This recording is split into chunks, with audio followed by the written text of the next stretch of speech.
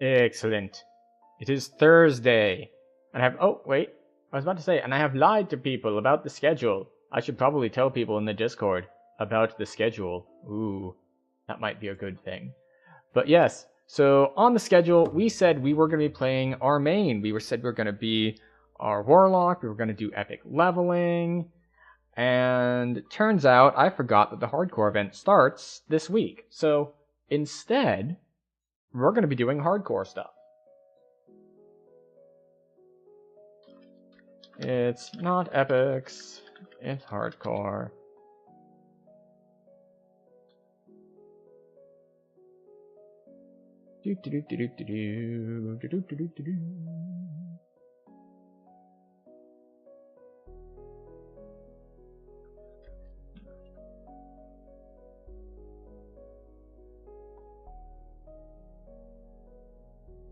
To promote a little bit because we forgot to promote while stream was running ads. See, this is normally the time that I would be running ads. Or the thing I would do while ads were going and while we were in our, about to start up. And then I forgot about it. And, refilled my drinks and all that sort of stuff. And I did it wrong. And therefore, now you get to listen to me yap about things.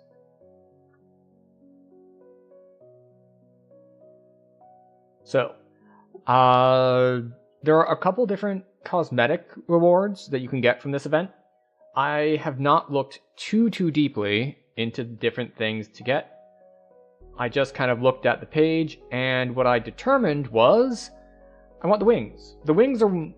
Getting a set of wings is one of the few cosmetics that was in past hardcore seasons that's I kind of like those. I wish I'd gotten those. And so, we will do them. Now, the trick here is, I believe that I can get a set of wings without doing the hardcore challenge. There are two different sets of wings, one for hardcore, one for just the generic Fae event. And I'm opting for the hardcore because I like the challenge of it. So, the other thing, because we did not plan for this very well, is I haven't planned out what I want to be. And we have a couple different options. We could always be a bard. I do like bard. They have good survivability and all, especially post level 9. I could, of course, go for an artificer, especially you go for a warforged artificer, so you get healing. And as warforged, you get immunity to a lot of stuff. And that immunity can be incredibly useful. But I think what I'm going to actually go for, because I don't think I've done one on hardcore before. I know I've played it before, but I think it was on the main, maybe? Or maybe I did do hardcore on it. In any case, we're going to try for a Blightcaster. And what race do we want with our Blightcaster? Asmar? We could do Warforged, in theory, but... Let's see. Warforged, of course, take less healing from positive healing, so we won't get that part of it. But what we do get is we get a bunch of Warforged traits and things of that nature. The thing is, we get most of the benefits of being Warforged once we get our hive form, our elemental forms, because elemental forms have a lot of the same immunities. So I think we will not be Warforged, and we'll instead... Wait, why is it showing all zeros? Shouldn't they get... Yeah, they get higher constitution and lower wisdom and charisma. And... Okay, I guess it just doesn't show anything here. Fine, sure, why not? So let's see. We could go human for an extra feat. We could go dwarf for lower charisma, higher constitution. I don't know. What do we want? Asmar would be a good one for just higher wisdom. We get our healing hands a little bit. The thing is that race doesn't matter as much for us here because it's a fresh character for hardcore stuff, so we don't have any racial points to spend. But Yeah, I think we'll just go with Asmar just because. We do want to get at least 16 con. We do want to get a bunch of int. The question is, do we want to spend our extra 2 points here? And I think the answer is no. Like, we could get up to 20 wisdom, sure. But as a first life character, like, is it worth that to drop int, dex, and strength? Because that's 6 total points. We could get 20 wisdom, or we could go there. And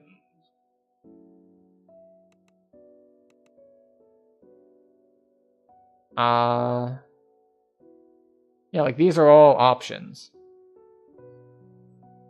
I think I like this one better. I'll check it in a moment. So, what do we want? Well, we do want concentration. We'll take heal because it affects our spell powers. We'll take UMD because UMD is good. We'll take 1 in tumble. We'll take UMD. And then spellcraft. Yeah, this is why I wanted the int, because I wanted the extra spell points. Or skill points, rather.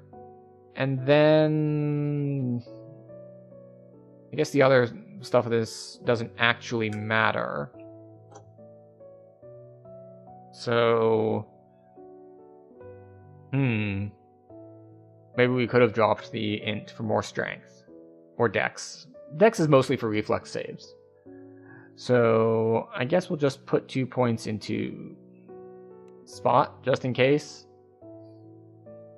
Just in case I forget things. Alright. So, we want to be Blightcaster. We'll be casting Blight stuff. So, we're going to start off with our metamagics. And let's see. 1 to strength and reflex saving throws. 1 to charisma and 1 to will saving throws. Strength it is. Because I have forgotten the other considerations.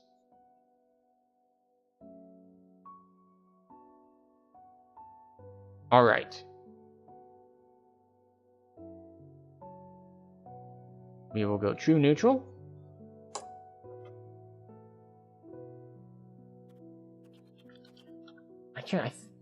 I forget if I actually have my proper name on this server. I think I transferred it.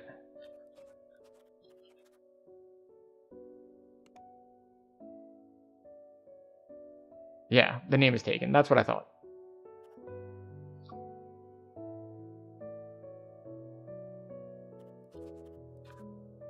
Try yin, not to die. So instead of try yang, we're try yin. It is yin, not ying. It's yin and yang, not ying and yang. So, we shall head to Korthos.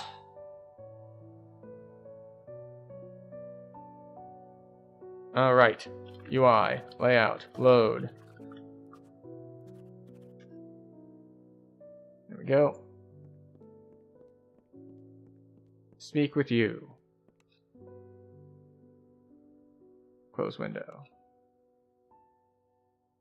You must be level 1 with less than 1,000 XP to sign up with the Baroness. Otherwise, you're welcome to the Summer Court. Okay. It's nice that they put this here so that people didn't accidentally...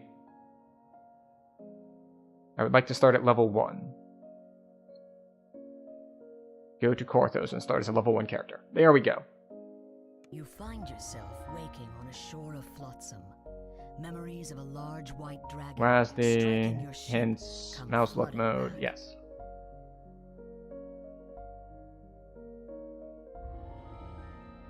We will take fire. Stepping out of the grotto, you find yourself in Korthos village. The Sahuagin have threatened this place for generations. Judging from how it looks now, the Sahuagin are winning. However, some hopeful souls still hold out for help. Must be level 1 to acquire a Winter Court loot. Be sure to take all loots you intend to fill. I require a loot.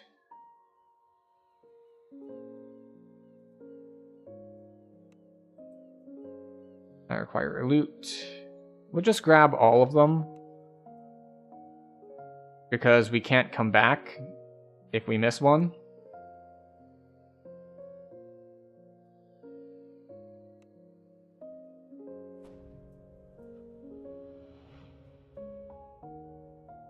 There are 5, right? 1, 2, 3, 4, 5. Oh. There was an option here to just take them all, so I didn't need to go through all that. Well then.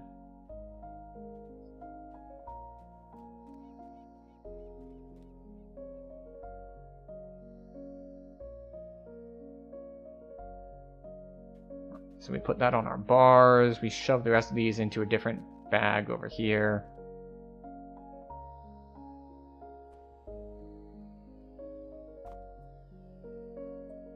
Starter leather armor.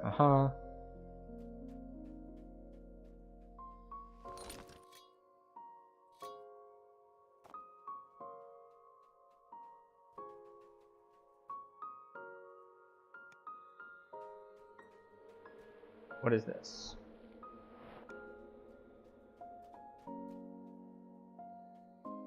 Okay, so how does this work exactly? Okay. Equipping this instrument allows you to hear the scattered notes of Hirsam's music, find these notes of music, and play the instrument to claim them, but beware their guardians. Sure.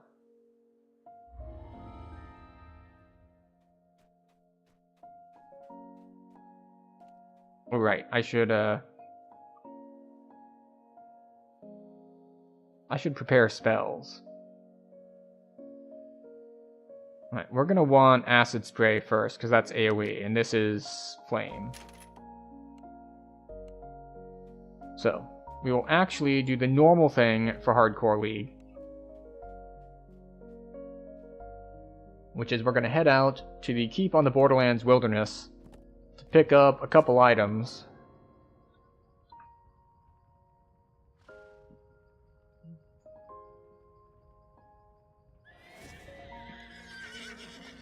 Hello, Need More Chai. Not much is up besides the fact that we are headed into Hardcore mode. So we are still on Thrain because there aren't... Wait, no. What are you doing? The Borderlands.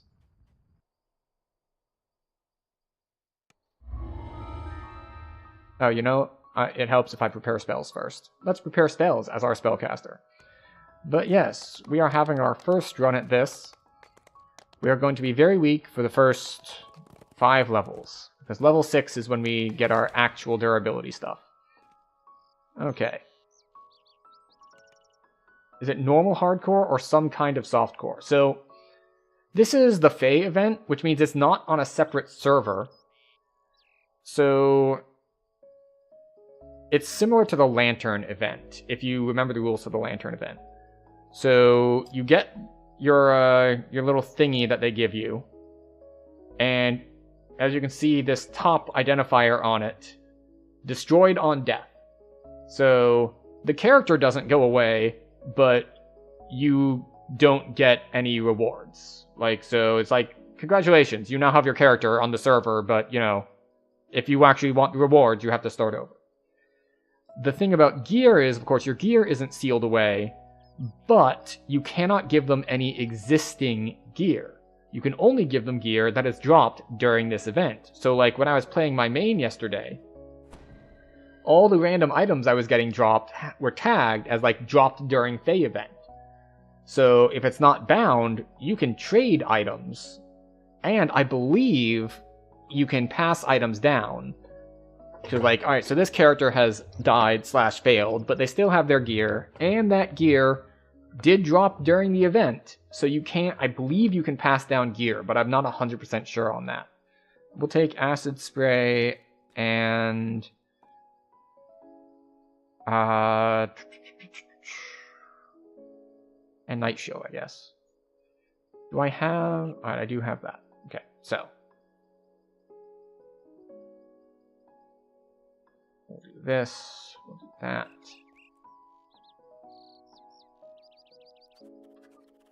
Load.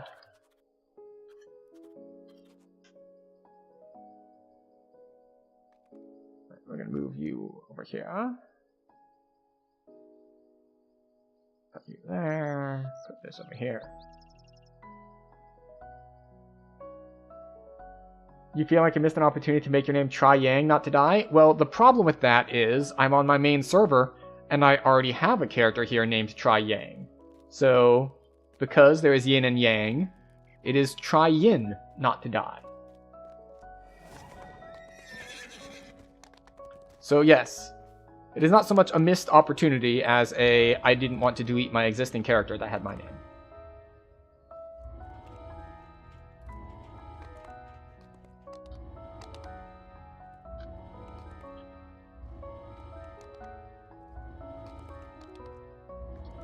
So, as per usual, when I'm starting a hardcore event, we're going to run around and keep on the Borderlands for a lap or two to fight rares, get ourselves just enough XP to unlock an SLA or two, and pick up a little bit of gear. Like, just enough. Any character participating in the event can only use gear dropped during the event. Yes, that is correct. Actually, I'm not 100% sure on that, because there are two versions of the event. There's the hardcore version and the softcore version. In the softcore version, you can take any character you want. You can take your uber completionist around and grind stuff out and get the softcore rewards. I'm pretty sure they can wear any gear. I'm pretty sure the gearing restriction is only on the hardcore side. I could be wrong on that, though.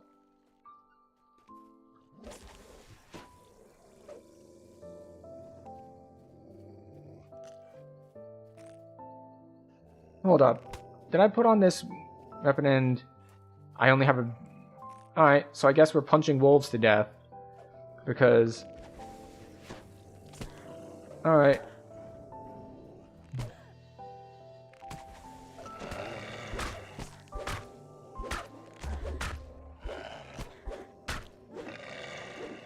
Okay, well then. This is even worse than expected.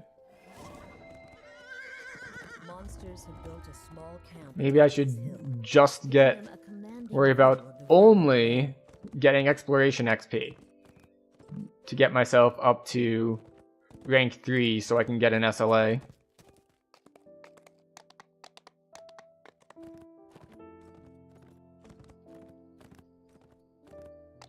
Or I could take the traditional approach, which is get the barbarian hireling to do it for me. Or, you know, group up. This isn't a solo-only kind of event.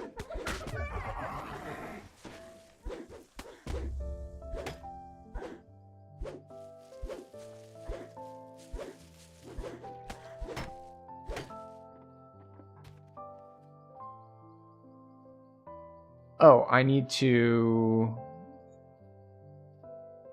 Where is it? I need to be in my bond before I can use my hands.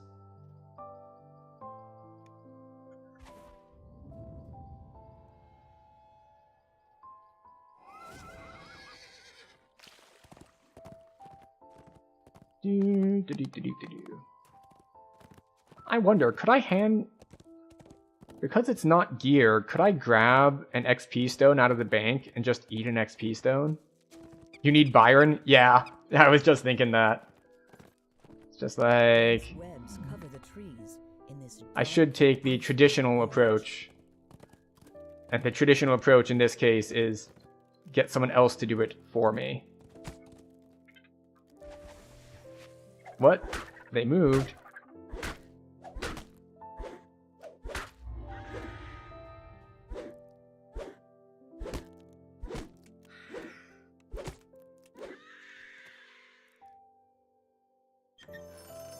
Yeah, see, this is what I meant with the tagging. It's just like, you see how it says, how it has this like kind of green border on it? And it has Symphony of the Fae. This item dropped during the Symphony of the Fae event. Blightcaster will be easy street. That is kind of the hope. Once I hit level 6-ish. Level 6 is when they get the temp health on kill. So that's when they really get their big durability spike. Alright, so we're going to go grab Byron. And we're going to go get our HP back, or our MP back.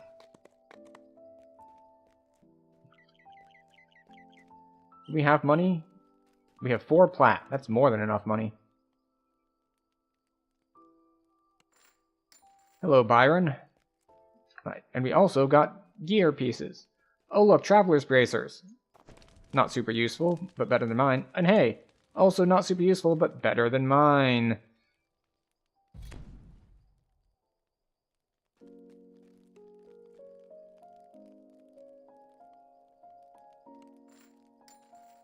Hooray.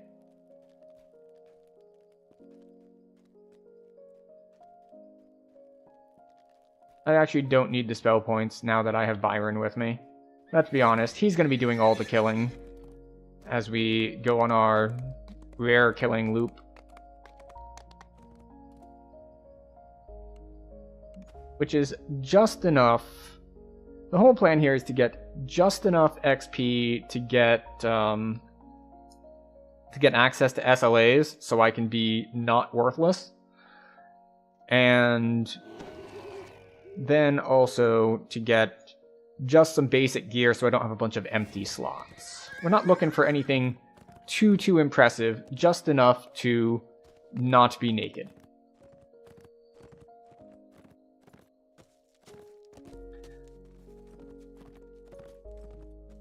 Now, the other reason that I used to do this when running hardcore events was, of course, because when hardcore events were on different servers, you generally didn't have a mount. So you were also able to farm up a mount early on by running around it here and keep on the Borderlands. But for right now, we do not need to do that. I guess the other thing I could do is join a guild. That's the other thing we have not done here. So we don't have ship buffs.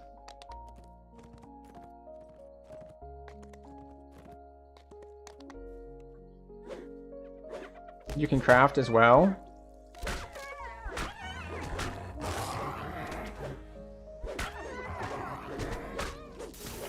That's right. I'm shield bashing because I don't have anything in my main hand.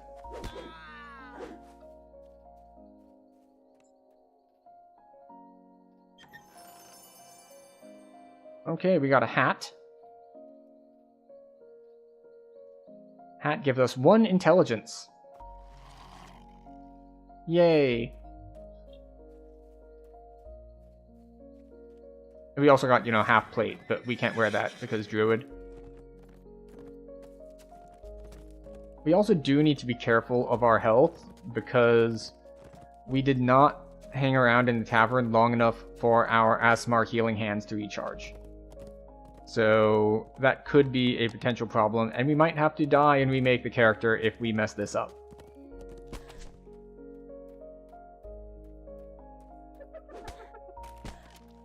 And by mess this up, I mean Byron. Please, Byron.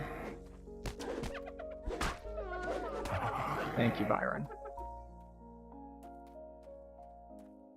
Now, on the one hand, we could go back to town right now, because we are rank 3. And rank 3 means that we could get our 1 more point that we needed. Under the trees in this dark and isolated gorge.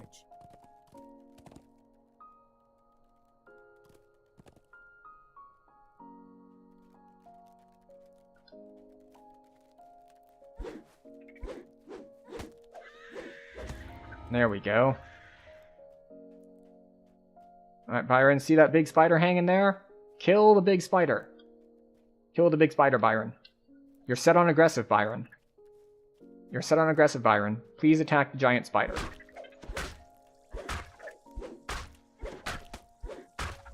Or you can not attack it. I can beat it to death with my shield. Do the moats spawn monsters like the lanterns did? Yes, I believe that is the case. I have not run into a moat yet. Because we are just starting out. What is this made of? Steel. We do have a druidic oath, so we are not wearing that. But we have gloves.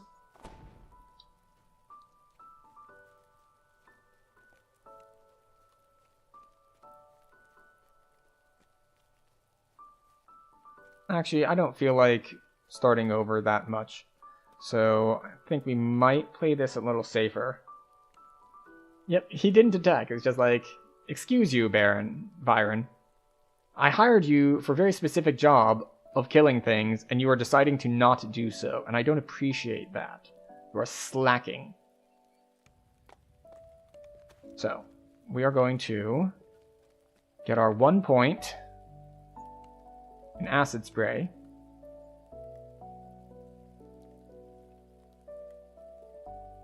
That's our SLA. Always on. Okay. Oh, wait, have I gotten any ingots? I have gotten an ethereal ingot. I need an arcane ingot. This is fine. Barkeep.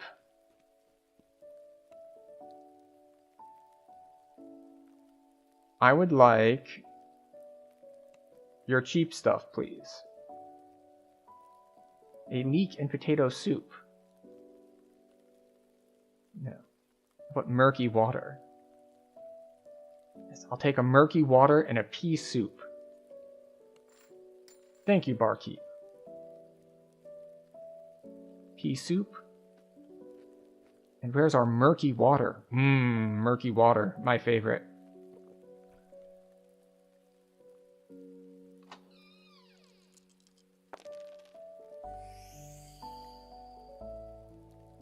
And we'll eat a 400 XP stone.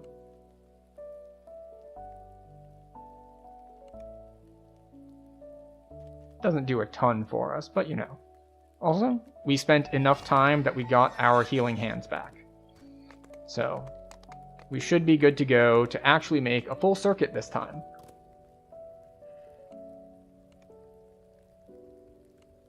And this time we can contribute, but by doing multiple things. Right. Byron.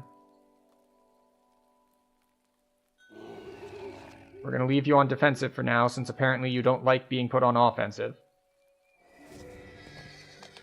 And we're going to, this time, now that we have a spell that we can cast that will actually deal damage, and we have Byron with us, and we have healing hands for a little bit of sustain, this time, for sure, we will manage to make it for a full lap.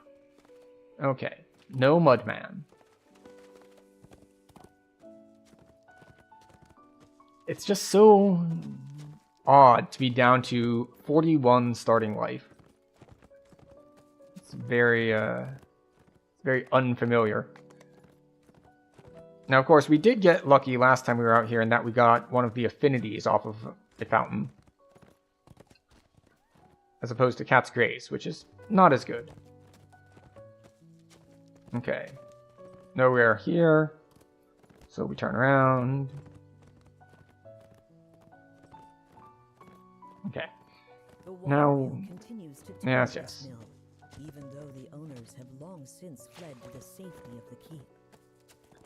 It is actually, I will say, much faster than in normal hardcore, or than last time I was in hardcore at least, already having a mount at level 1.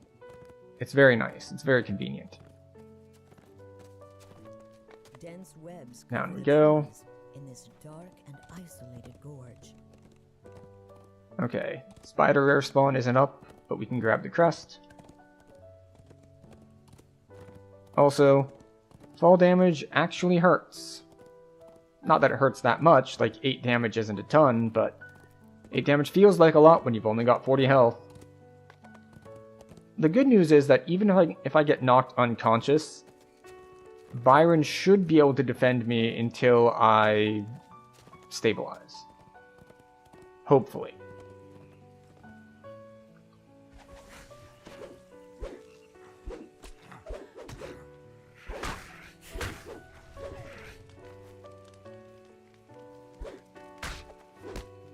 Alright, how about that one? Hey, there we go, Byron. You're getting the hang of it now.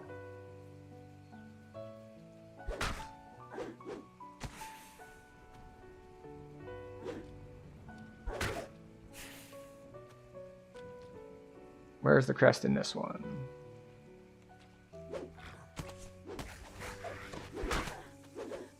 we took another 3 damage. Gotta be careful. It's really starting to add up. Now, of course, the main thing that we're going to need to look out for here is stuff like the wolves knocking us down. Like, that's the thing that's actually going to kill us is crowd control. In the center of the valley.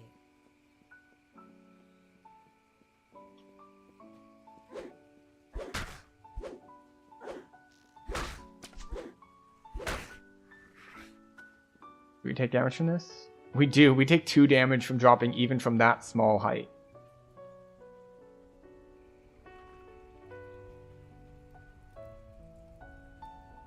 Byron, where are you? Oh, I got crit for 4.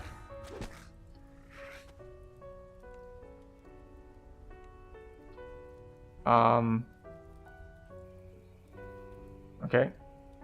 Just like I'm clicking open and it's not opening. We did get an arcane ingot, so that's very, very good for us. Let's see, this is, yeah, that's steel, that's a thing.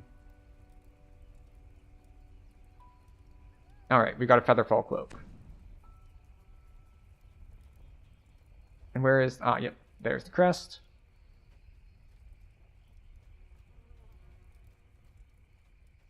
And off we go.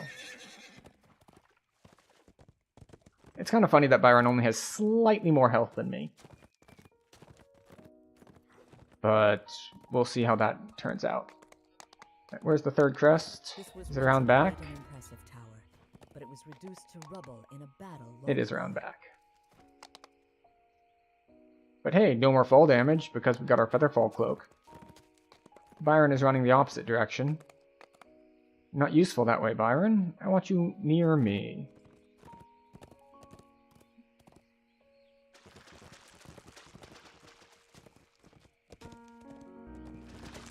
Alright, no Mr. Pinchy. Looks like no raptor either. Yeah, no raptor either.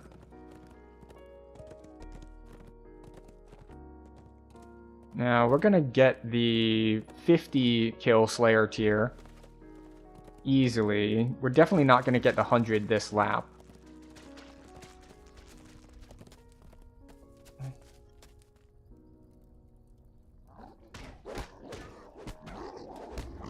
There we go. Another Helm of Clarity. And we did get a weapon of some sort. But it is steel, and we do not have proficiency with it, so...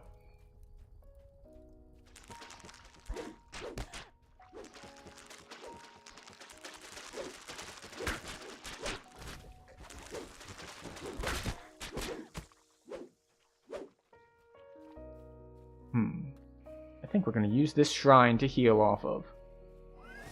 But first, we're going to pull these wolves.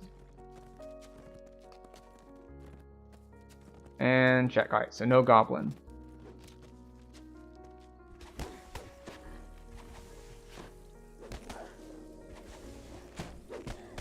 I know that I'm low on health.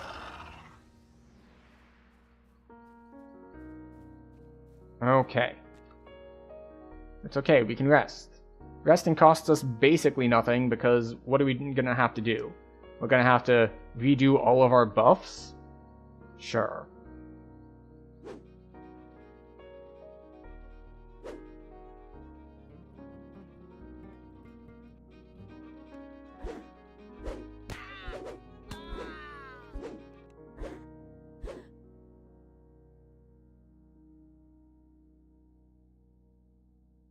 Play this instrument to claim them.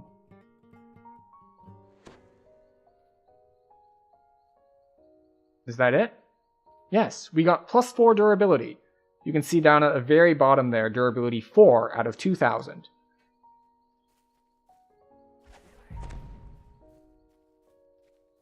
Yay!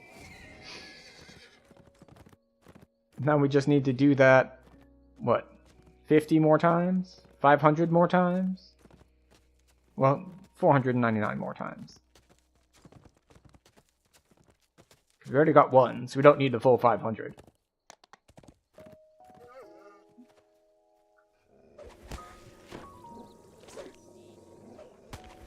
Byron. Oh, Byron.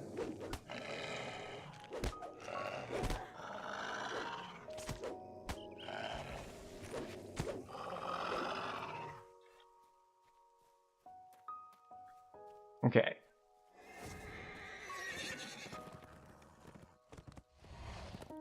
Off we go. It is nice having the Featherfall Cloak so we can just do this and jump and not worry about it. Water affinity. Very nice.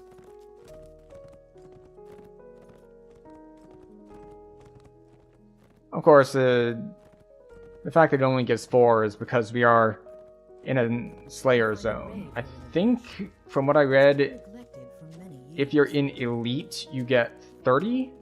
So 2,000 over 30 is 200 over 3, which is, you need to do 67 Elite motes.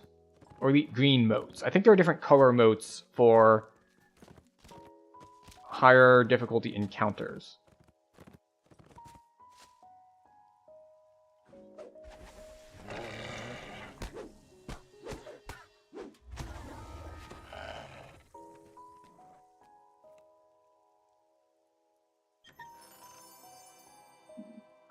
Well, the Scoundrel again, and a shocking hand axe of deadly. Hand axe is made of steel.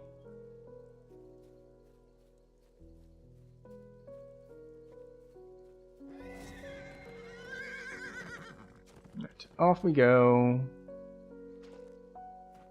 We are rank 5.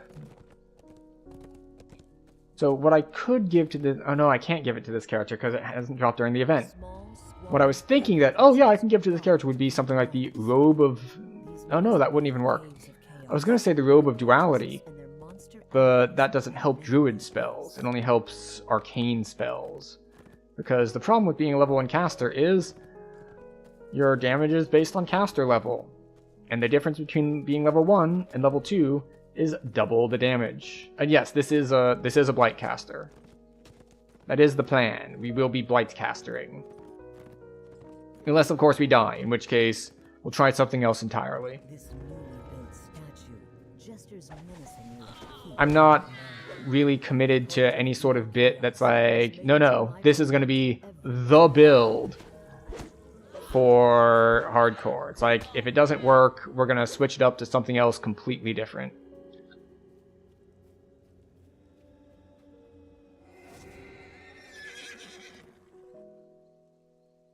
Okay, now for the guaranteed chest, which always throws me off because I always think that it's going to hurt me.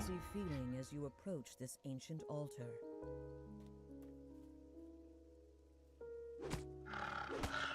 Thank you, Byron. Like, the explosion I always think is going to hurt me.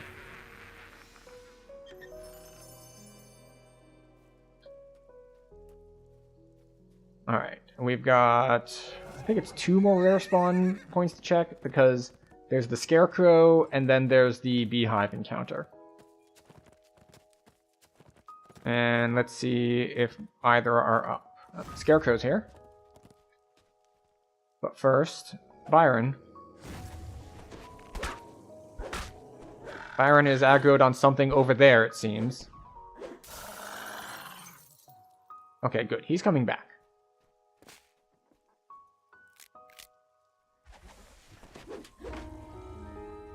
Okay. Another Helm of Clarity. I am going to have the clearest of helms. So much Helm Clarity. I've gotten 4 Helms of Clarity. That's a lot of clarity.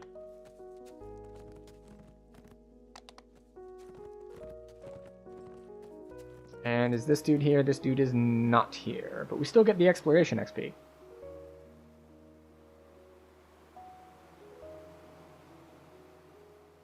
Why did my sound stop working? Oh, now it's back.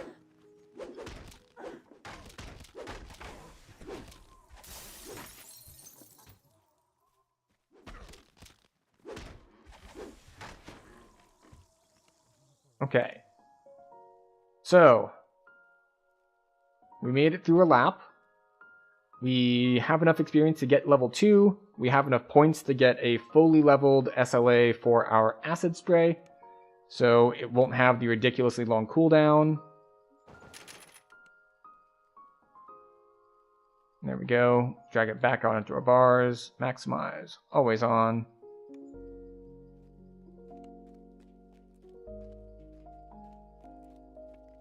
Okay.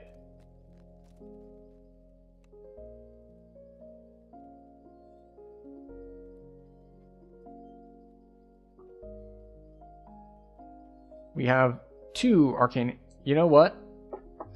I could have passed arcane ingots over. I don't need to farm for these things.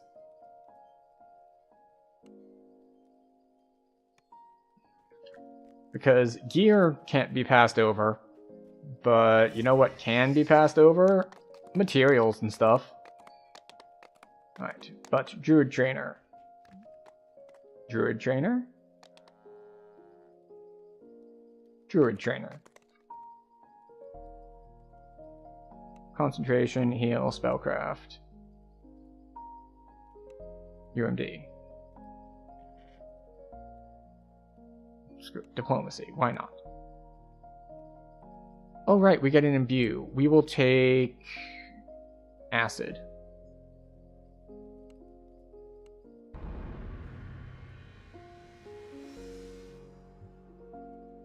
Feats. Racial feats.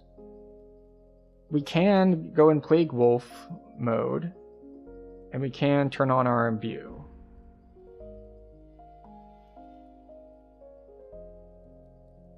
Only applies in wolf or hive forms.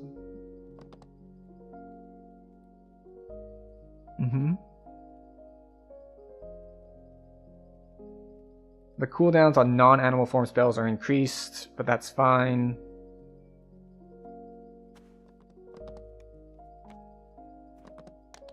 A lot of people dying to Shadow Wing Monarchs.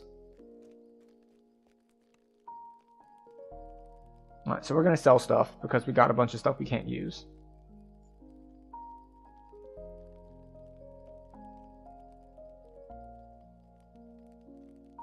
A Scepter of Corrosion, that's what we just picked up. Gloves of the Scoundrel, we are already wearing a set. And of course, oh, that's a Mythic 3 one. We're going to keep that one.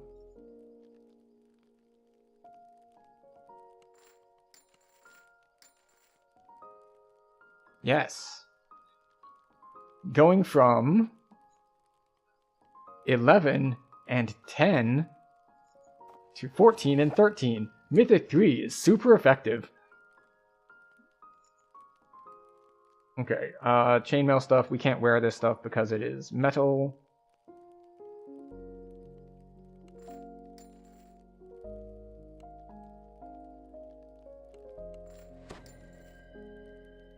Alright, but what we do have is we now have a weapon. And we have undone spell slots. Oh, joy of joys. Takedown. Has to be in wolf form. What does Shillelagh do again? Okay, so we do a half W.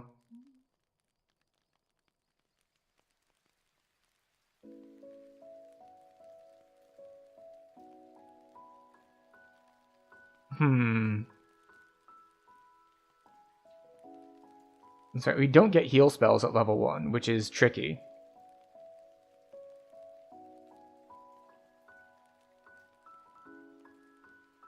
I think we'll take Ram's Might.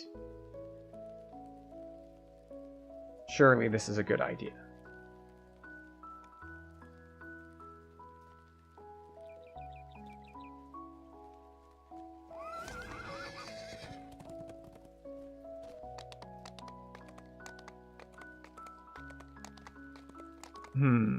Looking for guild.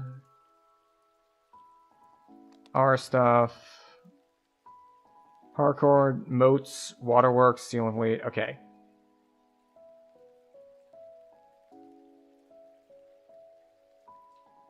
Create. Alright. HC, moats. Keep on the Borderlands. 1, 2, 3. Update my party. Is this a bad idea? Almost certainly. Like, the intent here is that we're going to go in on Elite. And that is almost certainly a bad idea. Even with Byron helping us out, we are simply just not that durable. Like, yeah, we leveled up, so we have 52 health now. And we're not going in on Reaper, so clearly we're fine. But, you know, things could go very poorly for us very quickly.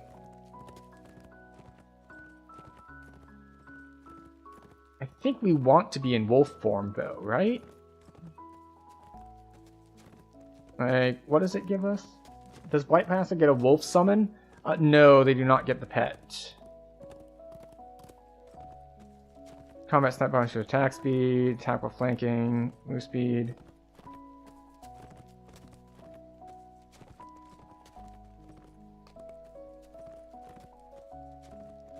Small, squalid cave entrances dot the ravine walls. Okay. These must be the Caves of Chaos, where the cultists and their monster allies have made their base. So, we'll put up our buffs. We'll set you on aggressive. We will go into wolf form. The door behind you. And we will attempt to not die. There's now only one way to go. Forward. That's fine with you, as this cave is said to contain much treasure.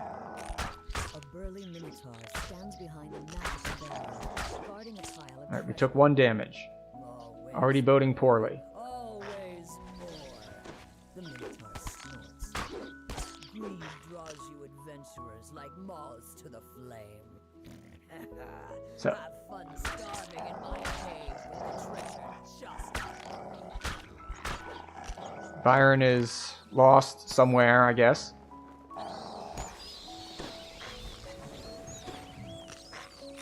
Excuse you, Byron. Please attack the bats. No? Okay. He doesn't feel like attacking the bats. He's like, you level 1 people! You have abused me for too long, making me do all the work. I am on strike. Fight your own battles. This crest. Byron, I will turn you into scrap. Minotaur's barrier. There must be more somewhere in the cave.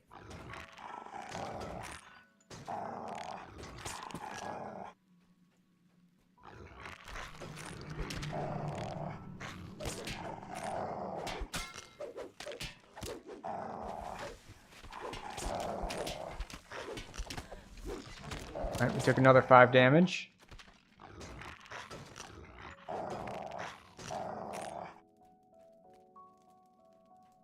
Now, I still don't want to use my 1 charge of healing hands because it's, I only have 1 of them, and it'll heal me for like 40 something.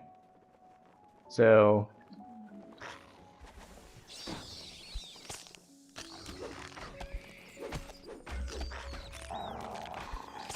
okay.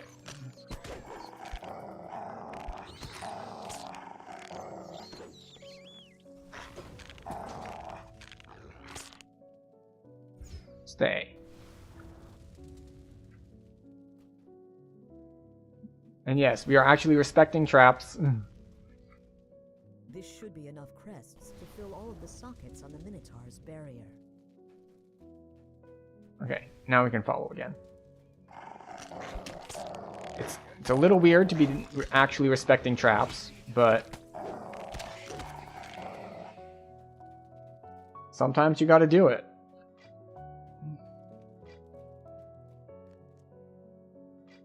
With all 3 crests neatly fitted into their sockets, the magical barrier falls. Oh good, he went to fight the boss. The Minotaur gives a roar of rage and attacks.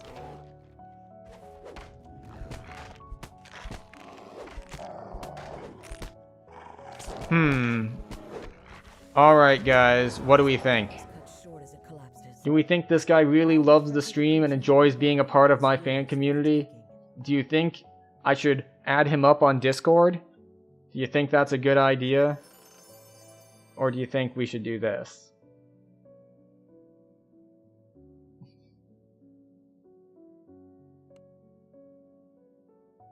Alright, we got gloves.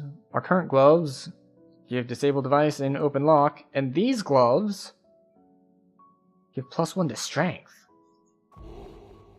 Equally useless. But we did successfully finish, so we got that going for us.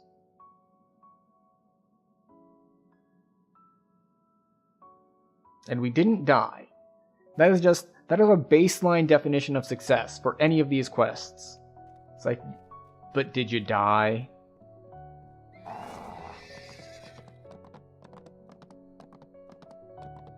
Like, if the answer is no, it's like, good.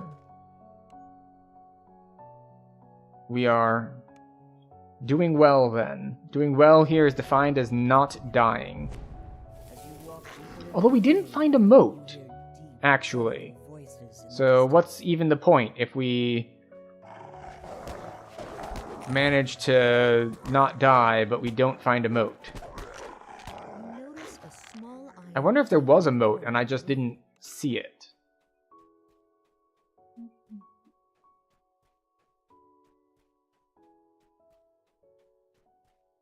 The stout iron lock on this door looks as though it would Go forth, Byron. The iron lock creaks as it opens. Be the first one through, so they all look at you first. The smell of meat cooking wafts tantalizingly down the corridor. That's right. That's right. He's the one you want, not me. Ignore him. I said ignore me.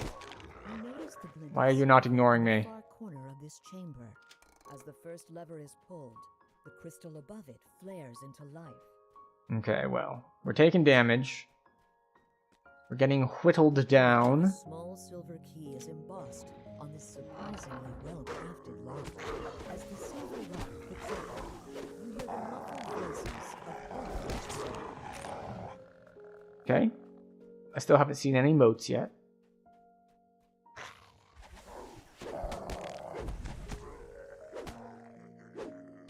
Cause fear. Wow, there's a spell I haven't been hit by in a long time. Second lever is pulled. You can hear the rumble of the sealed doors. I wonder if the moats are in here. In with the optionals. As the door opens, you see several humans in chains crouching against the walls. Go check the optionals. Just in case. I am aware that there's also like a special thing where like there are 5 golden moats for like special stuff that are in certain special locations that have already been found. I believe Arcanaverse and some other people went around and investigated where the super secret special golden moats were. So I believe all 5 have already been found. Although I don't recall what the benefit of grabbing them is. It's like, oh, you can get the golden moats. It's like, okay, but why?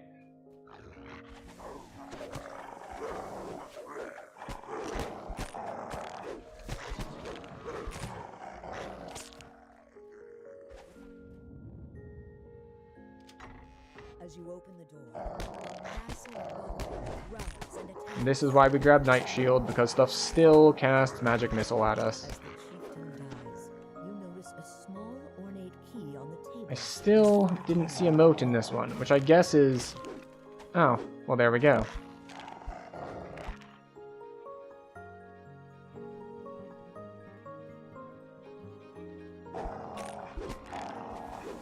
Grim Shadow Burglar.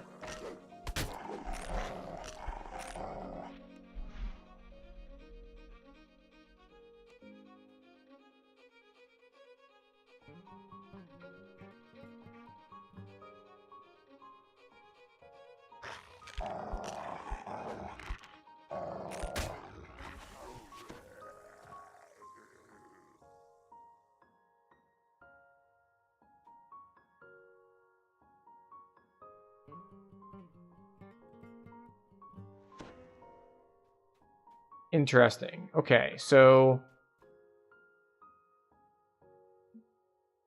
play your 2 near motes of music to activate and then collect them. Beware, each mote may have guardians or some challenge for you. Okay. So durability 5. Okay, so or durability 9. So we only got 5 durability from that, even though we're on elite. So maybe it's not the difficulty you're in, but the difficulty of the mote. So green motes only gave 5, even though we're in elite.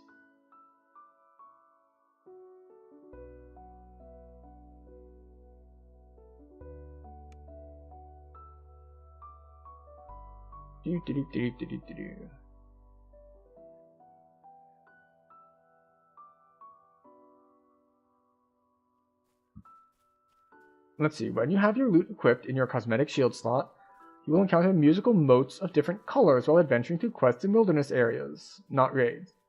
Most motes will randomly appear while you adventure. Each color will give you a clue as its difficulty. You decide whether you want to face the encounter. When ready, click on your loot and unlock the musical mote and face its encounter. Musical motes disappear if not used within a few minutes. Okay. If successful, you'll receive motes that contribute to your loot's durability and help unlock its reward. Play your loot again to collect the musical mote when the encounter is over.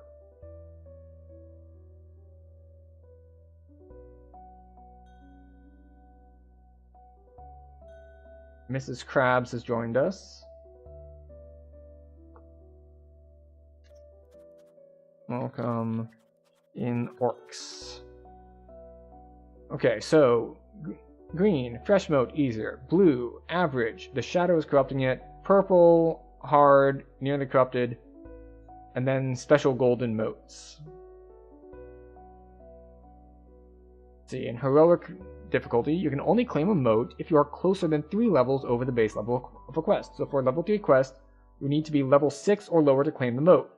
Epic and legendary requires you to be at least level 20, of course.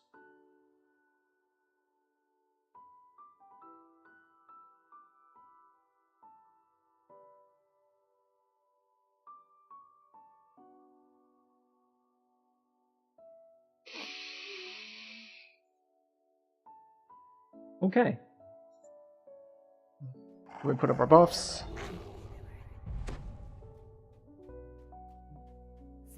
And we try not to die to Mephits. Have asked for your help dealing with 2 orc tribes that dwell inside this cave. Mephits may be a problem because they can actually put out a large amount of damage. A tripwire snaps and a gong clangs in response.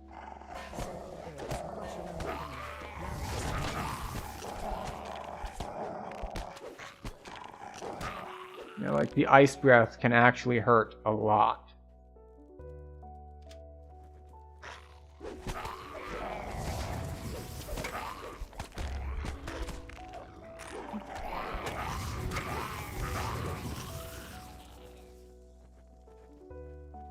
I need to prepare jump as a spell.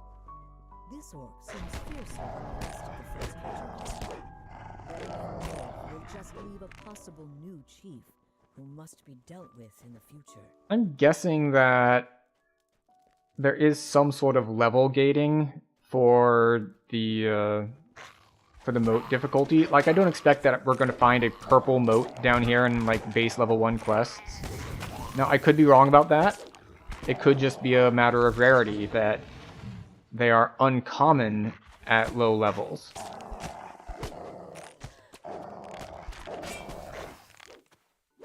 But we will find out.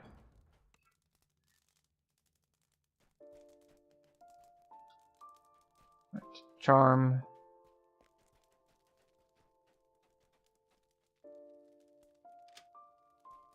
Go forth, Byron.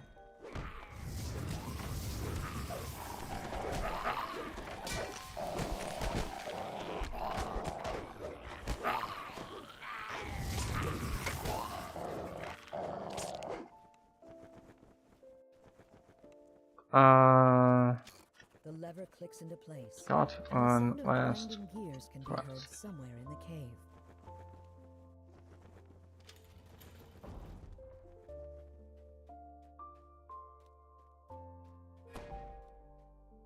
Okay, resurrection. You interact.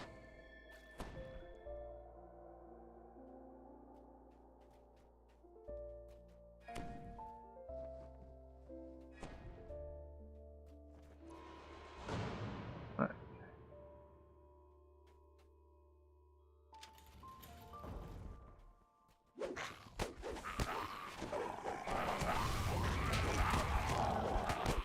Okay.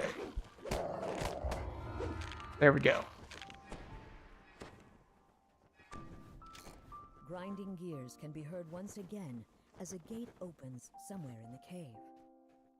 So no moat this time.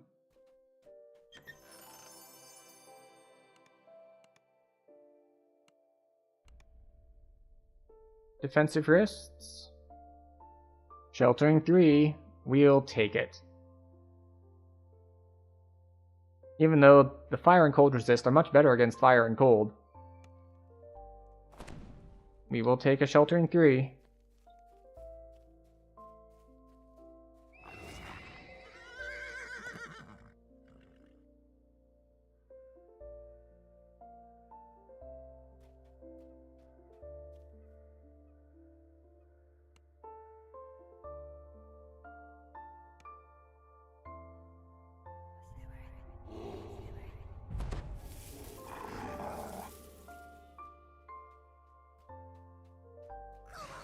Most of the kobolds scrambled to defend their cave at the side of it, while one of them was Alright, I did not manage to burst down the right one.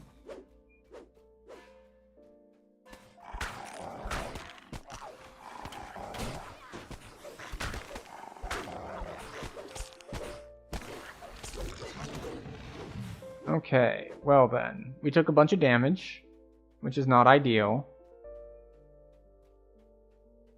And also, An elderly kobold rouses her tribe for battle to defend their home. The kobolds that rally appear stronger and more primitive than those who fought before. we sent Byron in first.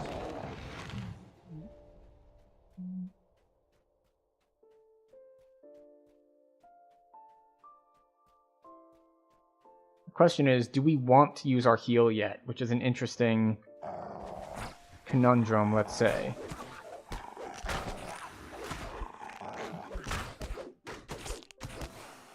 Like, how much do we want to risk it?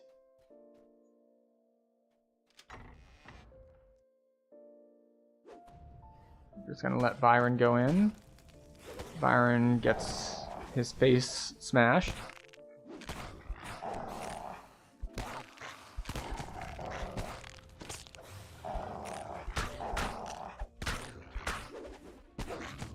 There we go. Oh, there's a moat.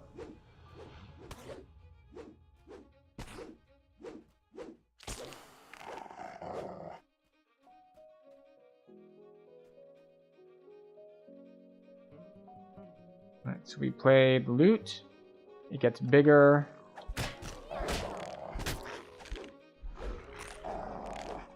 It goes invisible. Oh, this is what happened last time.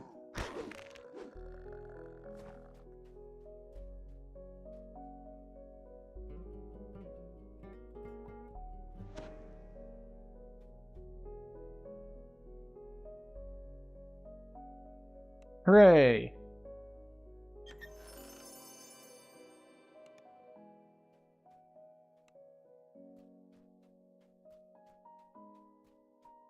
Dismiss. Then, because we didn't stop the runner, we don't get the added advantage of grabbing the other thing. Also, welcome back from ads. I did notice they were starting, but because we are in a party, we could not do our normal thing of just leaving and waiting for the ads to run before we come back.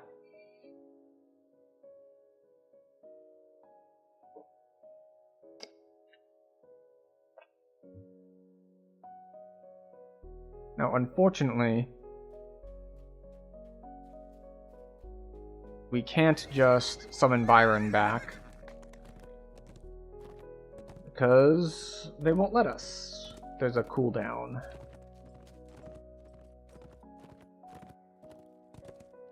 Oh, I got turned around and went entirely the wrong direction. We're going this way. Small, squalid cave entrances dot the Or rather, I plain thought we were roads. already over here. It's like, These clearly must we, be the after we caves finish, we go up the hill. where the cultists No. and their monster allies have After you made finish their kobolds, beds. you run across the river and go into the one on the other side.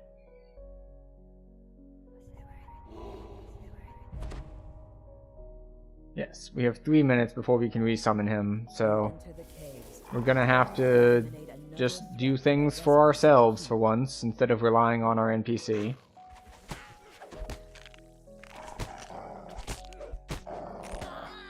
And of course, you know, our party member, who is not helping us. As the last goblin dies, you notice something glittering in Maybe the they're still debris loading of the in. wooden walkway. That happens. Sometimes load times get long. The lock on this stout door does not look pickable. The glittering door opens with the square of metal on metal, rousing the guards on the far side.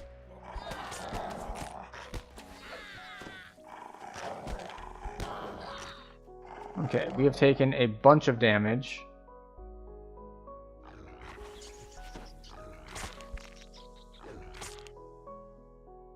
Where?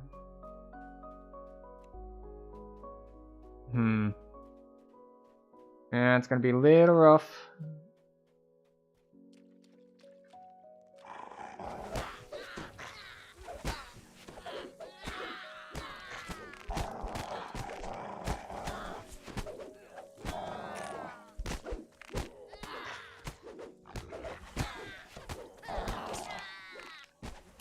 Alright, there we go. We got good efficiency out of our heal. I am noticing that the cooldown isn't actually very long on Acid Spray, even though we are in wolf form. So maybe the increased cooldown only affects A small spells, not goblin- SLAs? You go away. The goblin. That's a possibility, Looking I don't know if that's around, correct or he not. finds an iron key in the back of the chamber. but it feels like it could be. I know this is not the right way. Like, this is not the way forward. But I think it might be the way to a shrine. Like, I think this is a shrine.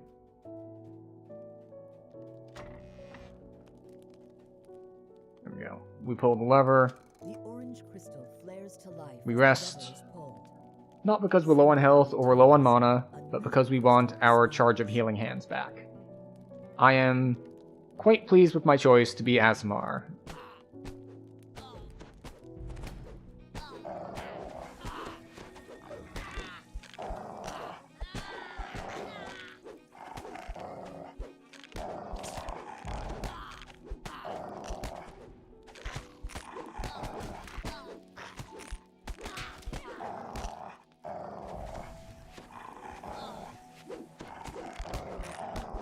Okay. Well, Mrs. Krabs took a bunch of damage there. Stop healing, you bastard.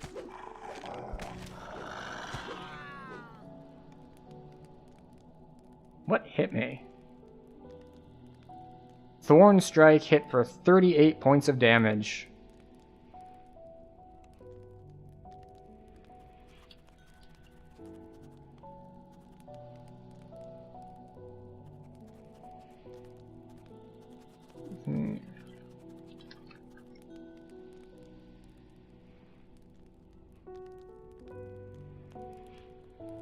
Well,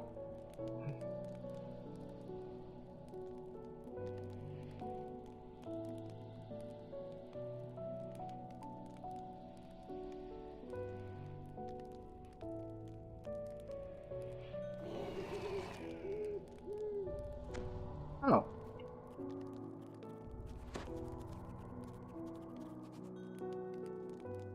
Just like, aha.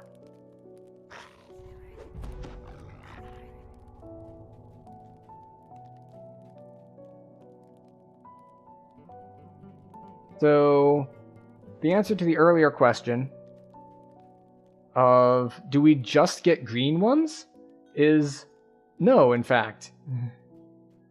We do not just get green ones. We do get blue ones here in these level 1 quests as well. So that's good to know.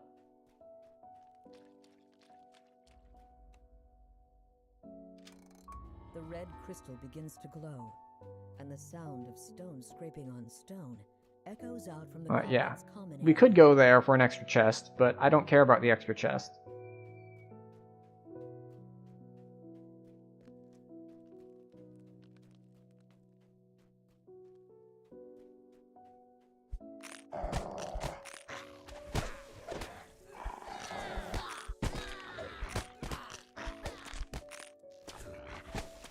This is going to be a lot nicer in another level, when instead of getting Empower, Fitted with an impeccable we're grabbing lock. Quicken. The door swings open on well-oiled hinges, startling the hobgoblins on the far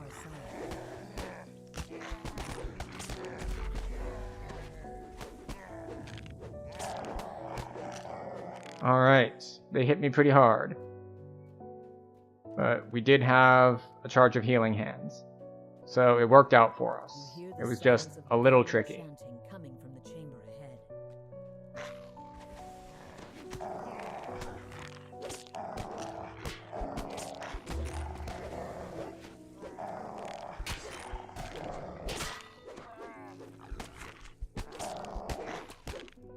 Okay. A magical barrier seals off the passage. Let's see if we can do our little memory game. Wall are the key to open Nice down left diagonal.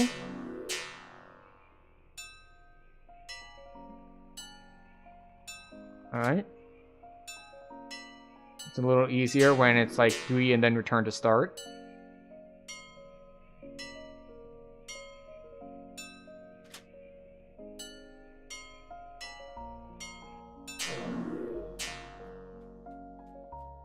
Okay.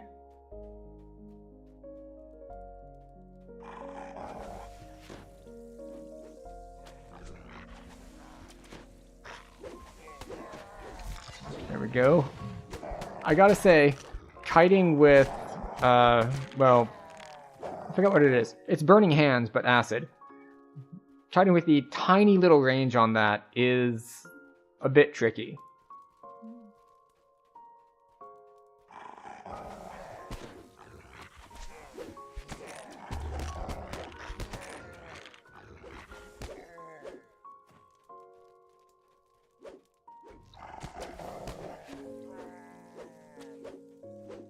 I should have brought a healing hireling.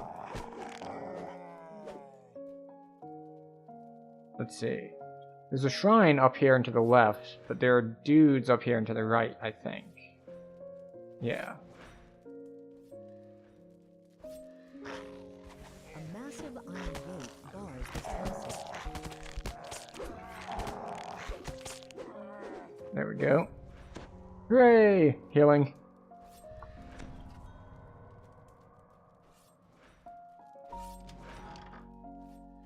See, I'm so used to not needing them that I've forgotten just how useful a healing hire can be.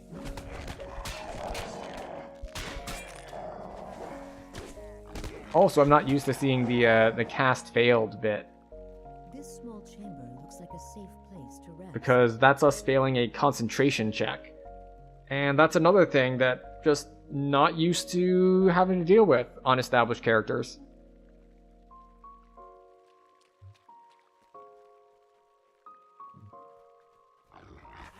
Just because we have higher skills and higher stats and higher everything, really. Doing the hardcore version, event version? Yep, sure am.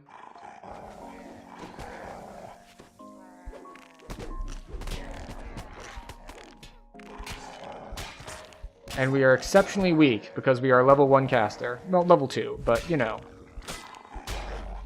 We have no hand-me-down gear, we have no anything. The wall in the armory slides open, making barely a sound. But we'll be stronger later. Because we went with Blightcaster, so. Hobgoblin chieftain lurches out of his throne with a roar.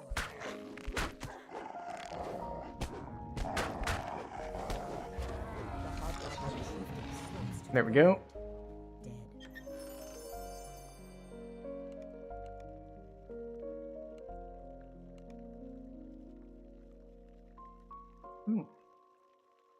You put stat tomes on it. Yeah, of course.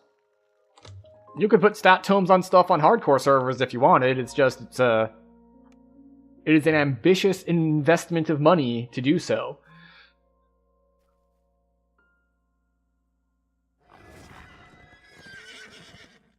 Like, you could buy all the cash shop items you wanted on any hardcore server. It's just that it was generally considered a bad idea.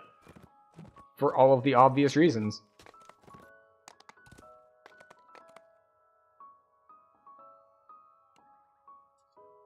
But, yeah, it's a little tricky. You can see Gnoll guards ahead, blocking the entrance to their camp. Just as you brace yourself for a fight, another Gnoll calls out to you in a shrill voice. Oh, our other party member left. Which is fine. Our cooldown on Byron is caught up. So Byron will carry us, hopefully, maybe, a little. Better. He's already decided a couple times that he just doesn't want to fight and he's just going to stand there. So, we might have a little bit of a problem with that.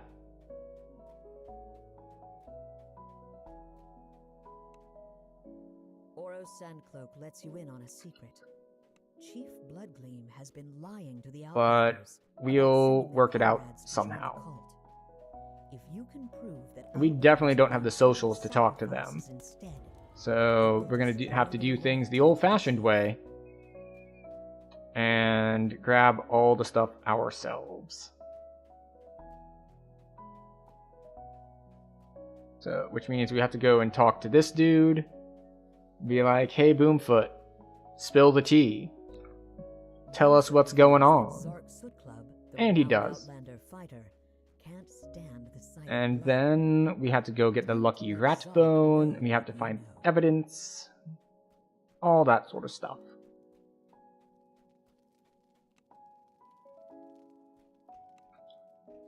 You spot a gemstone ring among the but the other non-hardcore thing is, let's say that we get this character, that we die, but we die at like level 10 or so. So even with social, still need to talk to the NPCs. You need to do the one for finding the evidence. You need to find Gravemaul's ring, but besides that, you do not. Like, you don't need to go talk to Boomfoot. They'll still show up here, and the checkboxes won't be checked, but the quest will complete.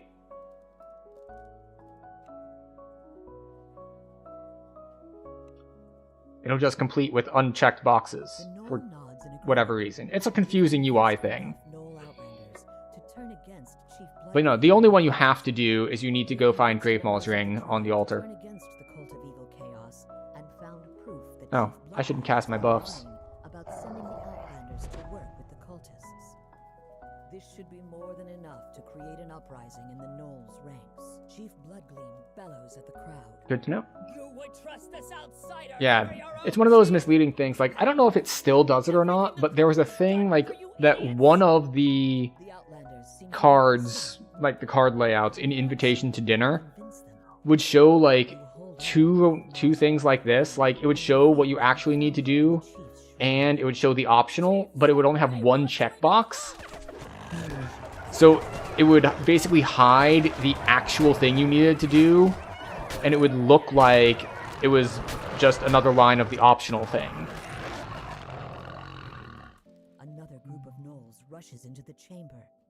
That's right, Byron. Go forth, Byron. Face tank everything, Byron. Good girl. Good. Good robot. Yes.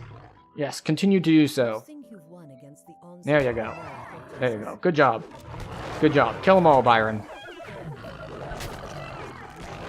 Meanwhile, I just get smacked for 12 damage, which, you know, isn't a lot.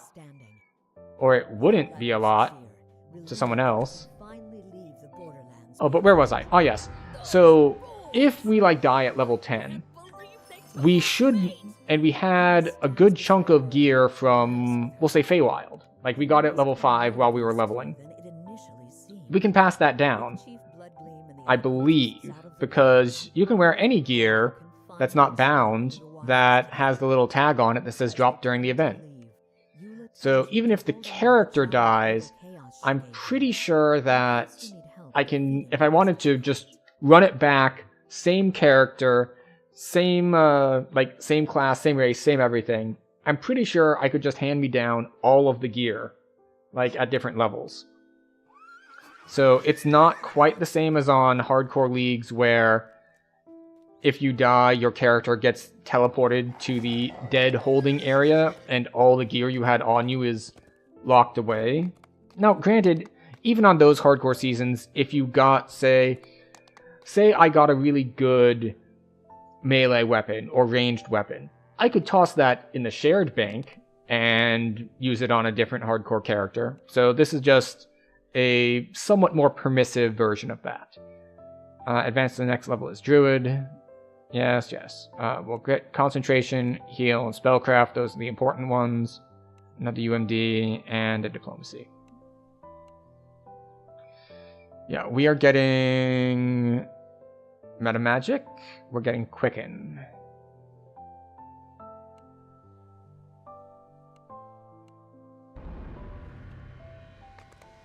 Misadventure got one. Alright, we need to prepare spells. How much do we have? We have 2 level 2 spells. So, let's see. We'll grab Lesser Vigor, so we can have some ability to heal at least a little bit. And then... what else do we want?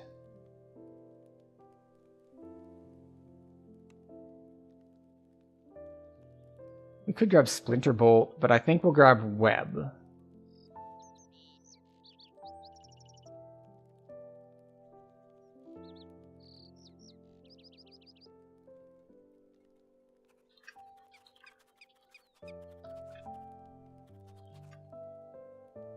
Okay, we're gonna put this over here. Okay, buffs go here. Buffs go here. Healing here. That goes there. This goes over here. That goes over there. Okay, very good. What feats do we have? That's right, we have our plague stuff still, but we didn't get anything else special. Oh, that's right, we got Quicken. Quicken, always on. Right. So we have 4 points. Poison and acid absorption isn't that important to us. Crit would be nice, but not really that important at this low level. And a little bit of defenses, which could be nice. So what is this one? The debuff isn't that useful. So we can spend 2 points for the 5 spell power. Or we can spend points into here.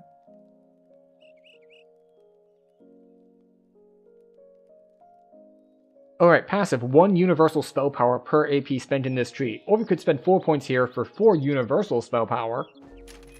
And produce flame as a second SLA that we can use. Now, produce flame is kind of weird, like it aims weird and things of that nature. But, you know, why not? Put stances over here.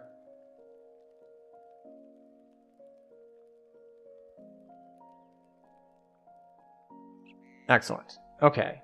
So we got that going for us, which is nice. How long do we have on Byron? 7 minutes? 7 minutes is enough. Because we have 2 more quests left to do.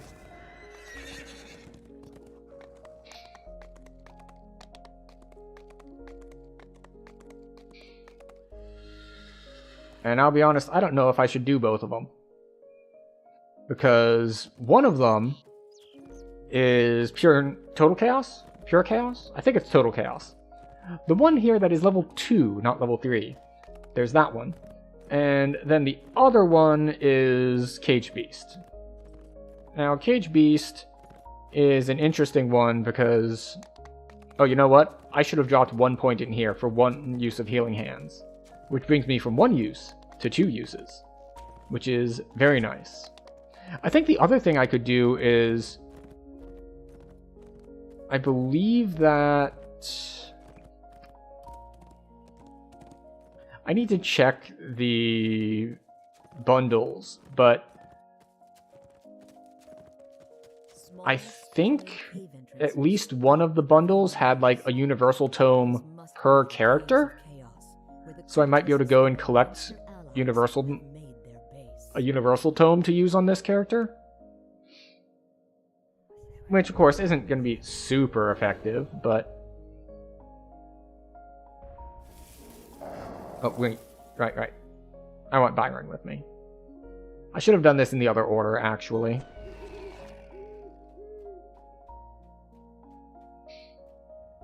Whispery voices and scraping sounds announce the presence of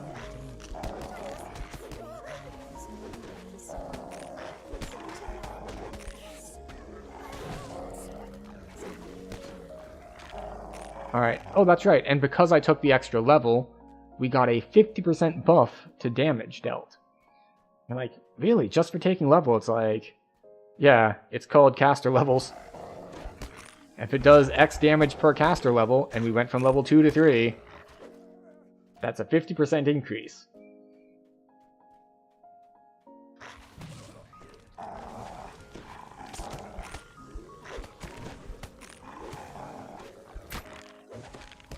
Alright, so we're hit with the Bane.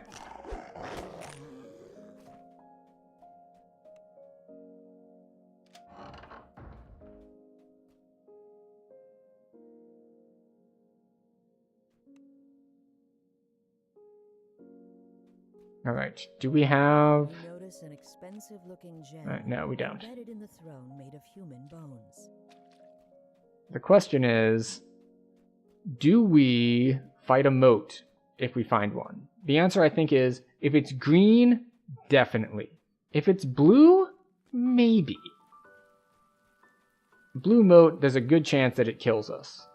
Because we had a party last time, and we barely killed it. They had a lot of damage reduction stuff going on.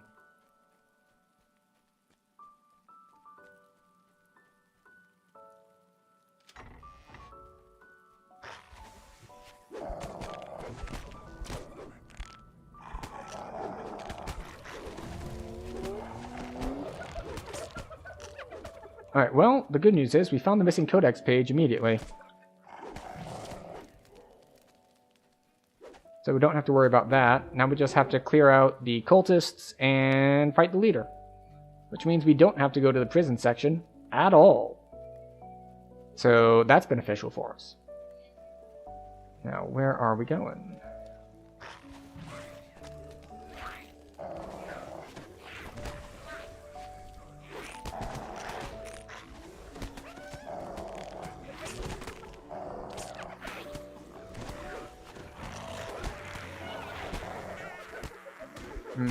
I am looking forward to getting a spell with a somewhat more usable range than this, because the Burning Hands hitbox is not ideal.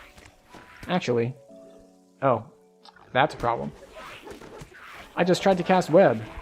You know what helps if you want to cast web? Actually bringing the spell components that let you cast web. Yeah, that would help.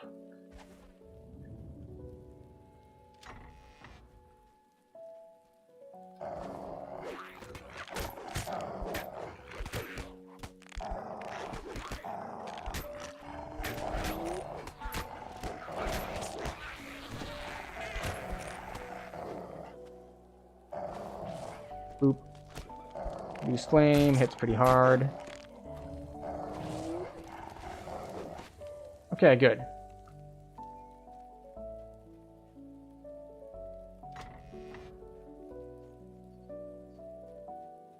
Wait, the moat you found will soon fade. Where is it?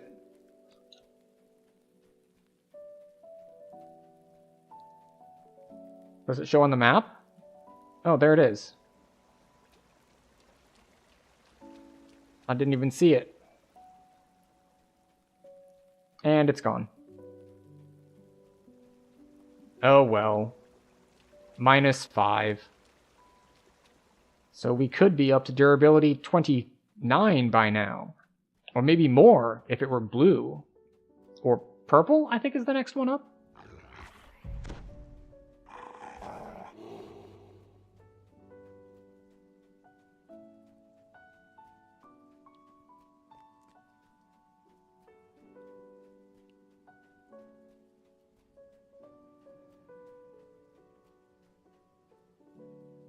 Stay.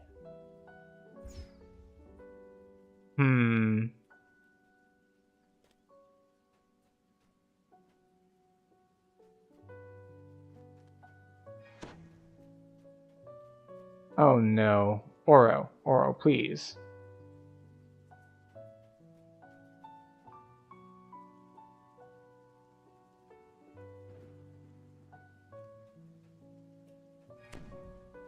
Okay. Now you can move.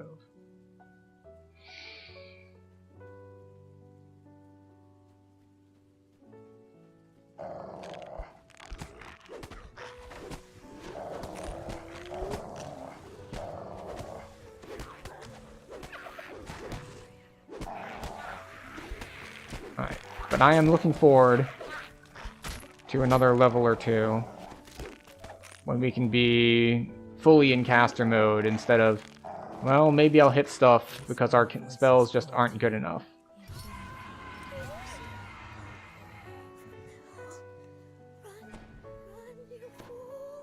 This gets a reaction out of the voices.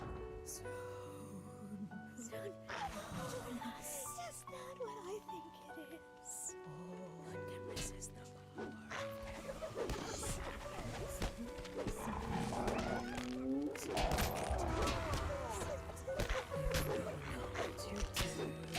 Oh, I wonder if we get loot. So, the reason I say that is because, yep, that's what I was worried about. I don't have a high enough search to detect this hidden wall, and we killed the guy too fast, so he didn't open the passageway, so we don't get loot for this quest. Oops. Like, we can both spot it, but can't search for it. Oh well.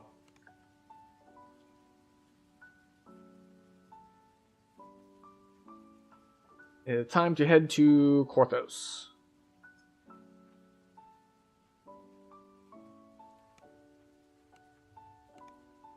Oh wait, no.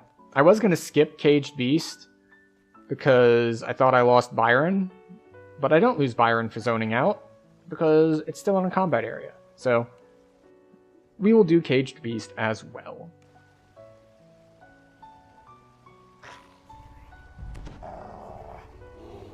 Judging from the old bones scattered on the floor, something large and dangerous has lived in this cave for some time. The flicker of torchlight ahead suggests that there have been some more recent adventures.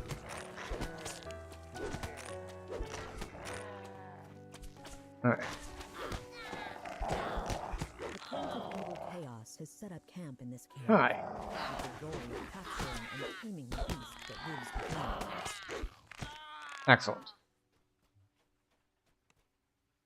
It's feeling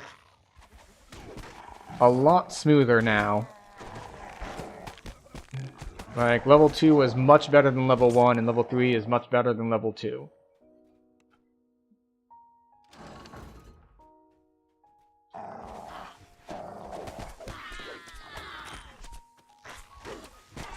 The level 1 casters are just a really rough place to be, especially if you have like no hand-me-down gear or anything of that nature.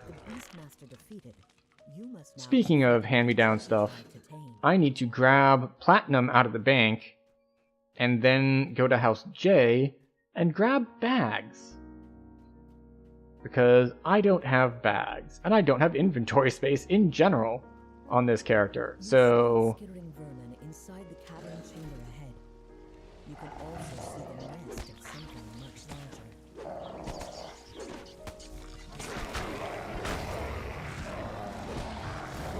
We've slain there we go. ending the cult's plan to make the beast. Oh wait, I see a moat on the map. Against the residents of the valley. Oh, it's blue. It's a blue moat. Do we risk the blue moat?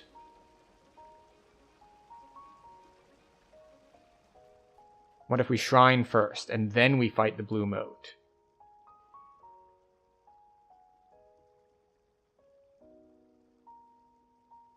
There's a good chance that we die to the blue moat.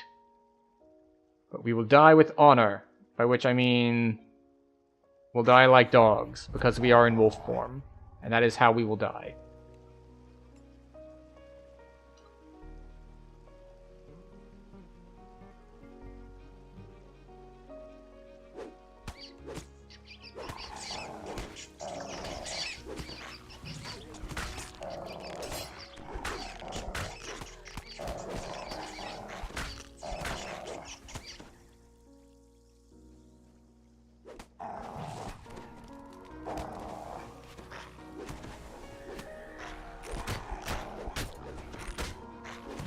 Stop healing yourself.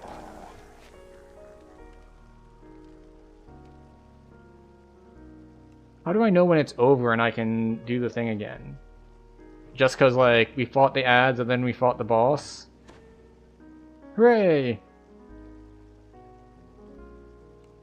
Okay, so blue moats, substantially harder than green moats. It's a good thing we shrined, actually. We started taking a decent amount of damage. Byron took a bunch of damage. But we got there.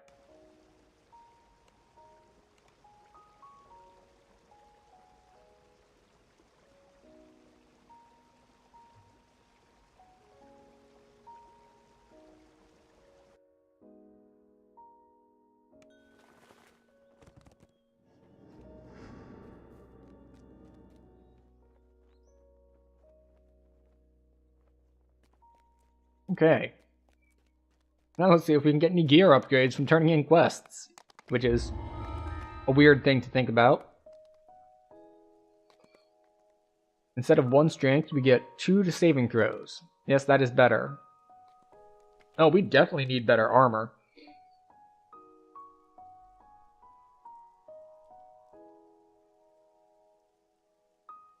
These are not that much better.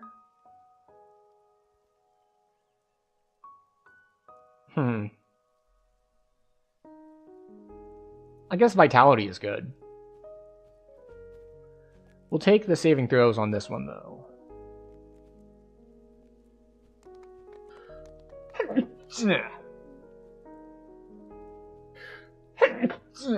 Excuse me.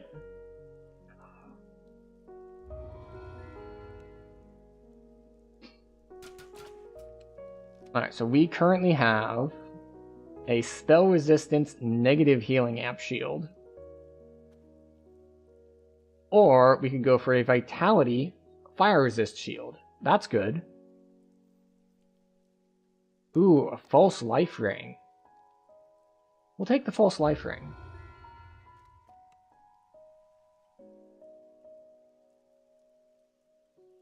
Natural armor belt, nimble boots of jump. Physical and fire resist armor. I think we'll take fortification armor. We could use some fortification. We won't need it for long, of course, because we're going to get an elemental form, but it's still good for now. Kinetic lore poison resistance? Sure.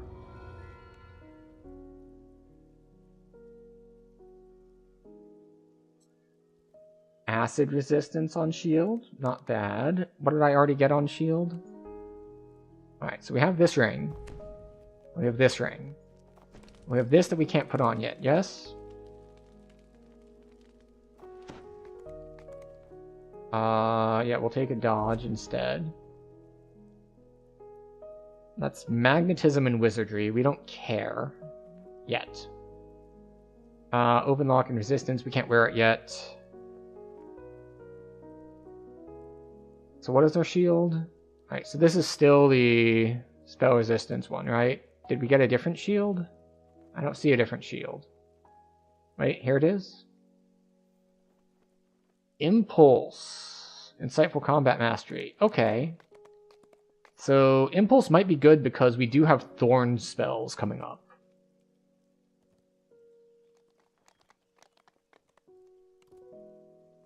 But I think we'll go ahead and grab this Vitality one. Unless what else is here? Ooh, 2 constant... Oh, we already have Sheltering in that slot. Don't want to give up Sheltering.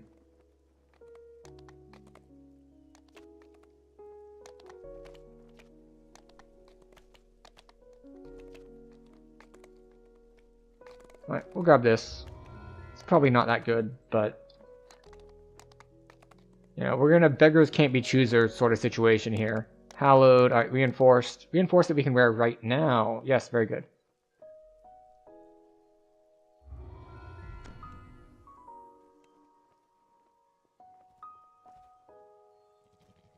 Two dodge in exchange for feather falling, but we can keep the feather falling as a swap. Constitution and feather falling. So we would lose either false life or poison resistance. We'll take our Constitution ring. And then... Sneaking Diversion... Proof against disease, but I'm already immune to disease. And then Spell Penetration.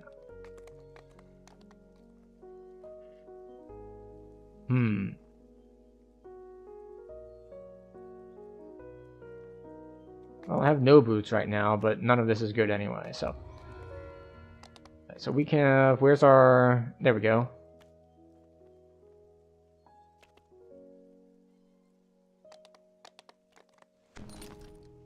And then... Yeah, this is better.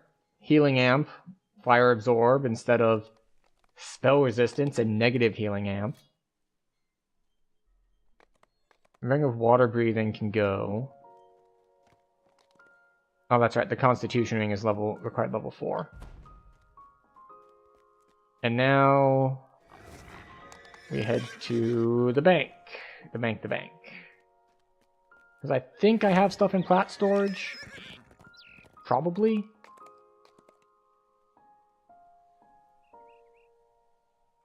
We do. Let's see. Give me 30,000.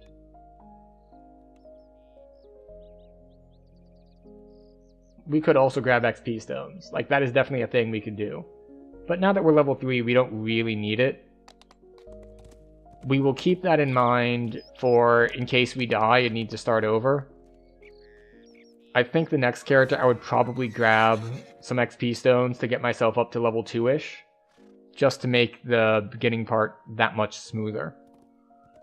But yeah, we'll go to Gatekeeper's Grove. Because we need to go grab bags. Like ingredient bags, collectibles bags, those sorts of things.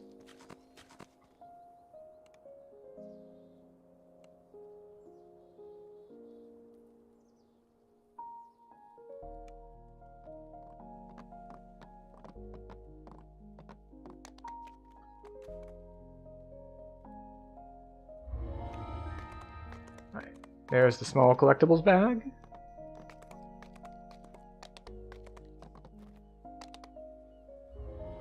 There's the small gem bag.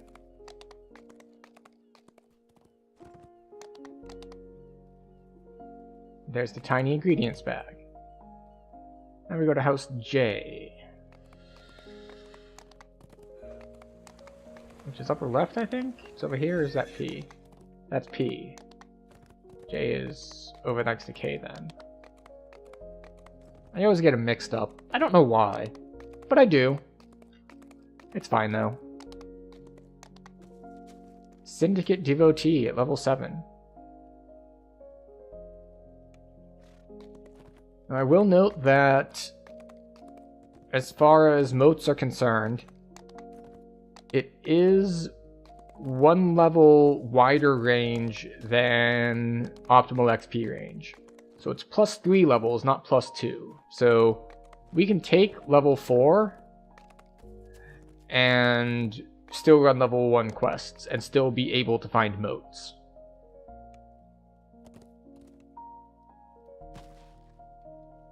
I'm sure that someone will discover the optimal way to do things.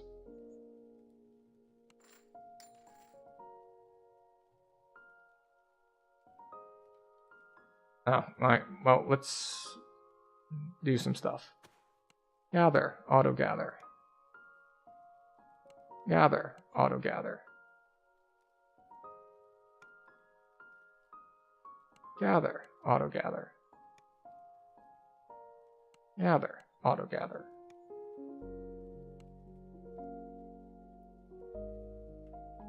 Actually, we might as well use this.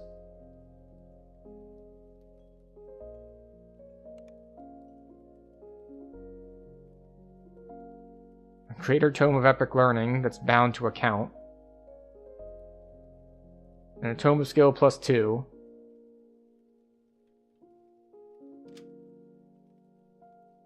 What skill do we care about? How about Spellcraft?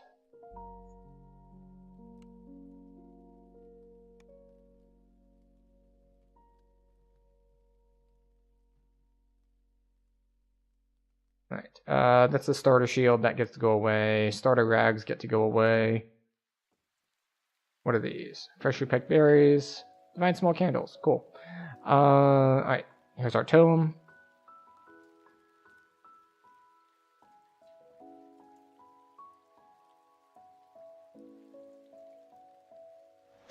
This cloak goes away.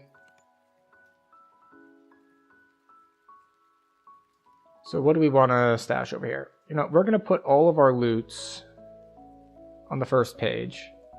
And then we'll put all of our bags on the first page. Now we still need to buy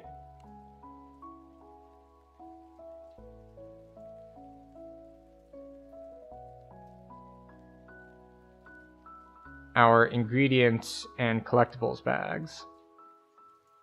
Because we couldn't before because we ran out of space.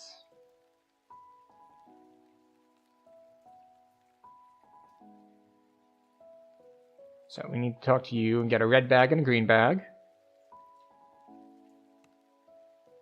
Red bag, green bag.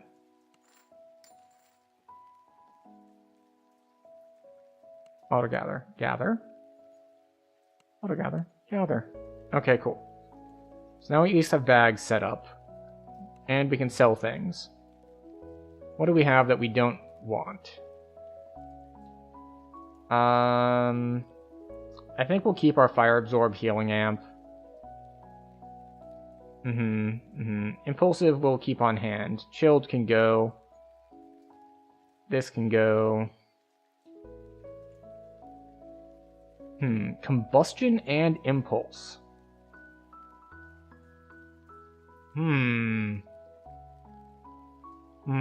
Fire and Force? And Void Lore? No, it's too out all over the place. A short bow? No. We're keeping that around to swap to.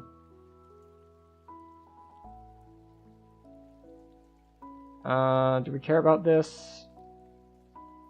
Yeah, it's a straight up upgrade for next one. Red Robes of Charity? No. Rough Docent? No. Rough Plate? No.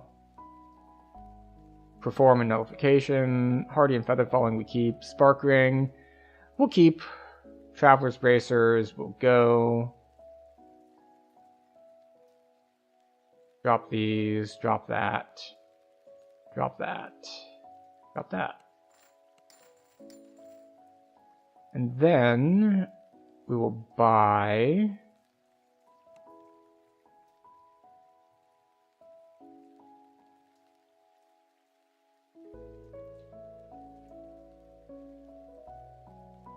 what do we need for this? Druid, small thorn. Alright, so you don't sell druid components, but I know who does. So we're going to go there. We sold enough stuff that we have enough money for components. And if we didn't, well, we're not isolated on a hardcore server. We can just go and get them.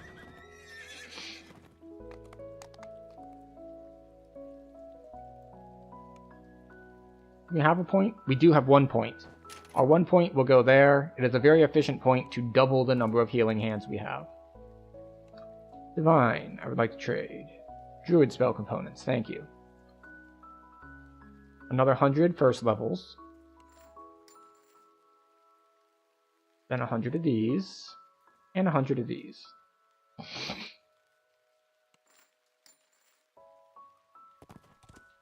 Alright, now we can cast webs if we need to. And it is time to leave here and go back to Korthos. Which is probably unnecessary. Like, oh right, I'm not in a guild. We'll have to use the other way to get places.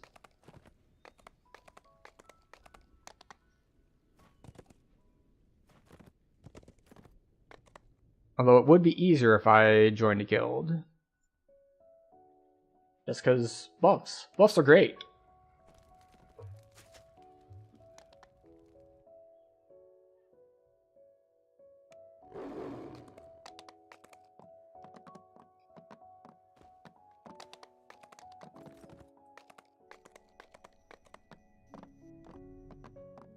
So I should probably look up at some point what the things are. What the actual calculation is for how many points a moat gives you.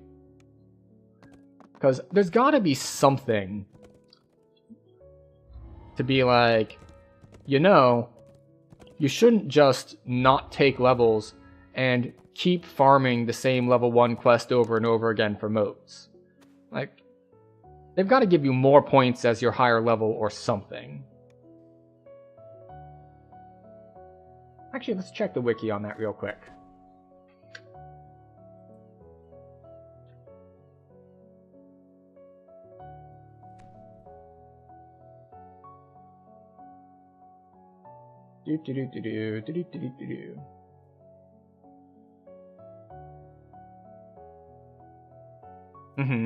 After a note, you play on the lute. Okay, yes.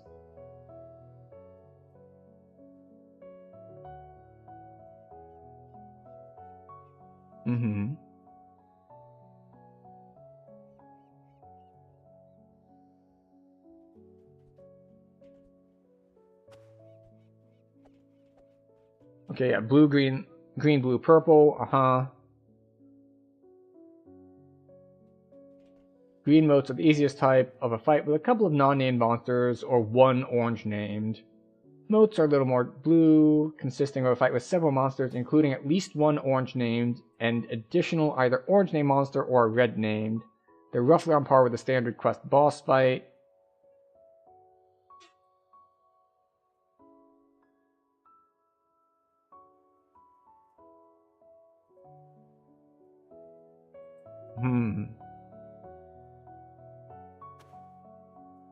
We're ignoring the golden moats section.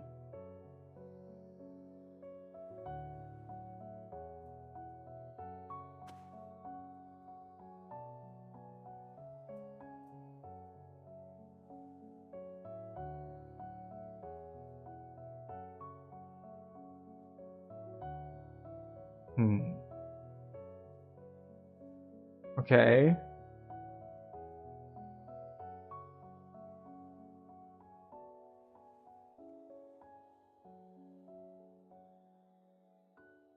Okay, so here it is.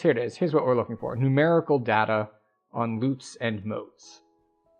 So just so I'm not like talking about it continuously and everyone's like, what are you doing? There we go. So minimum level required for a mute appears to be called musical notes. Okay. So level restriction 5+.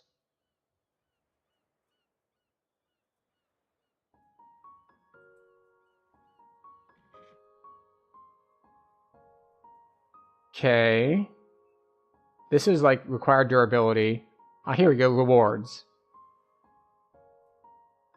Okay, golden motes give pretty big rewards. But it looks like it doesn't scale with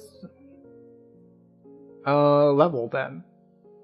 So if you're going to be like, look, my character hits a really big power spike relative to the content that they're in at level 12.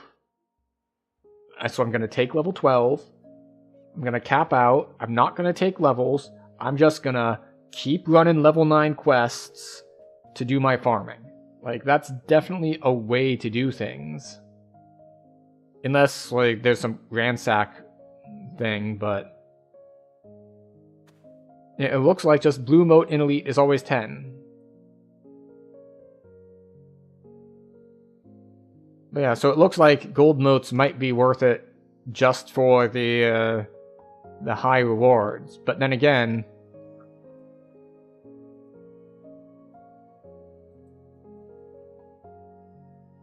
you can only claim this mote once per item, considering how both increased difficulty and experience points are confirmed to be boosting the amount of progress you get from a mote. Just find a special interactable, sends you to a sub-area. Mote is not claimed via your loot's ability, instead you interact with it as an NPC. Okay.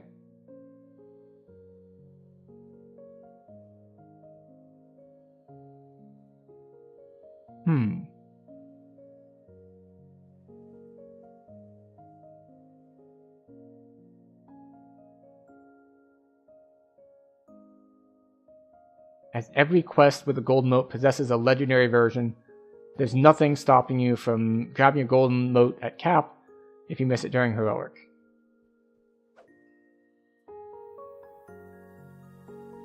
Saltmarsh, Isle of Dread, Ravenloft, Draenor, and Soul Splitter. Neat. Okay.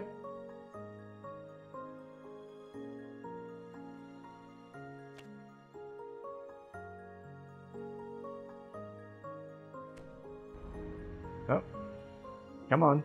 You can capture it again. I believe in you. There we go.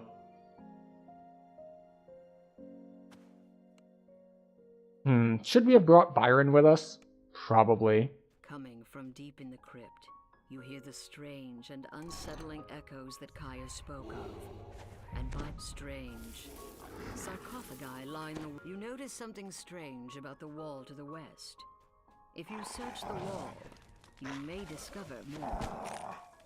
But then again, it is Korthos, and Korthos is a little bit more lenient. Plus, we're level 3 now, so it's not that going for us, which is nice.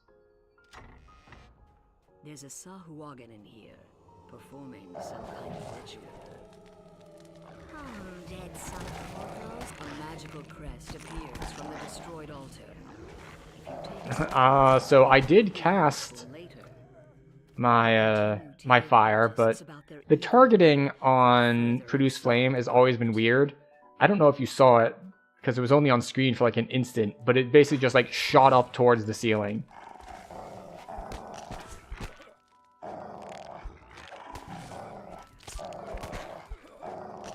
as you slay these foul cultists, take care to keep another treasure chest. Perhaps So one thing that is holding me back a little bit in our wolfiness is the fact that we don't have wisdom to hit and damage. This is all just our very low strength to hit and damage.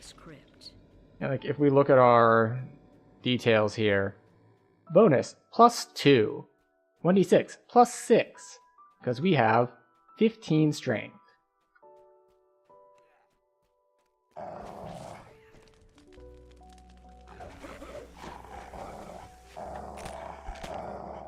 Good news is, it is Korthos and we are level 3, so we're not under too much threat, even though we are still dealing with a little bit of, you know, low-level caster weakness. Fortunately, the ultra beginner quests are, of course, tuned for ultra beginners. Is an evil devourer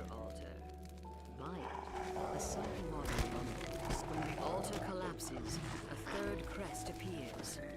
It glows with cold magic.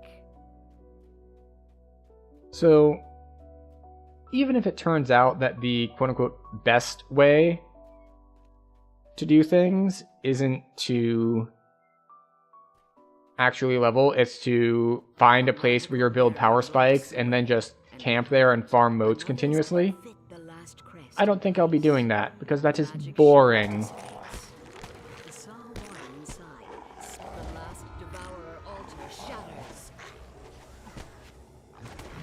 We're gonna play it a little bit more like a normal hardcore league. Now, does this mean that we're going to do things like farming for favor like we would have to for some hardcore league? No. No, we will not. But, you know, we'll at least try to do most things.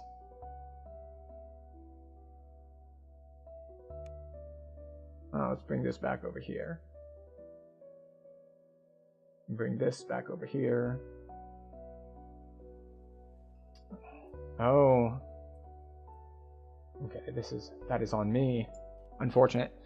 Okay, so I did just notice that I was not paying attention. Huh. Okay. We'll grab that. Tried to stem the Sahuagin tide. So yes, now we are finishing these off. Yes, I did not notice that Twitch was running ads until a little bit too late. But next time for sure. The first time it was like, well, I'm in a party, so I'm not gonna stop playing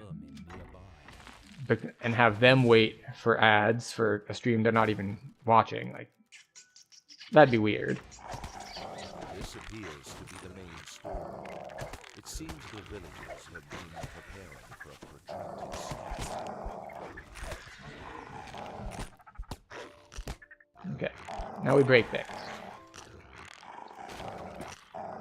Fun fact, you don't need to fight this guy. Watch out, it's another red name boss. Or, hear me out, we could not fight him. That is an option. You can just leave. You don't have to fight. You can just leave.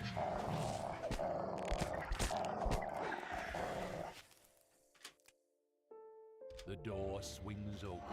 It appears that the floor in this room can be moved and rotated. Come on, one more. Thank you.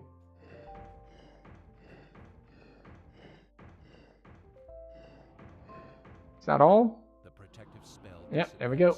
All that remains now is to take and deliver the scroll. Now, one thing I am looking forward to is getting boots. And not just any boots. Boots of Expedious Retreat. Specifically Anger Step. Because, well, yeah. I don't have a belt on yet.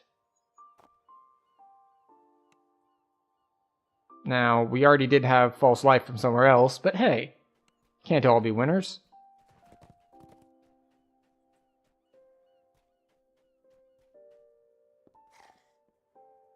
Actually, we'll grab Byron for this as well. Even though right now we could grab Fury instead. Or Flurry? Fury? I think it's Fury. The level 3 Barbarian, because we are level 3.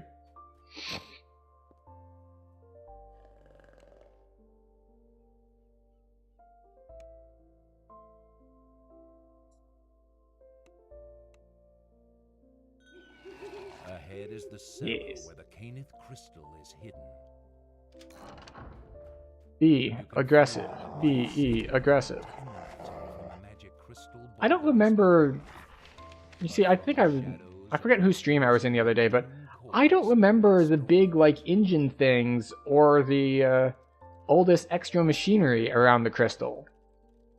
Like, they went back and did a visual update on a quest that's like 20 years old, which is a nice touch. I don't know why they chose to. Perhaps because there were going to be more people in Korthos for the event? but it's nice. It's cool that they did it.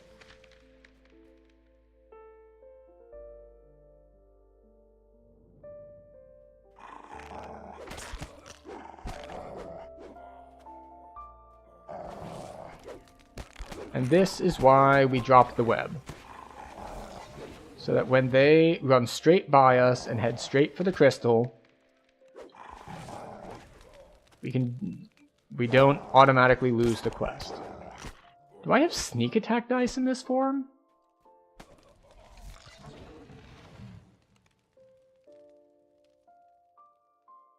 Oh, I do. I have one sneak die. Go figure.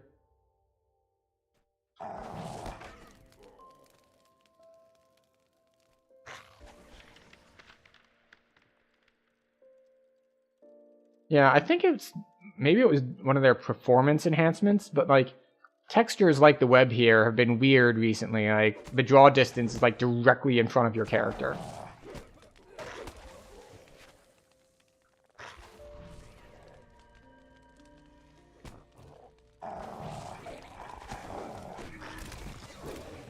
I saw you. You tried to walk by me and get the crystal.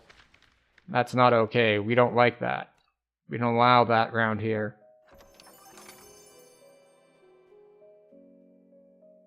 Come on, spawn.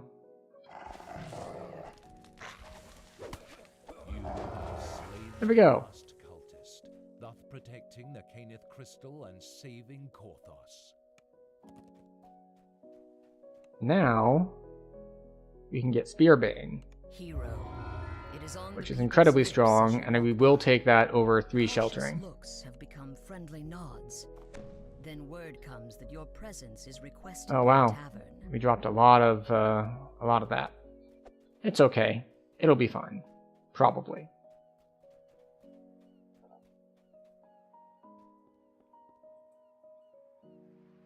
Stopping the Sahwagan.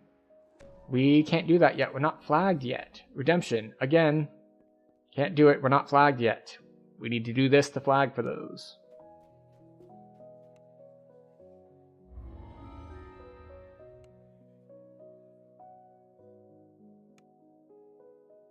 I'm just now remembering that this is not hardcore where I'm doing a favor farm. I do need to actively be looking for these moats. This must be the collaborator stepping in from the dark. Because just finishing quests doesn't get me what I need and what I'm trying to unlock.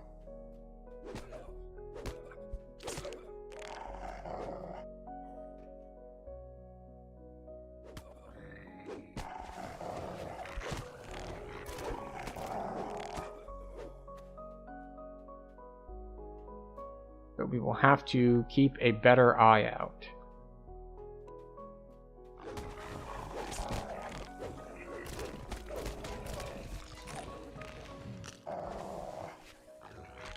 Oh. Interesting. I wonder if that was coincidence or if there was actually... the lag was caused by joining the guild. Final assault. You notice a small chest hidden behind the bar. Oh well, now we can steal their buffs.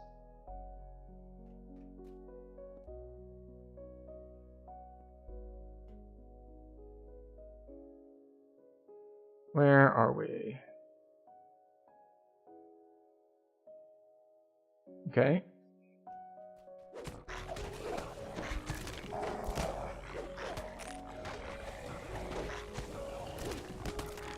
You have weathered the Sahwagan storm. Okay, good. Now, after that traitorous No moats on the map, so we can move forward. into the cellar. Drexelhand isn't here. The chamber beyond the secret passage. Question is, will we get a moat at all? Village. I hope we do.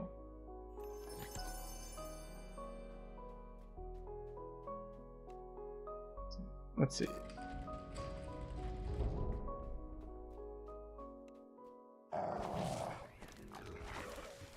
Go. SOAs continue to be good.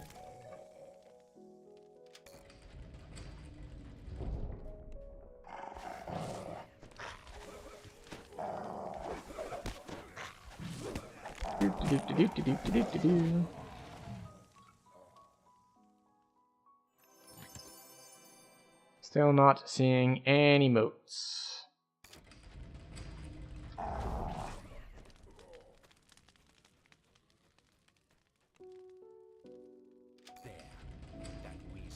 The other thing I don't know, because I haven't looked into it all, is do moats still spawn after the quest is done? Like, have I guaranteed that a moat won't spawn now, even though we are fighting the optional guy? Okay, I say that, and as I say that, the optional guy just straight up dies. Alright, we double check the map. Don't see any red dots for moats. So no moat there. So far, we are 34 points in, which is 1/3 of 100. So, and it's a 20th. So 20 times that. So we just need to do this much. Let's see. About 60 more times. That's easy enough. Just 60 more times, that's all. Your victories have made the village much safer, but only temporarily.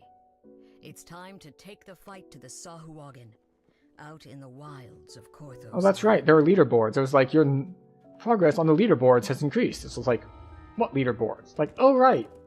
When you're in hardcore, there are favor leaderboards. And Reaper XP leaderboards, but we're not going for that. Okay, so... Dodge healing amp. No. No. We might keep that. No, that's on crit. It was like, if that were on hit piercing damage, it'd be great, but it is not, so it is not. Axiomatic light crossbow of feeding. It's a level 1 light crossbow with 1d6 extra damage, so possible. No. Yes, maybe, because that's resistance.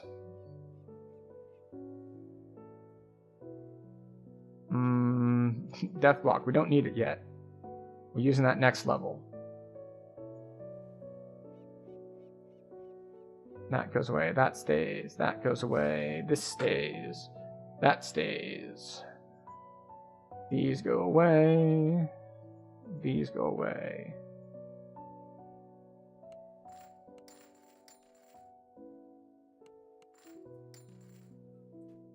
Alright, we have two points? 2 points. So...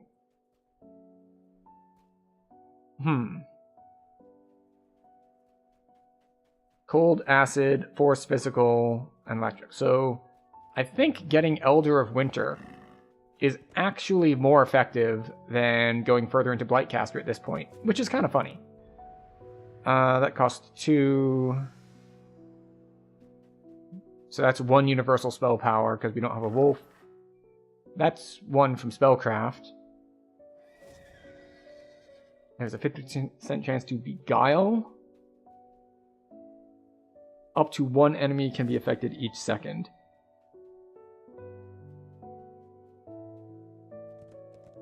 Do we want to take beguile? I guess we do. It's just so we can get Elder of Winter.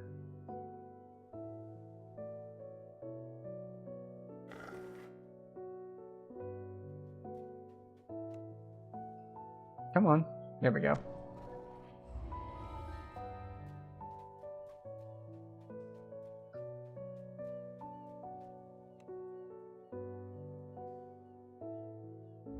There we go. Oh, what's this? Latency. 1 second of latency. That's a lot of latency. Do we want to join one of these? Yeah, we can go to this one.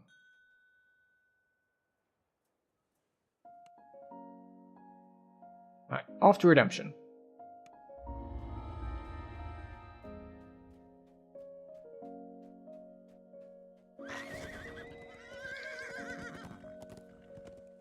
Alright, so they're at Redemption, which is the one over here.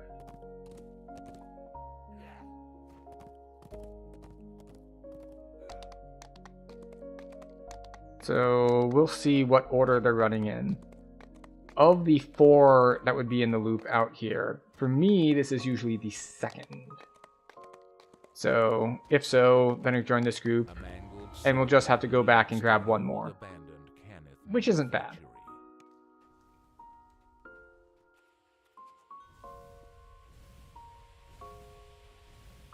Okay.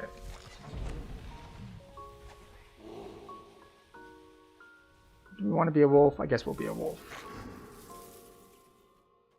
There are traps in here, though, so we don't want to accidentally just stumble into one and die, because that would be dumb. It would be very dumb. There are plenty of smart or unavoidable ways to die. We don't need to be getting caught by dumb, easy to avoid ways to die.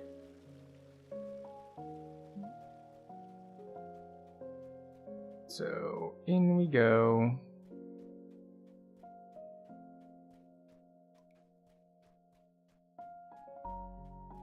So we are...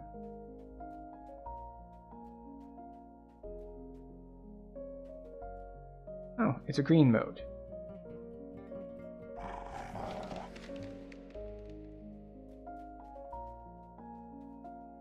Oh, they already did the fight, too. Interesting.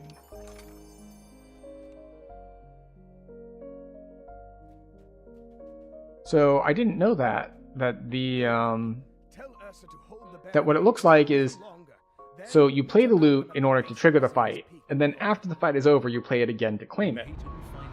It looks like you don't need to be here for the fight. As long as you show up, people can just play the loot as you arrive, and you get credit for it. I got credit for it, right? Yes. A mangled sewer grate leads to an old abandoned Time to get on our horse. So I wonder what the spawn algorithm is. Doom. Alright, yes. Necromancer's Doom. That is this one. So I wonder if it's like the wolves, where you won't get one for the first minute or two, and then there are odds of it spawning that gradually go up, and it became practically guaranteed after a certain point.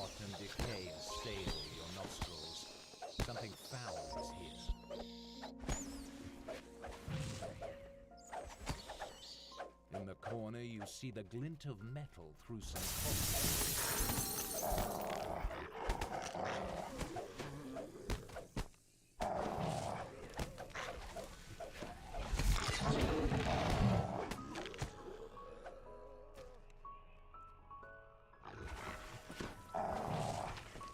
Okay. Got some skeletons down.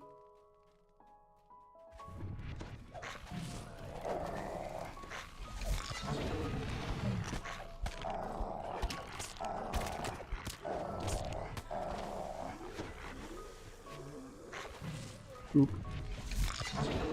Yeah, the spellcasting part is coming along pretty nicely now.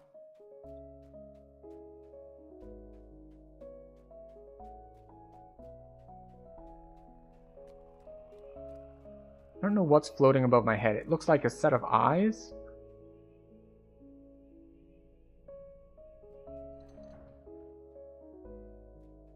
Is that my eye? Do I have an eye cosmetic? Is it the ASMR eyes? Eye effect? I think it's the ASMR eye glow effect. That is still there, even though we are in wolf form. Jacoby Drexelhand stands before you, not alive. Oh.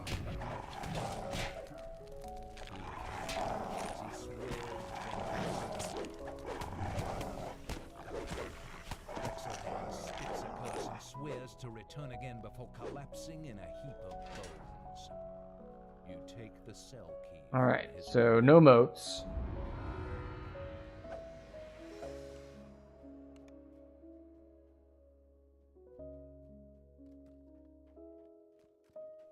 I wonder, could I pass over a voice? I think so. The decrepit catacombs are slightly obscure. Hmm.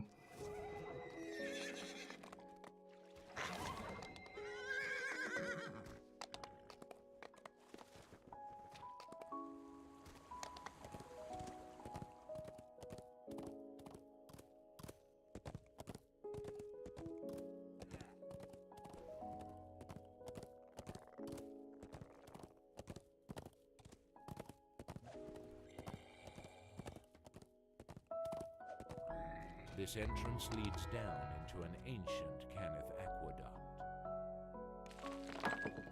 Okay, good.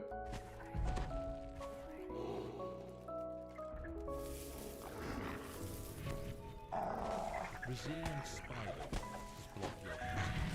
They don't look capable of withstanding blows from your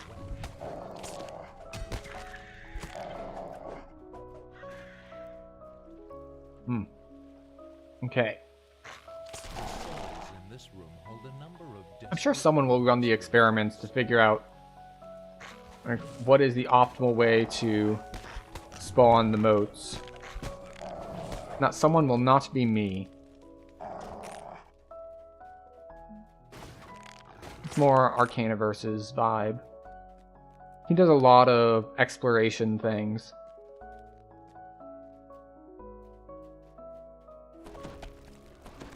Now, the Arcane Skeleton is sometimes considered a bad idea to fight at low levels.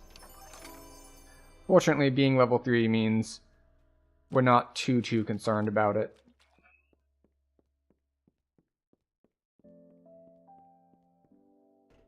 Now, of course, we don't want to get hit by the trap, but we, the player, know the trap is there, even if the character does not, so we're just going to hug that left wall for no apparent reason.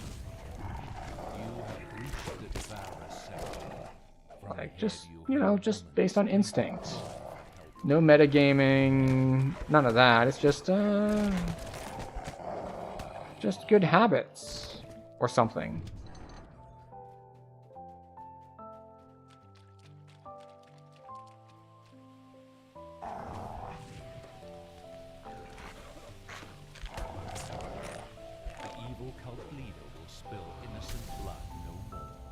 Alright.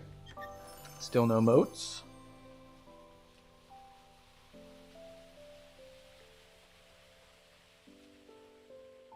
But it's fine. If we get a moat, we find the moat. And if we don't, then we don't. We'll just take the XP and be on our way.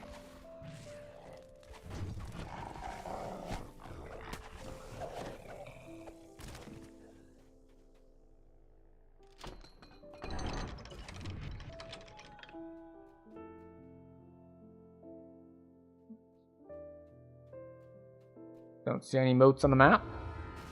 No map moats.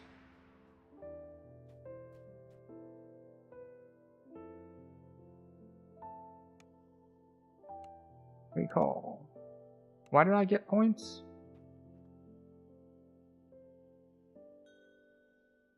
Recalling, taking level, and selling. Yeah, that'll do. I'm gonna have to be a lot more... let's say on top of things like selling, because my character has bought a lot of inventory space over the years as it has gone on sale. New character, not so much. Anger Step, thank you very much. Oh hey, we don't even have any boots at all.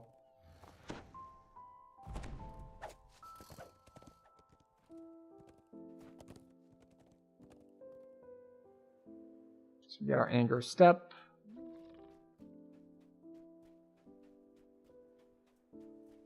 We talk to this dude.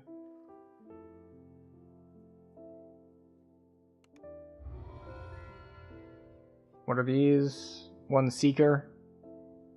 Ditch these.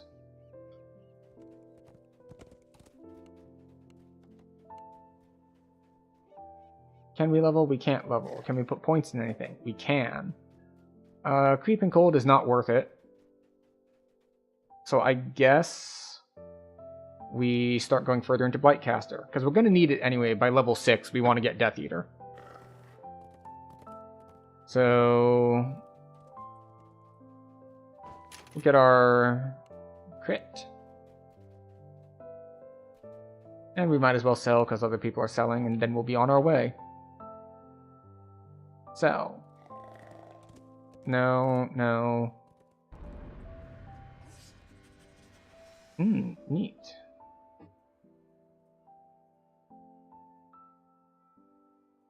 No. No.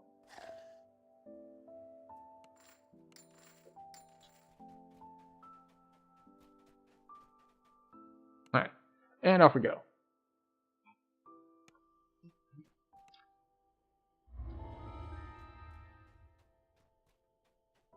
Gotta go right now, gotta go.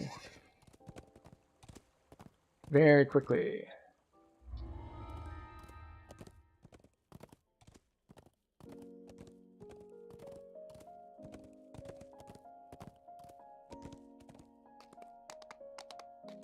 We'll see if some moats spawn here. Because they can spawn in the wilderness. We didn't see them spawn for us actually when we were in the Keep on the Borderlands wilderness. The question is, what causes them to spawn? I think they spawn sometimes when enemies die? Based on the positioning on the last one. Because the positioning on the last one, there were enemies. Like, the moat was positioned right where the Gauntlet event is. A bone-chilling breeze emanates from the mouth So, of Peak. in the Gauntlet event, there's a bunch of guys that spawn, which means there's a much better chance that you're gonna be able to spawn guys. Because there's so many. I don't think I've seen one spawn without killing stuff. Like, the one that spawned at the shrine, I think I killed a wolf there.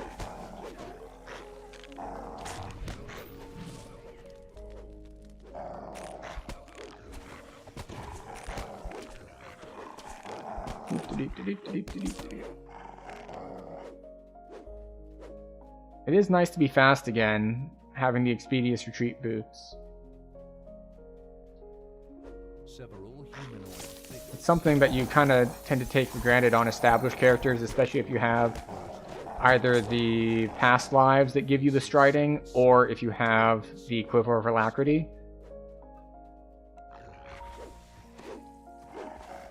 Just the ability to move at standard increased striding speeds is very, very nice. And it might seem a bit off that I call it like standard increased speeds, because it's just like, well, if it's increased, then it's not standard. But, I'm putting it to you this way, it is the easily achievable amount that everyone gets. As opposed to, say, classes that have a bunch of extra move speed, or sprint boosts, or things of that nature. This is like the, you get randomly generated loot that has plus, 30-ish striding. Not at this level. At this level you'd get 15 to 20, I think.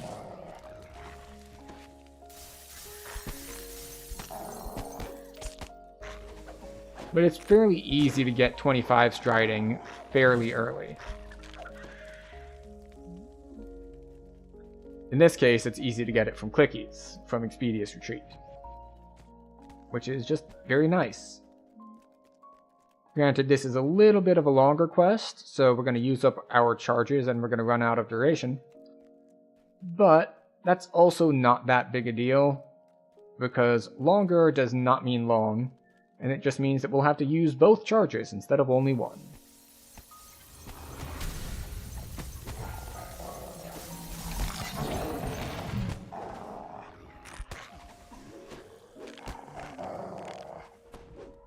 Boop.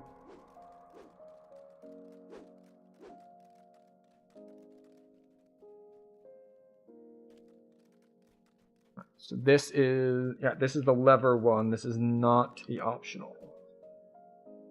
This is the way forward one. Crystal activated. Oh, got something in my The eye. stone door at the base of the cavern rolling open. Moat.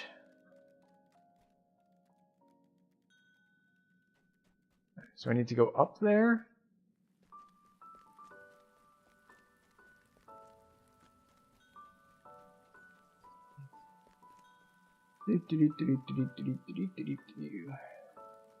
Where? Where is the moat?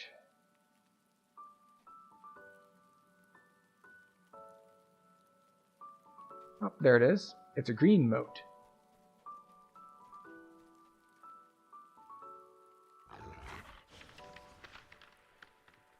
Oh, did they already kill the guy? Looks like they already killed the guy.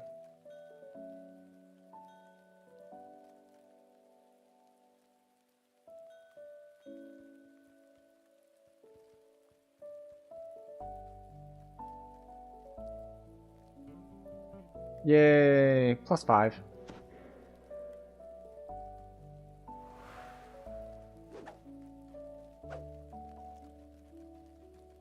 I think we're good to go, yes? Yeah. Did anyone pull this lever? Yeah, someone did pull this lever.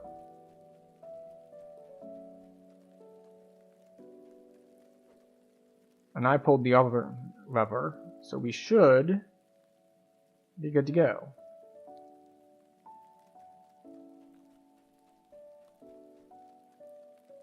Now we could have rested at the rest shrine to get like our 8 health back, but it's not that important to us, so we should be good to go.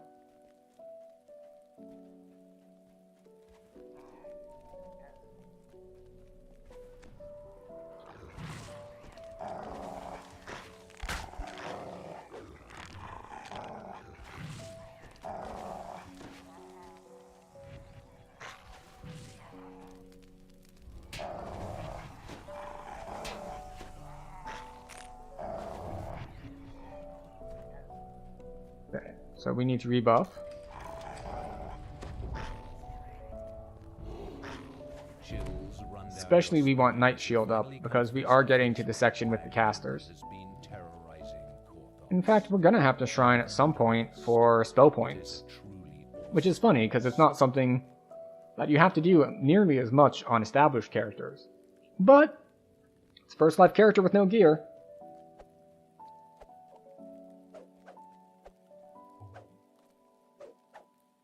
The door at the rear of the cavern.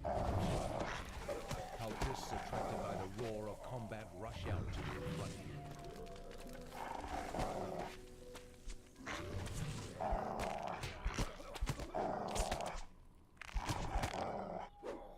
Okay, we're eating things.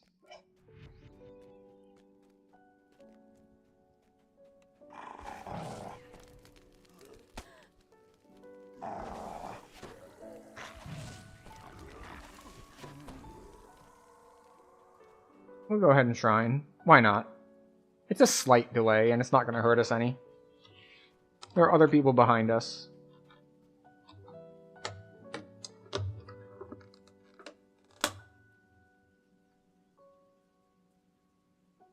Okay.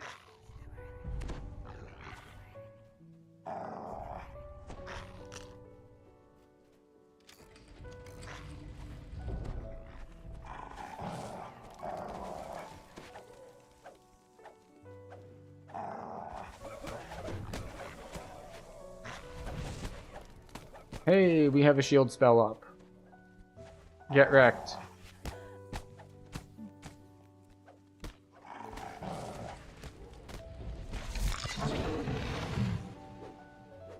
The ground quavers, and you look down. Alright, to which see way you going? beneath the ice. The dragon roars as it thunders into the Alright, they went that way. I will continue pressing forward. Another heavy door. Once again, the signal crystal Go the opposite side. Did everyone stick together? Perhaps sticking together would have been a good idea. Let's go out of line of sight here.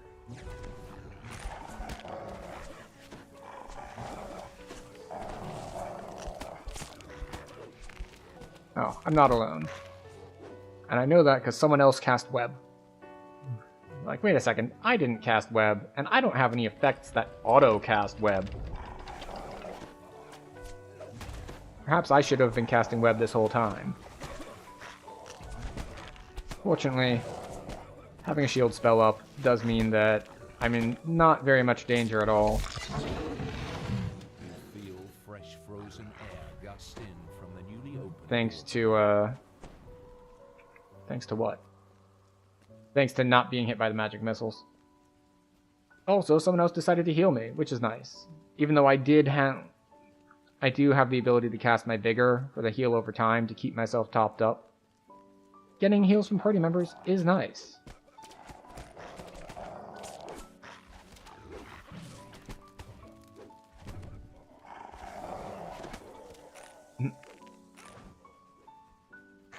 Hi.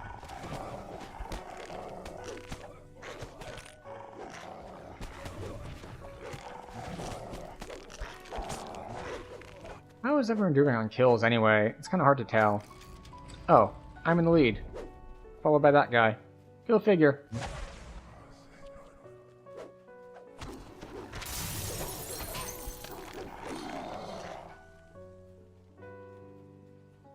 This is not necessarily due to the skill of the player or the strength of the build, but it's often, and this is true to a certain extent, even in other MMOs like WoW on damage meters. Sometimes it's not necessarily about how strong you are, it's about how aggressive you are. Like, I am playing very aggressively, and that's why I get more kills.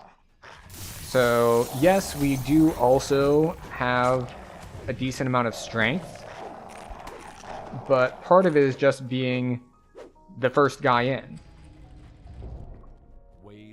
It's just like, if stuff dies in 2 hits and there are 5 people in the party, well, the 2 people who are running ahead of everyone else are the ones who are going to get the kills, because they each hit it once, they split the kills, and then everyone else who is catching up, who is assuming they have builds that are just as strong, just as able to two-shot everything,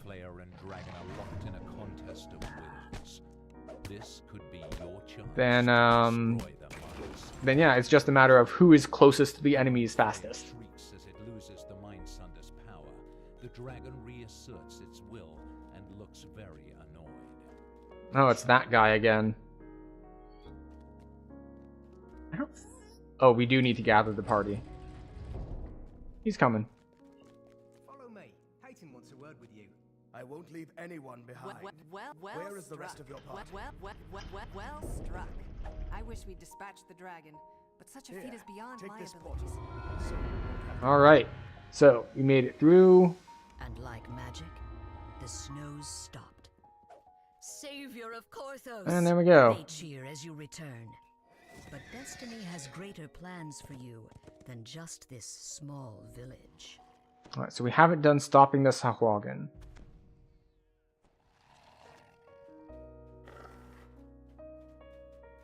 And we could take level 4. I don't know what we get for level 4. Do we get our hive form for level 4, maybe? Let's check it. Favorite soul, cleric, barbarian. The druid trainer is off in the middle of nowhere, under a tree, I think.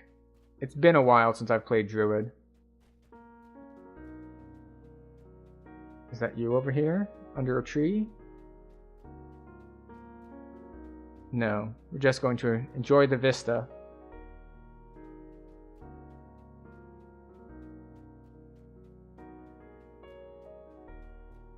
Excellent. So we've got that going, which is nice. Doing Borderlands Reaper if anyone interested. Ah. No, thank you. Just went through it. Delete. Take care. Leave party. Okay, there's our druid trainer. Advance to the next level as druid. We will take a wisdom, of course.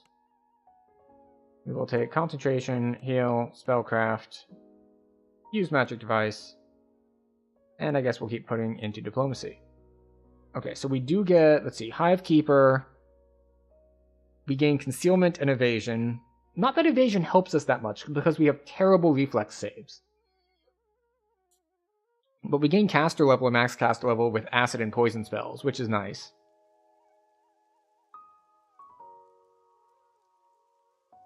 And then, of course, we have Thornkin. Exceptional bonus to armor class and fortification. Okay, so we'll take Hive Keeper because we're going to value evasion over... we'll value evasion over fortification. Right, and speaking of fortification, we have gear to swap. Let's see, that's silver. Where is the thing?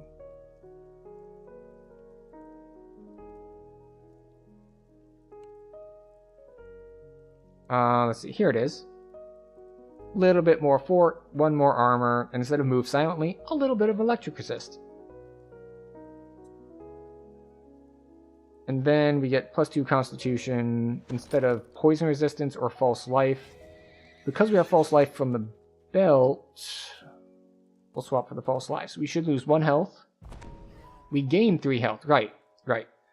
We gain 2 constitution, we lose 1 false life. And this has feather falling, so we could just straight up swap our cloak now. Oh, and this.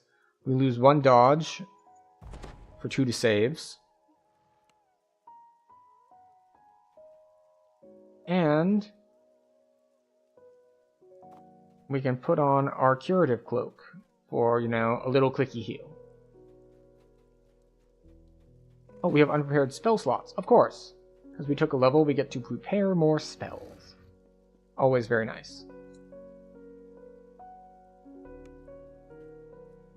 So, spells. What are we doing? We get to prepare... Like, Lesser Restoration Light, I think we'll grab Resist Energy. Resist Energy is a very nice buff. And then for here, I think we'll take Jump. Just because I hate not having Jump, mostly. Like, that's the main thing there. Not being able to jump things is frustrating. So even though I believe Longstrider was probably better for the upcoming quests in Harbor, we'll take this instead. Do we have any more points? We do not. And forward we go.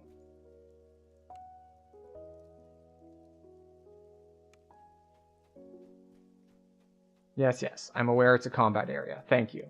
It is a wilderness. I understand it is a wilderness. We're just cleaning up here. Steam billows from a hidden entrance to an underground complex. Elite. Enter. So the question is, from what I understand, there is really no reason why, So let me back that up. From what I saw, there isn't a specific reward for moats in Reaper. There is the fact that moats advance faster in Reaper. Oh wait, we don't want to be in wolf form. We got a new form. Feats. Hive Keeper. Right. You concealment. We get evasion. We still have biting acid imbue, so that's nice. But we are no longer a wolf. The tunnel splits here. Which way to the giant's device?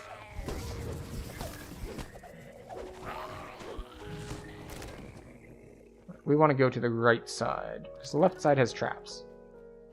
Right side has a fight. But I'm not worried about a fight.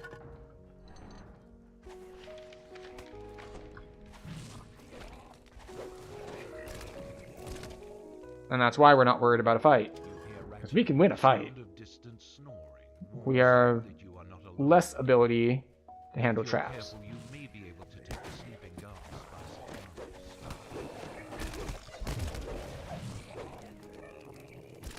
Pawnfree was slain by Marauder Warrior. How unfortunate. Okay, well. Can't get in that way. So we'll have to take this approach.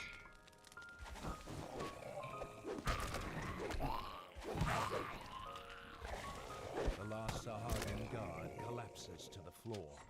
But what are they guarding? Stay. The extravagant gong in this room looks capable of truly ear-shattering noise. I didn't want that. I wanted the doors. There we go. Doors. Valve, and then we need to hit the gong twice. With the gong's reverberation, Gong once, and then gong twice. the second strike of the gong produces the terrible. Now our hireling can follow us. Thank you very much, hireling. Your assistance is appreciated.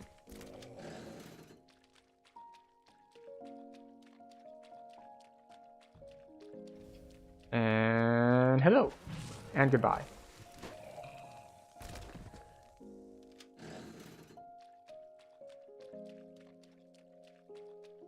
We're doing okay on health and mana.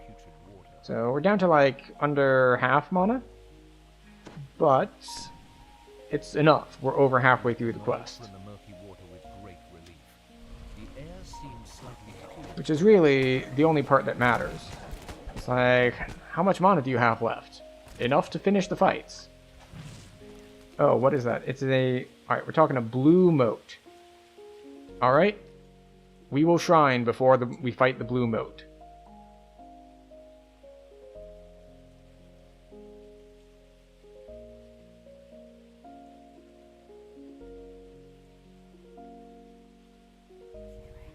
And hopefully we don't die.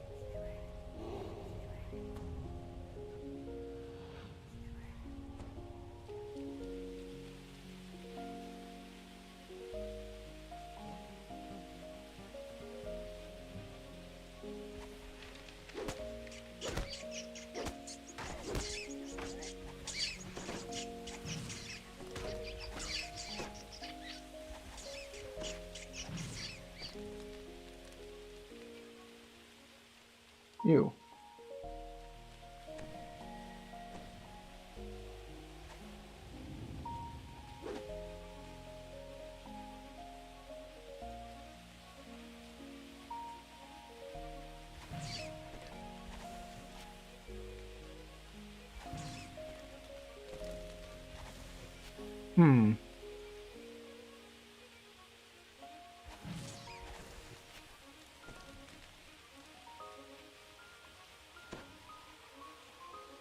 Well, this is a little bit annoying.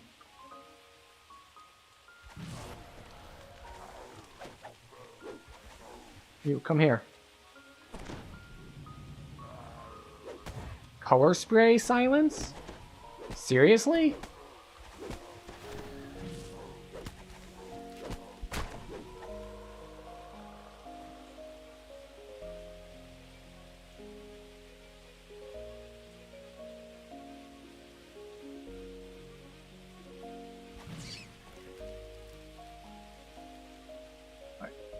Follow.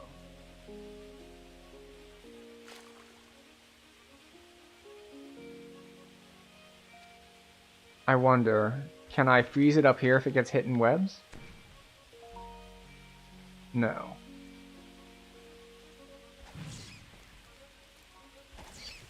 There we go. Fish for the crit.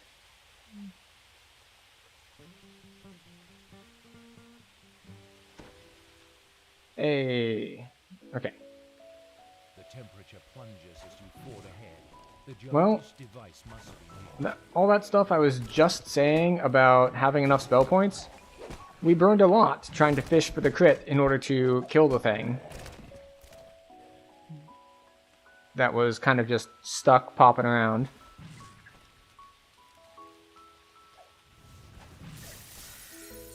Alright, let's try to not die to traps. Gigantish device. The freezing mists it is spewing are directed the wrong way. With the right timing, you can get close enough to... Alright, you come over here. You're just in the way. I don't want to click on you when I'm trying to get this stuff done. The mist solidifies There we go. into ice over the ancient creature, but it's not enough. You need both jets to affect a thing of this size. A layer of ice Alright. forms over the ancient So, that is the last level 1 quest. slumber. And we got a blue mote out of it. For now, So we're up to 54 durability. Ooh. steam billows from the hidden entrance to an underground complex.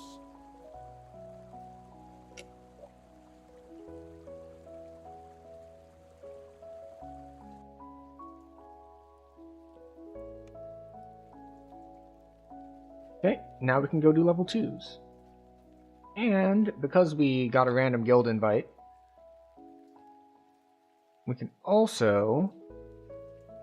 Let's see... Archivist necklace? Yes, Archivist necklace. Spell points clicky. We can also go grab guild buffs, because we haven't done that yet.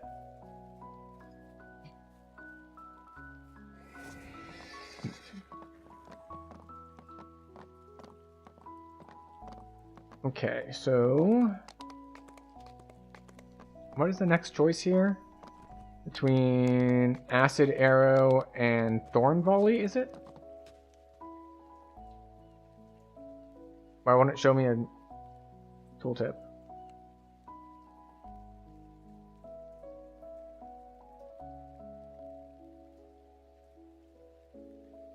Splinter Bolt. Alright, so both single targets. But the real one is... the real useful one is this one. Is... Oh, no, not that one. Where is it? Where's the one that makes your... ah, there we go. Entangle, Spike Growth, and Grasping Thorns now cause negative energy damage. That's a good one. It's every couple seconds? Yes.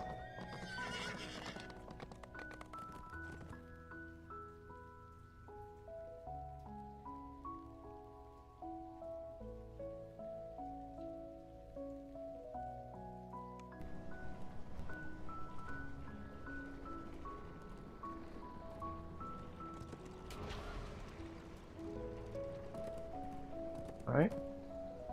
Got some buffs. Oh, do we need to set this setting on a per character basis?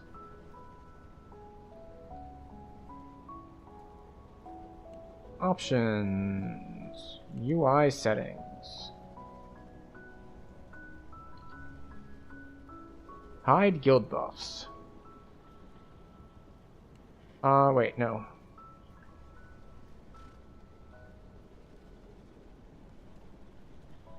What is the one that's collapse?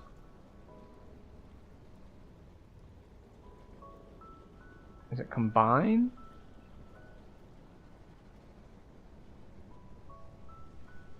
Okay.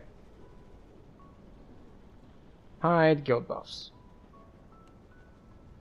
There we go. It doesn't actually hide them, it just compresses them down into one thing that says guild buffs. So they don't fill up all of your space up here. And we go back to the harbor.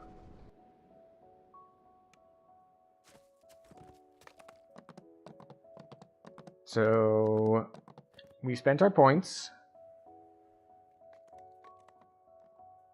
And then let's check the groups. Want to trade, Borderlands, a Reader Reaper, Tycoons of Tomorrow's hiring.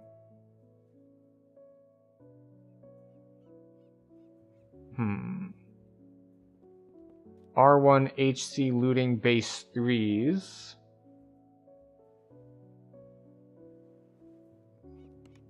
HC Loot Harbor 2s.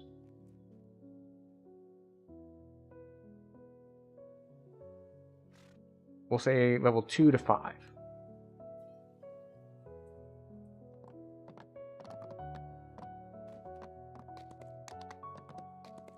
Oh, and Twitch wants to run an ad.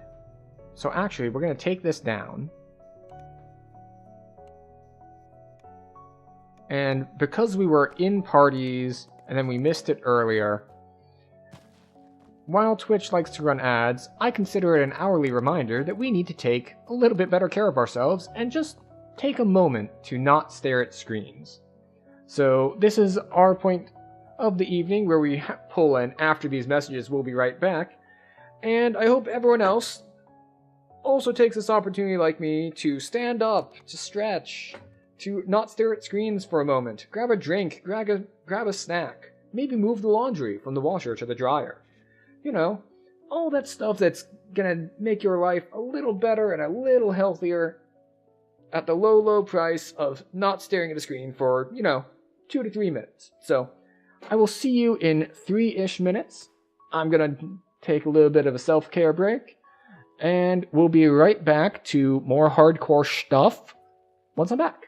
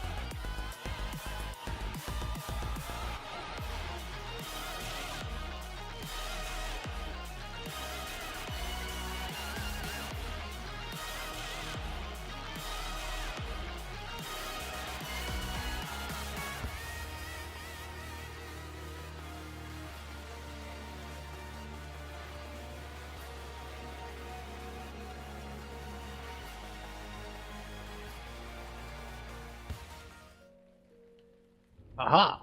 We have returned. So I hope everyone had a good break. Whether that was a bathroom break, a snack break, or just a break from hearing my voice.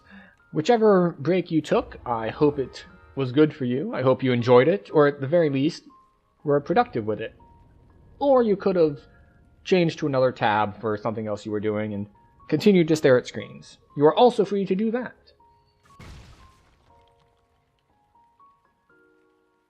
The Smuggler's Warehouse.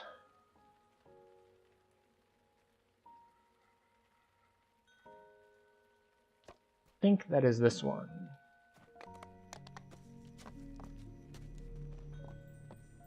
No. Must be levels. No, I mustn't.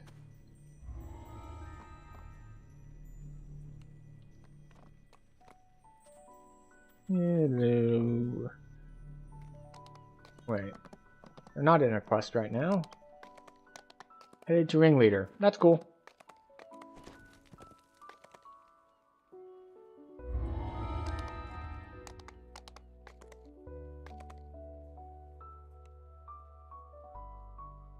Wait a second.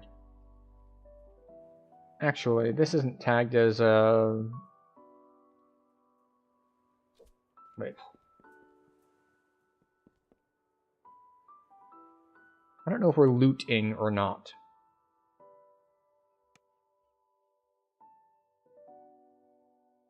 We'll find out here in a second, I guess.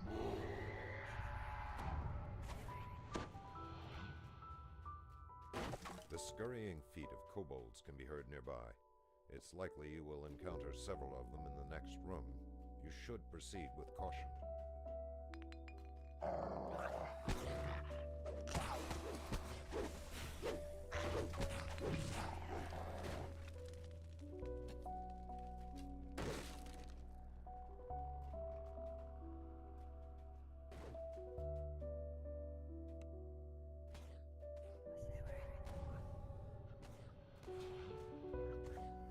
Okay.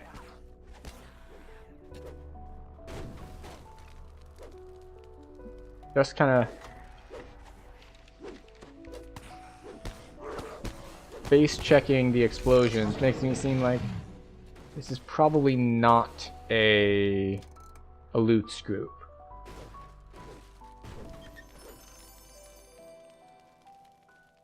But that's fine.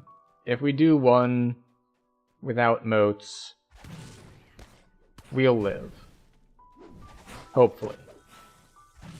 Living is actually our main goal, so hopefully we will live.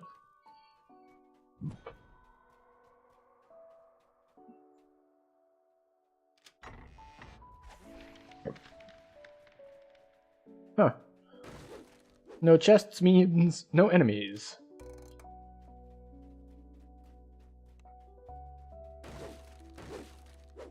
What do we have? We got a Dragon Lord. You know, I could claim footprints on this character. I forgot about that. And by could, I mean probably should.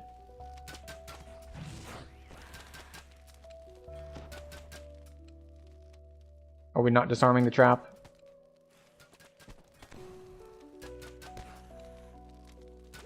It's okay, we can bypass it.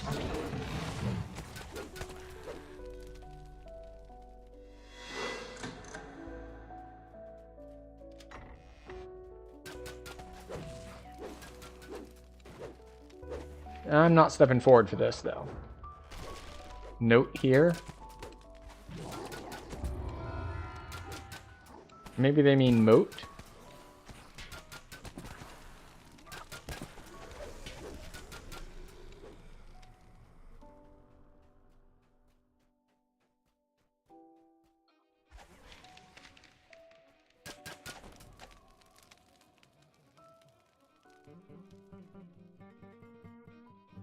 Alright, what do we have? Is it vermin again?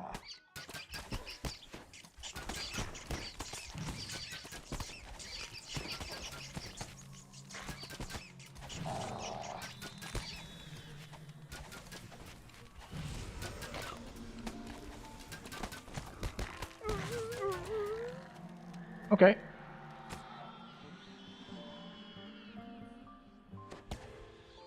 Hooray!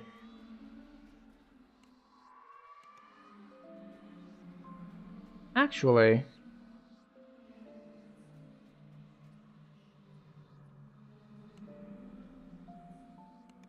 I'm trying to think. It's like, how does it work if you're in a mixed group where some people have loots and some don't?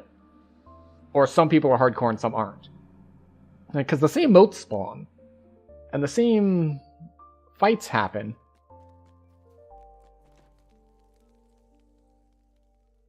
But is it just a difference of, well, you get higher risk? Like, the people are going to be playing differently? Is that the only difference?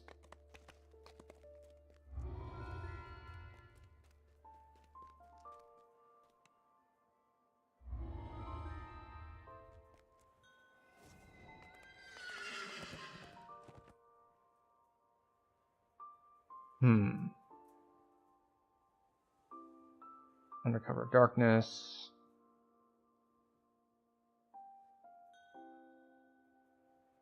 Alright.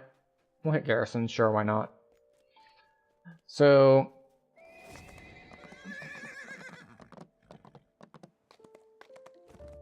Alright. So we know for sure he is not on the hardcore one. Because his character is tagged as champion. Which means he is reincarnated. Which means he cannot be doing the hardcore version. Hardcore version is only for first life characters, I believe. I'm not 100% sure on that. I know you have to... You must be level 1 with less than 150,000 XP. Like that legend, champion. You'll see I don't have... I have adventurer.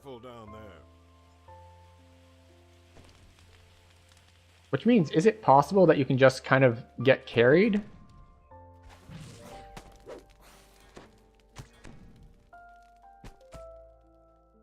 We're at Garrison's missing pack. Okay.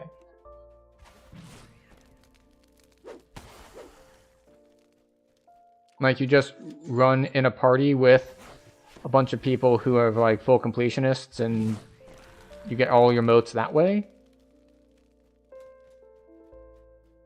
I feel like I'm going to try to deliberately avoid parties that are not tagged as hardcore now. Because it feels kind of cheating to do things that way. And it's just like, well, they're going to get the same butterfly wings you are, assuming that they don't die.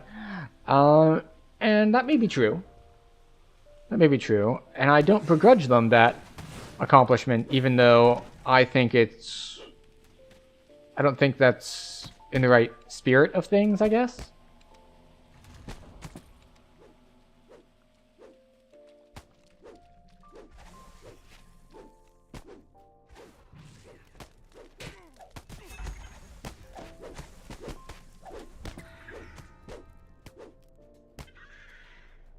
Or not in the spirit I'm looking for, at least. But, you know, it's just a different way to play. Not everyone has to play the same way that I play. Even though my way is obviously the correct one. People are free to play the wrong way as well.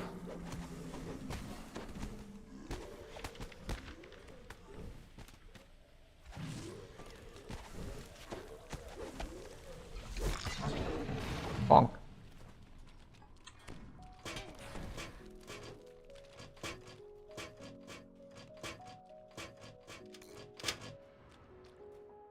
And if you didn't know, yes, there is a lever that will turn off that trap if you don't have a trapper with you.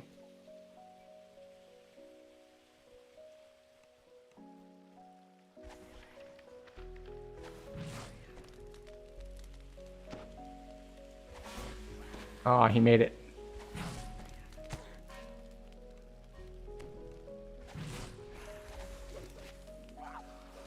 Alright, we got double shamans.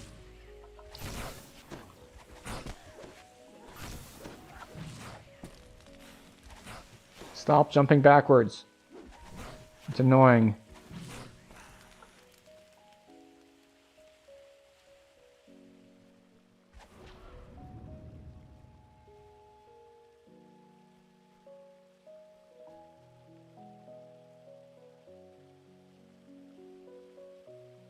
Do I need to refresh buffs? No.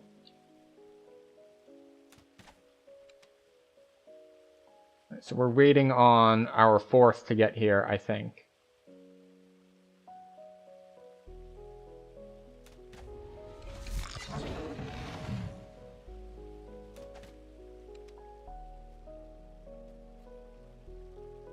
I guess we 3-man it.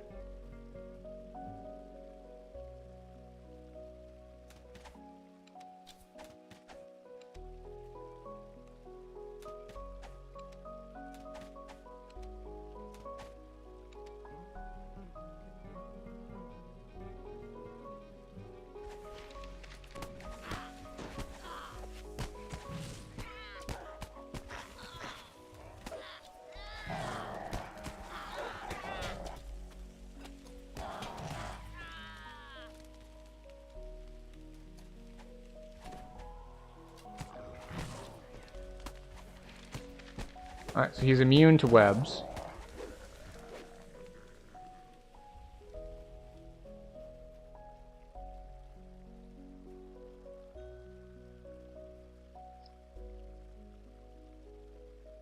And now, as we learned earlier,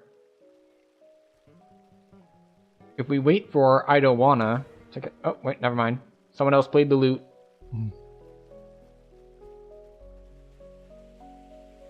I was going to say, as we learned earlier, if we wait for him to get here, he gets full credit. But it turns out we don't want to wait for him to get here.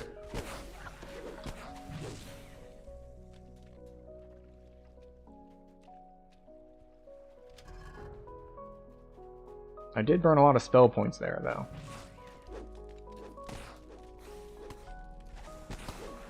Ooh. That's right. We can get souls because we're in Reaper. I kind of forgot about that.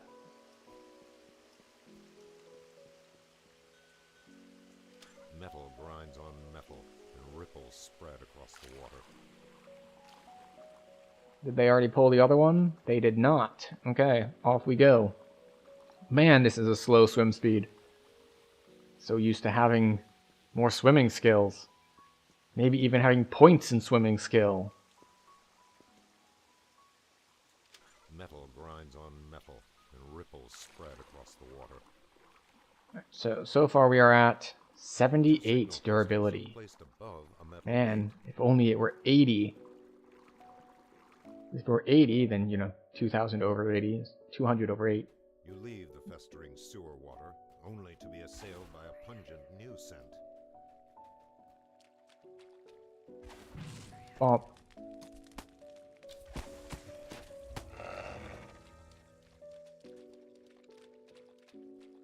So yeah. So we are 4% of the way there. Vitality, heavy wooden shield of intimidate. 5 vitality, not terrible.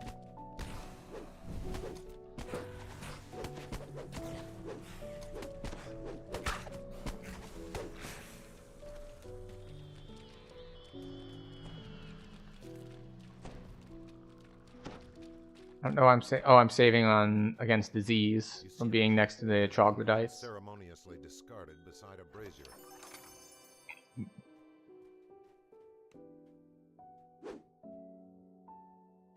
Reinforced of false life. 42 fort. Good for doing some gear Tetris stuff.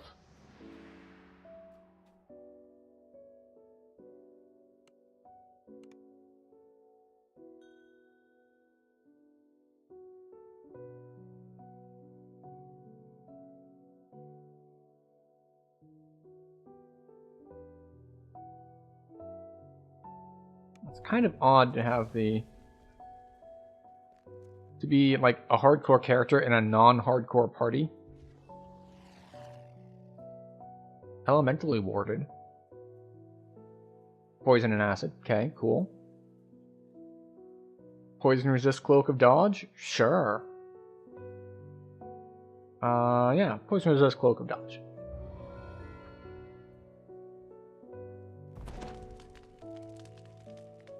Excellent. We have Fire Absorb versus Do I already have vitality?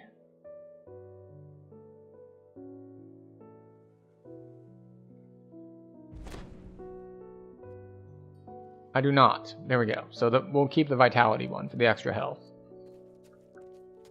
The intimidate isn't helpful, but it does give us slightly more armor class. We've got that going for us.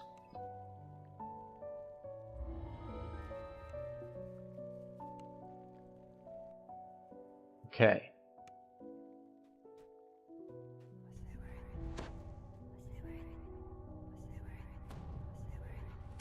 It's interesting that I've seen... It seems like we're getting more blue modes. I wonder if it scales with... I wonder if the odds change, like if you're in a party. Like if you're solo, you're more likely to get green, and if you're in a bigger party, you're more likely to get the harder ones. It must be a hired henchman. And where there's one trog... I might be overthinking the whole thing.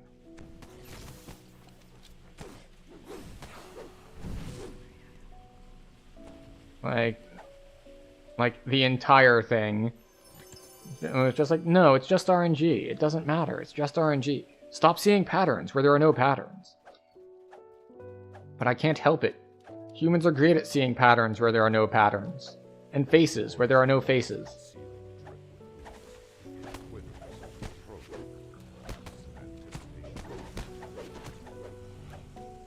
You might think, why does acid hurt the oozes?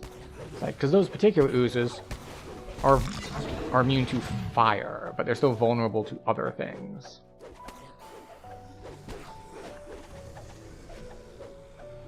Now, the main type of Reaper we are worried about is neither Plague nor Carnage. It's Famine, because there are some spells that Famine Reapers can cast at these levels that can hit for like 100 damage. And at least Carnage you can kite.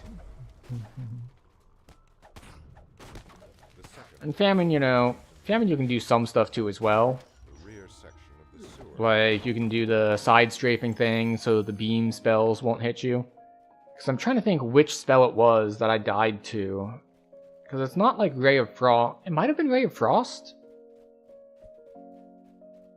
Yeah, not Polar Ray, obviously. Polar Ray is way too high level for this part of the game. But it might have been Ray of Frost.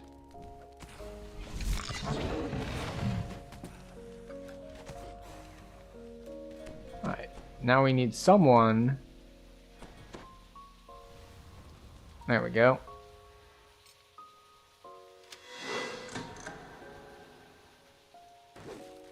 I was gonna say, we need someone to go and take the first hit.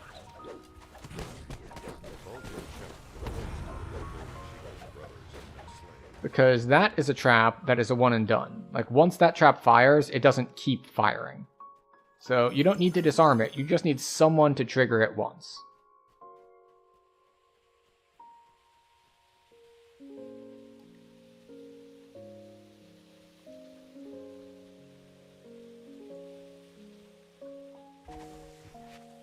Okay. Alright, Butcher's Path. Oh, we have points to spend. What do we spend our points on? We don't get the really big thing that we want for another 2 levels, but we can get Spread the Blight,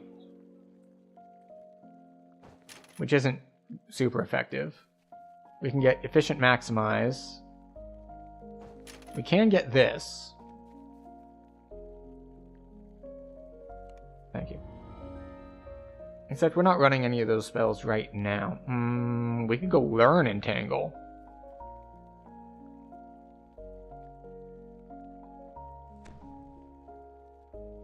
Which one is the one I'm thinking of?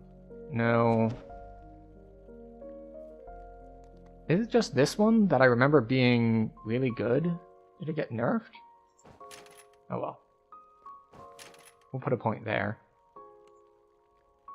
And 1 point here. Into Splinter Bolt. And then we get to put Splinter Bolt on our bars. We won't be using it very often. This is probably going to be like a Reapers only sort of thing.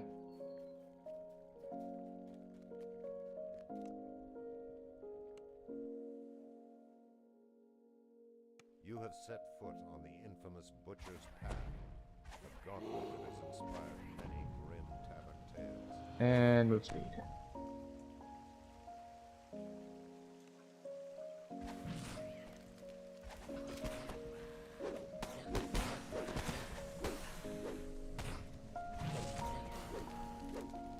And we have been cursed.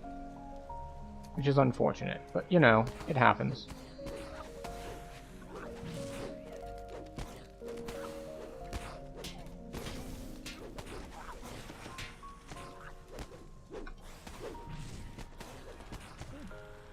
As you can see, we're playing a little bit more conservatively around the Kobold Shaman because I'm afraid of Lightning Bolt. Lightning Bolt hurts a lot, or at least it can hurt a lot.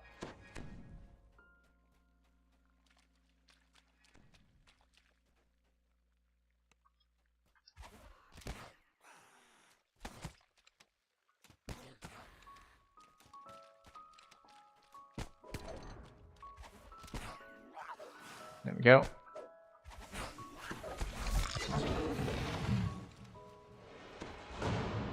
Doing well. We're sniping out the shaman before they can kill us. No shaman in this pack. There's a Fear Reaper, though.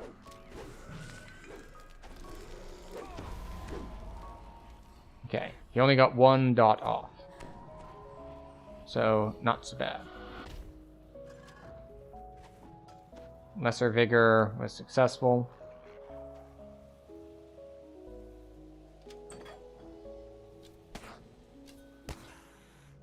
I don't want to be in the Tunnel of Pain.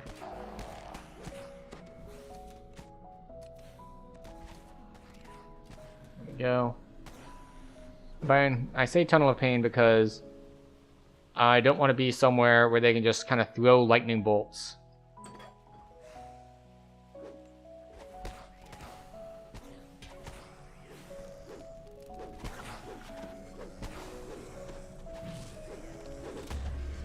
Oh boy.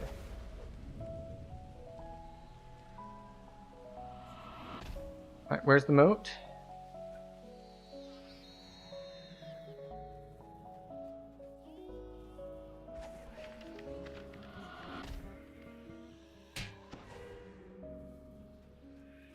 Oh, they already did it. They already fought it. Okay, well, our Lesser Vigor is healing us very lesser.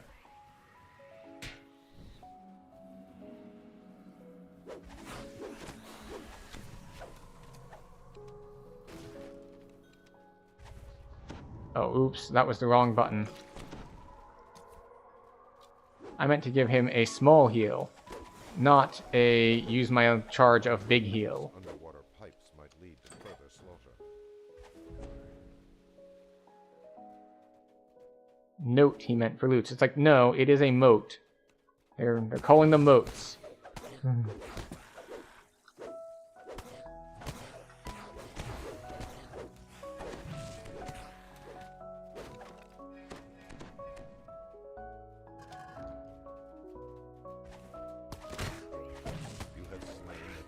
Okay. It's interesting that someone in party thinks it's like, no, people who are saying moat, they're just typoing. It's note, clearly. It's like, no, they're called moats with an M. Oh.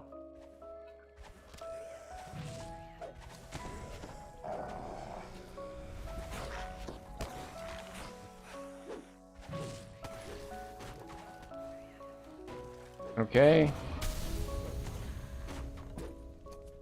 We did get smacked by a Plague Reaper, but we're able to heal a little bit between groups.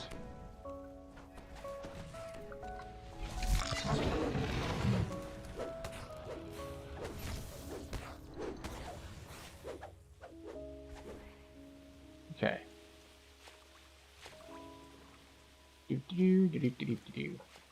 Yeah, I should probably leave this group. It's like, what are we doing? We're doing Reaper. Are we on hardcore? Is everyone here in hardcore mode? No.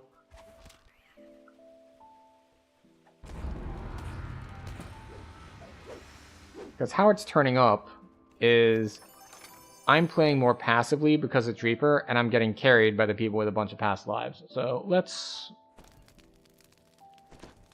go back to being in a more hardcore mindset and not getting carried. So, alluring, charisma.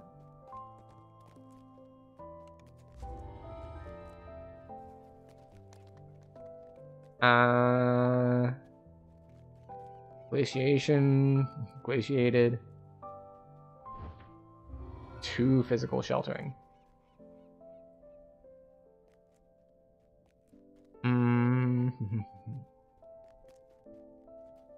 Oh, interesting. Aren't other groups up? Okay, well maybe we'll continue getting carried then if there are no other groups running. What do we have? We have 1 point. The librarian cheerfully agrees to show you his collection. He leads you below the tower, then motions you closer to the sea.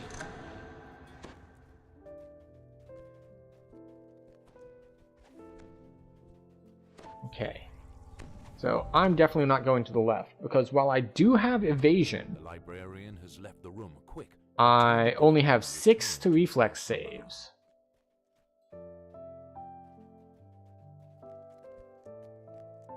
The librarian's voice shrieks, I know your true intentions, thief. My traps will be the end of you.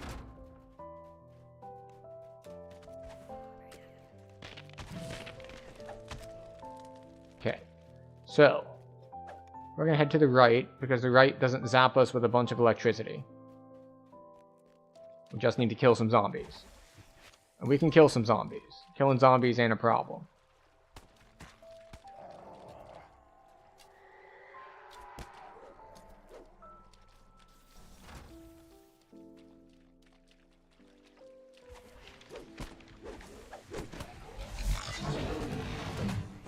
There we go.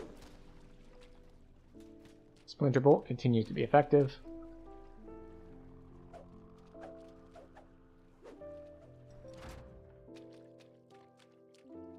Alright, and we can get this out. So not only do I not have the reflex saves to do this section, but I don't have the int to hit the runes.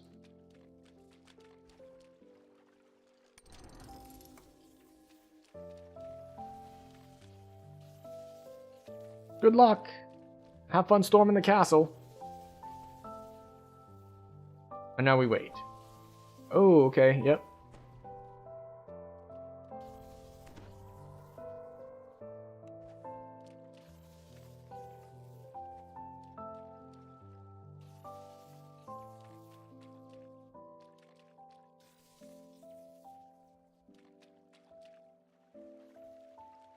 You know what? There's no point in me going in here. There are 5 people.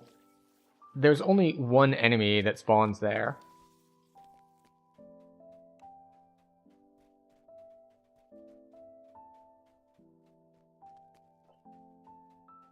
Like, it's almost all traps there, and then at the very end there's like 1 skeleton archer that pops up.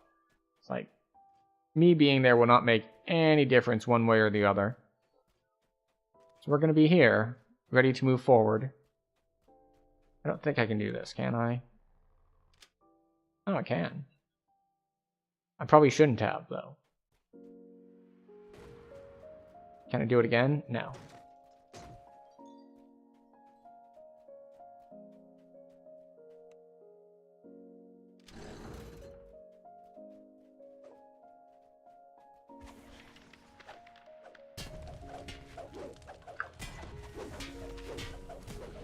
Why did it not cast?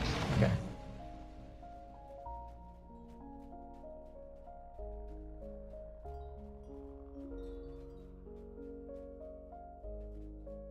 Or not. But killing them was enough to get Reaper XP, so...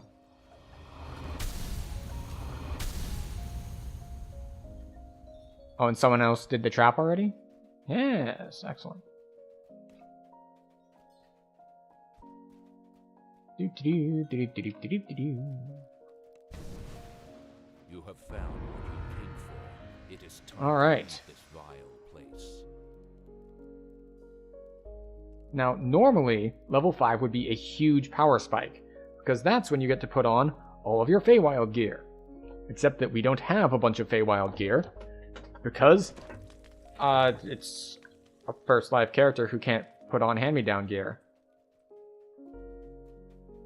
Ooh, keen. Sure, we'll take a keen dagger.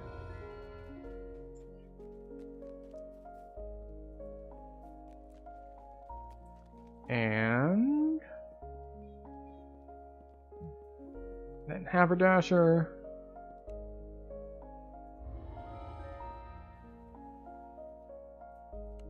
I swear there was something I wanted to. Oh, that's what it was.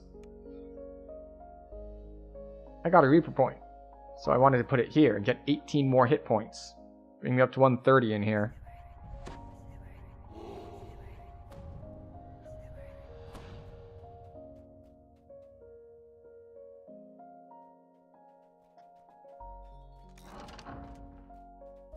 As we go into our Scorpion Cage Roar match. sets your nerves on edge.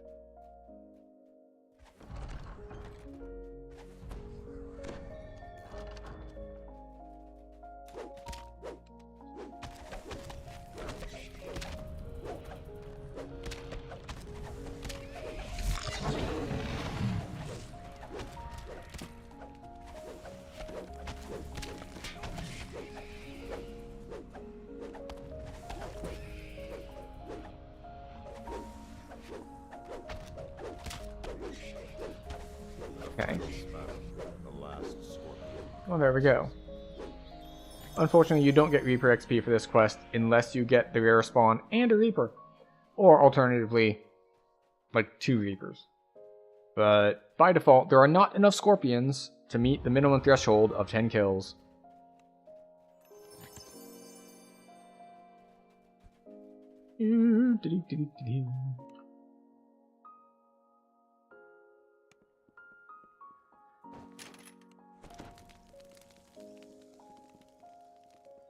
Okay, we have another reinforced, so fortification and negative resistance, don't care.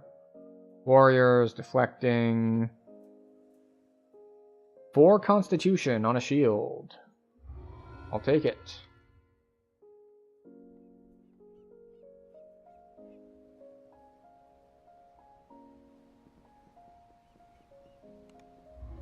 Yes, we will take information as key, but perhaps more importantly, we're going to come here to spells, and we're going to swap out... Is it a level 1 spell? It is a level 1 spell. We're going to swap that out. Because we have other spells to cast now, so we don't need the non-SLA version on our bars. So we're going to put Longstrider here. Because Longstrider used to be useless. It's like, oh, it makes you run faster, but not as fast as Expeditious Retreat? Who cares? Well, now we care, because it lets you move at normal speed through shallow water. Instead of doing that awkward waddling thing, you get to actually move at a reasonable speed. So, that is the benefit there.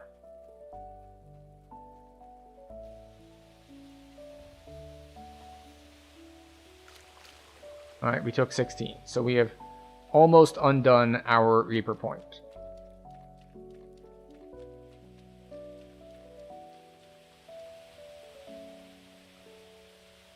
Okay. I keep wanting to dash, because I have a dash on my main at the moment. So I want to use the leap ability, but we don't have a leap ability. We just have to walk everywhere. Just very disconcerting. You notice that the smuggler is struggling to keep his grip on an awkward container. He must have the artifact you're after. I failed to cast the spell there, because as you may have noticed, I moved my spells over one. So I tried to cast Splinter Bolt, from a place that it did not exist. Just like Splinter Bolt's on 4, right? Nope. Not anymore, it isn't. It's on 3 now.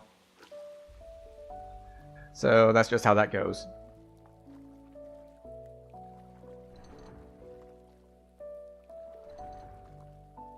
You hear the raft of stone against stone from somewhere above, as if a massive barrier is moving aside. White Sight attempts to growl in defiance, but the crumpled metal beast can only manage a whimper.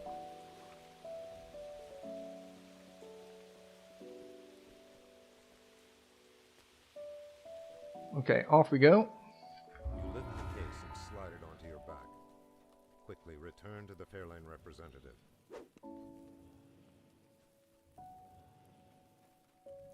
All inventory slots are full. Well, time to clear bags. Because I think that was all the 4s, except that we skipped a few in the beginning. So we get to clear our bags. Okay. We don't care about this one. Actually, maybe we do care about this one.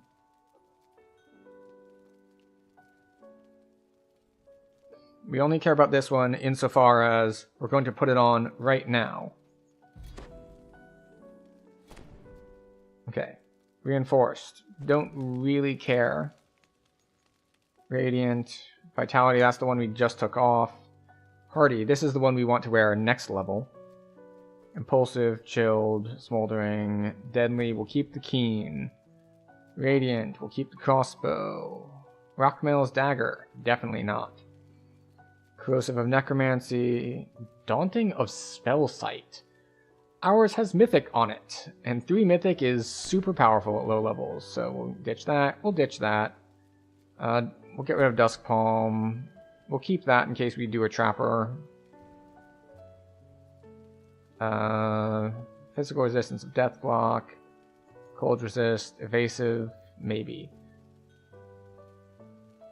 No. Right. Masterwork. Arrows. Throwing hammers. We should bring Archivist Necklace out. No, not that. We'll keep those just in case. Deflecting of false life. That can go away. Sparkling stays. And what else? Wand of Web can go. We're fine on components.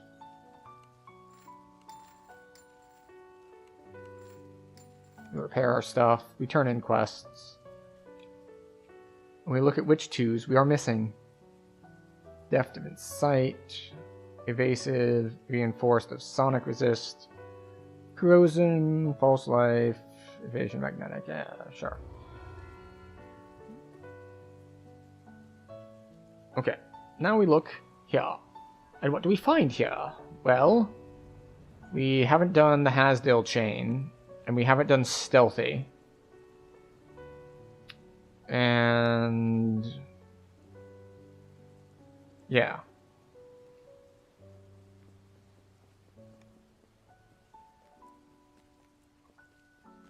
The Depths of Doom. Interesting. So there were a ton of groups, and now there are not. So I guess a bunch of the groups filled, and or it's getting a little later in the evening, and people are saying it is bedtime. Or they're dying. That's another possibility.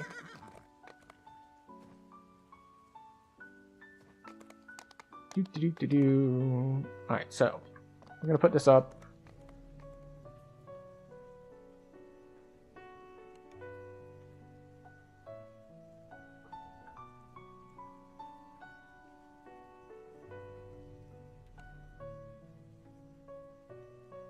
Okay.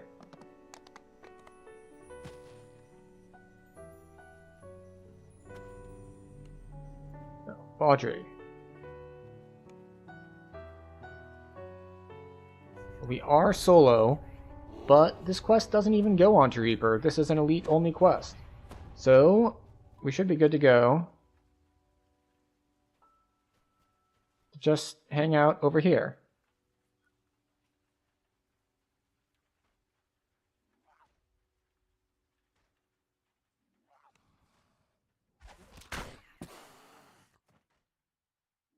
Alright, and actually, since we're going to be kind of AFK for 5 minutes while this timer runs down, this is an excellent time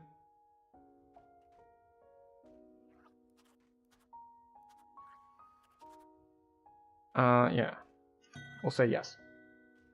Okay, so we'll accept that. So, this is an excellent time to run ads, so everyone can take kind of a self-care break. And spend a little bit of time. We like to do this about once an hour, because that's when Twitch forces us to run ads, and it's probably good for us anyway to take a break and have an after these messages sort of scenario, where we get to not look at screens. We get a snack, we get a drink, we get all that sort of stuff going on for us. And I'll see you all back in 3 minutes, when this quest will still not be ready for us to do anything but hide by the doorway. I will see you then.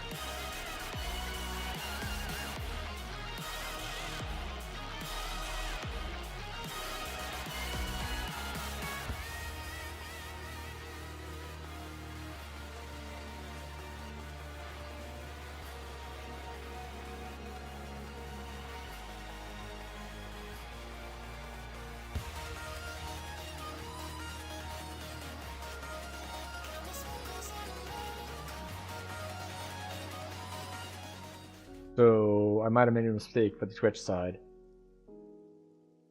In that I went to the BRB screen and then I didn't click the add button. But it's fine. We're gonna hang out here and wait for the moat to spawn anyway. So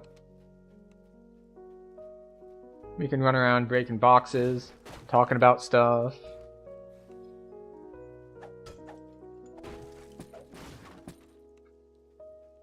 All that sort of thing.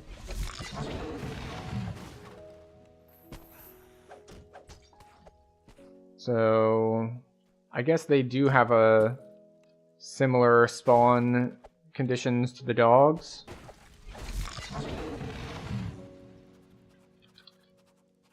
Let's actually ask in party chat.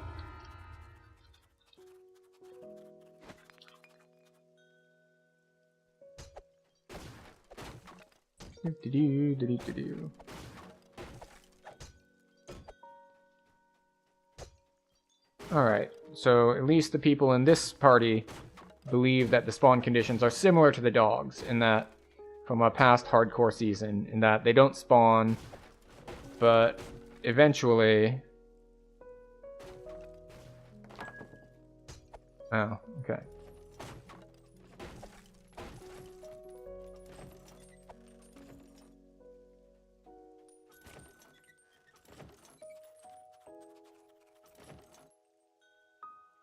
What's that? There we go. Welcome back from ads. I messed them up. It's fine. Probably, hopefully.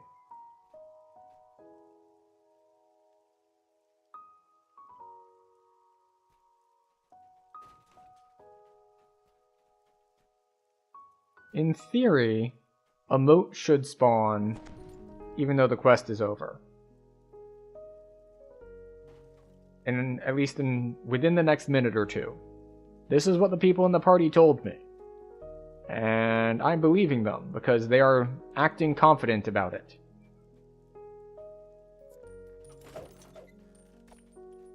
Now, they could be wrong. There's a lot of wrong on the internet. Especially with events that have only been out for like a day or two. There's a lot of...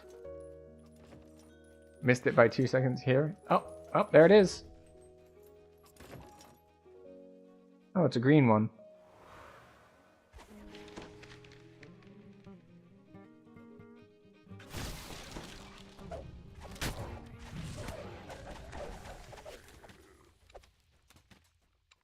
Wait, everyone's here?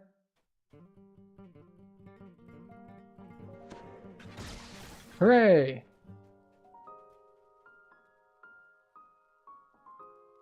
We made it!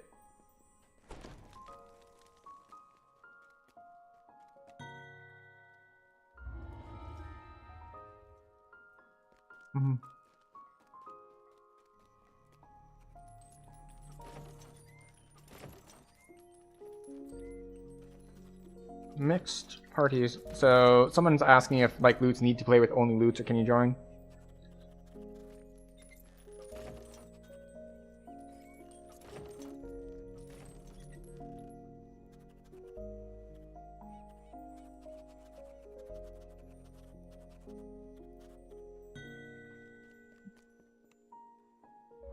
Okay, in we go.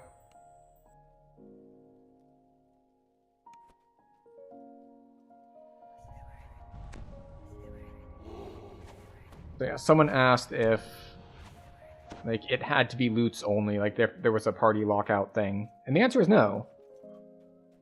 But the trick is that if he's not using a loot, then he's gonna have a bad time, especially in that last part. It's just like, well, we could have been halfway through the next quest by now if we didn't wait for the loot, or wait for the moat to power up the loots.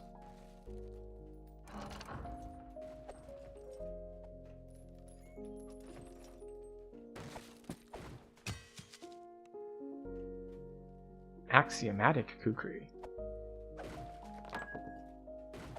Oh, wait. Almost missed one. There we go.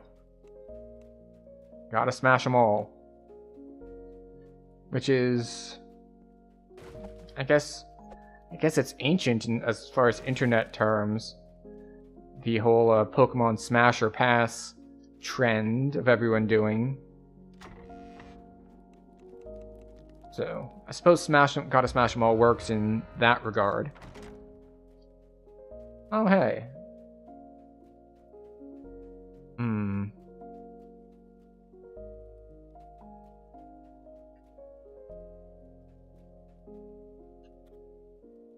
If we wanted...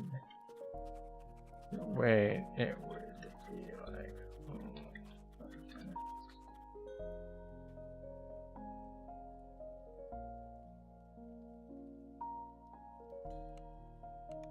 Yeah, let's not.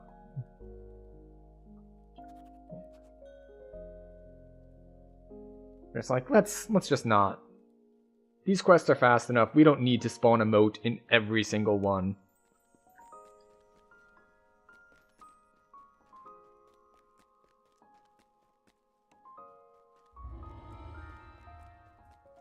Okay, so back here.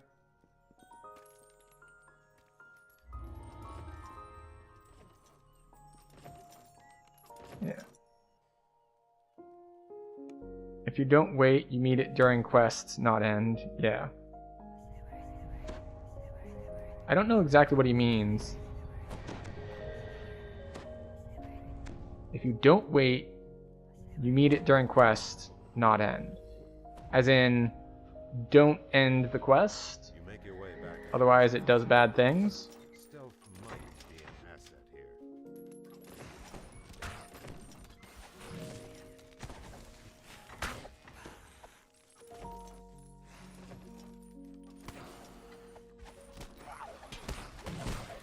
Okay.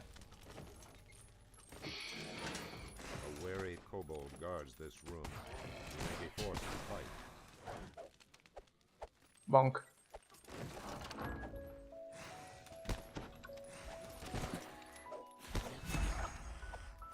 Okay, so we're doing okay.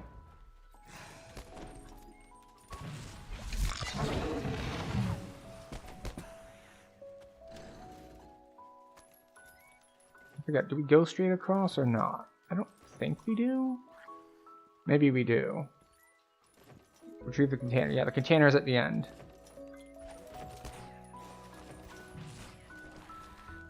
R1 is going okay.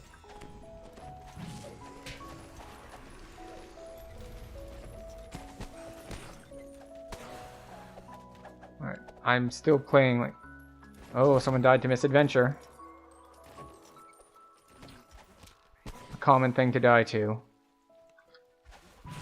I do think it's a nice touch that people on the normal servers are going to get the community event that is seeing people die to things. Like, because that was one of the best parts of hardcore, is the constant updates of people dying. And seeing what they died to. Like, that's one of the best parts. You have recovered the stolen goods for Cartamon. Return them to him right away. I don't care enough to get a moat. Ah, so it is. The blue one.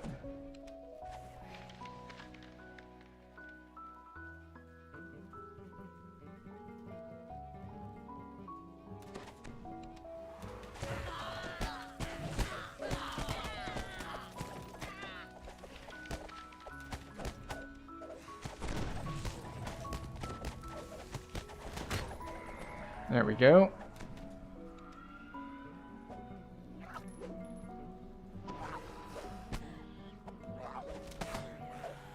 Like, warrior, go away. Alright. We got a moat. We are up to 107.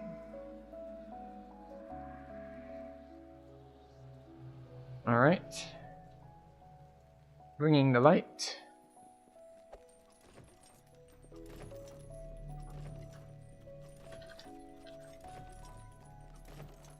We haven't done bringing the light yet. That's where we go next.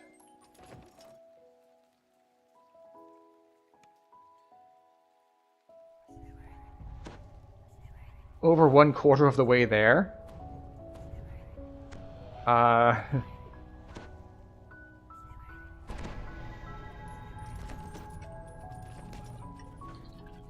dispatch the guards with ease. The way into the gambling hall is clear.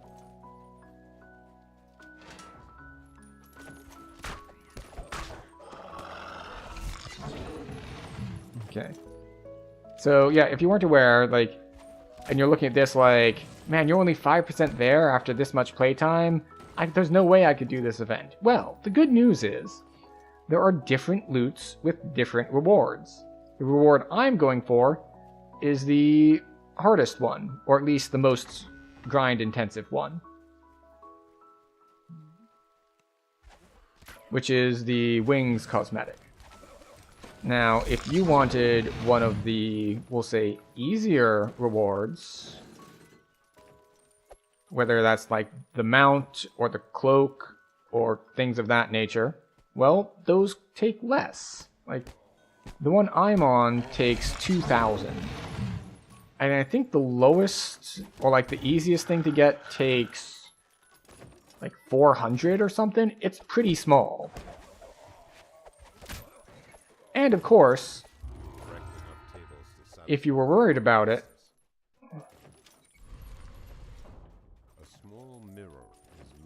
you can of course just do the softcore one, and you can get a different kind of wings.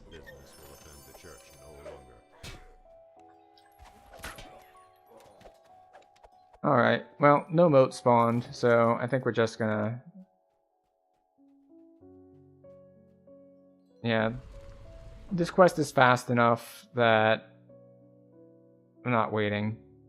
Oh yeah, so the cloak looks like 500 from what people were saying in party chat.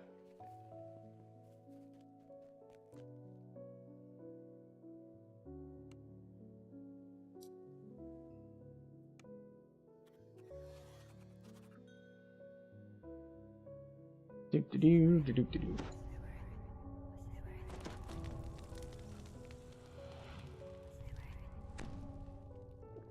So, Antha says they're over 1/4 of the way there, and they're going for the mount. Right as I clicked out the door? Huh.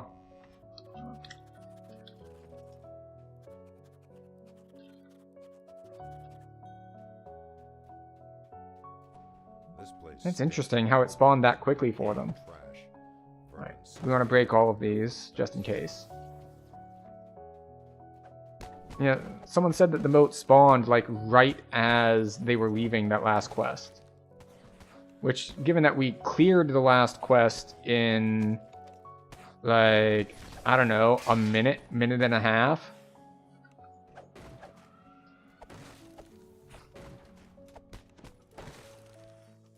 That is quite the thingy. Did we disarm the trap? We did disarm the trap. Okay, good. Whether or not we disarm the trap changes how we go through that door.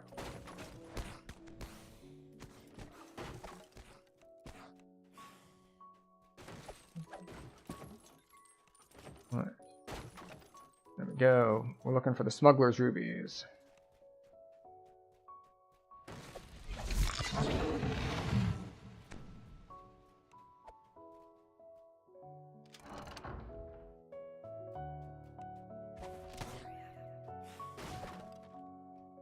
Now this is one of those quests that's constantly like, okay, where's the, like, one thing I missed? Because you need to get 10 of these gems, and they're all hidden in breakables.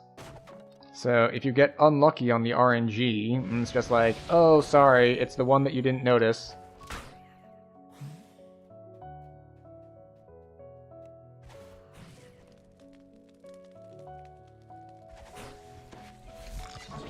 You know, I should be with the party, just in case Reapers spawn. Like, the kobolds I'm not worried about.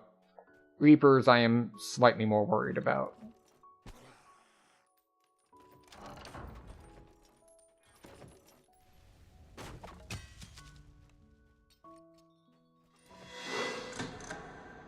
Alright. We're getting rid of traps. As an unseen web clings to your face, below, chittering voices rise.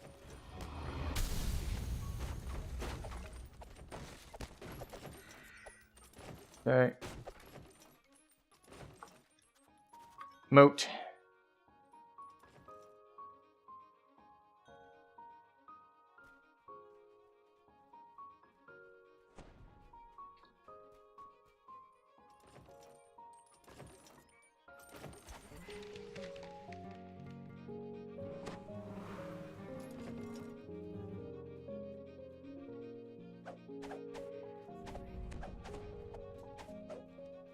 I just played my loot.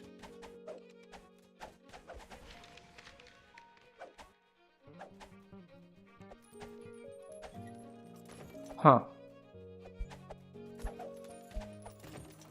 Oh, we angrily hit it. I wonder what bugs it. Is it like if too many people play the loot near it at once?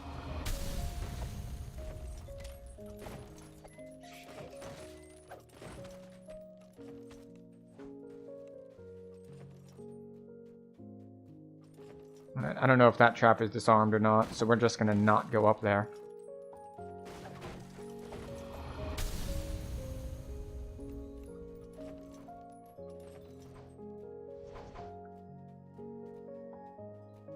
Trap was in fact not disarmed.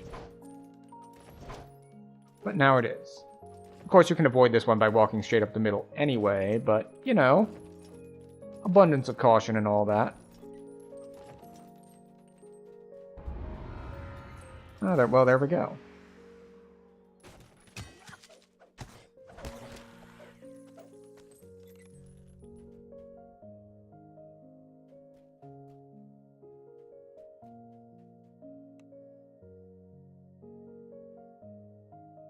Okay.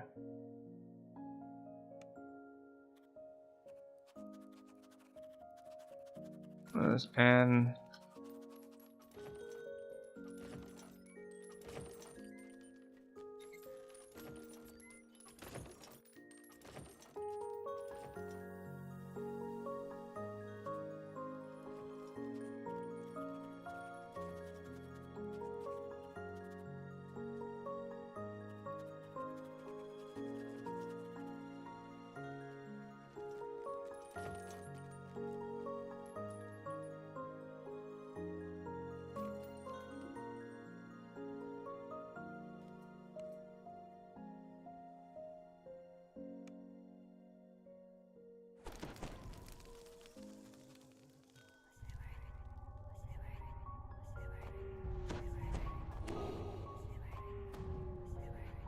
okay. So, stealthy, when you're running hardcore style, is a little different. A set of kobold footprints crosses and recrosses itself on the dusty floor. Sometimes the prints wander several doors. So, we want to kill everything that is not the prophets. The stink of unwashed kobolds pervades. You wonder whether washed kobolds would smell any better.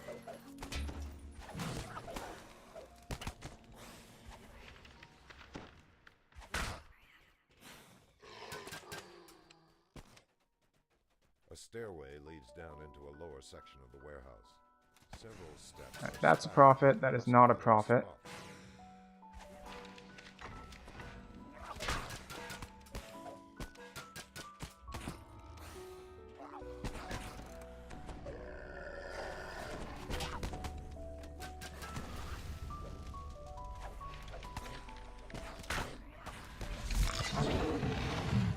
See, everyone's on board.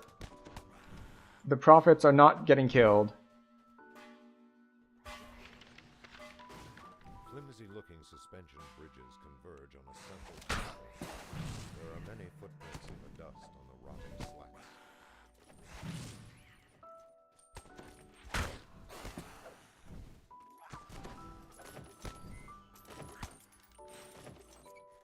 Yeah, see, someone accidentally killed one prophet, but besides that, A ramp descends into the warehouse's lower we're just running by, killing all the other stuff so we don't get dungeon alert. This makes you feel uneasy. Alright, Shaman goes down. This must be the kobolds' Ersat Shrine Kyber. The cheap gem. Alright, we are now free to kill the prophets, because the quest is complete.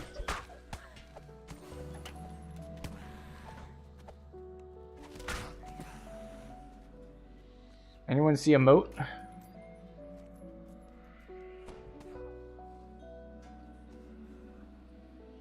I bet we get one in a minute. Yeah, probably.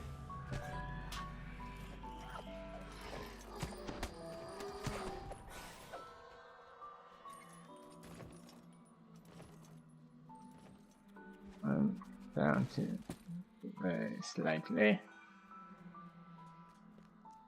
Oh, wait. I'll grab this soul. I burned a lot of spell points throwing webs everywhere, but...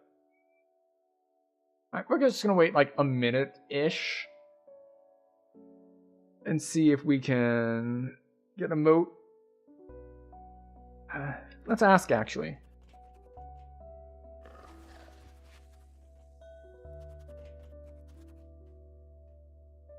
Oh, it's up top. Well, that's not ideal.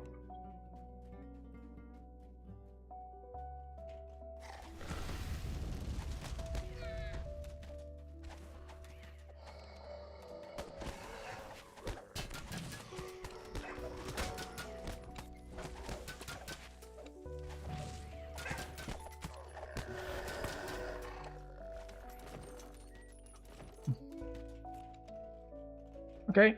Well, we did get a moat fairly quickly. Hooray!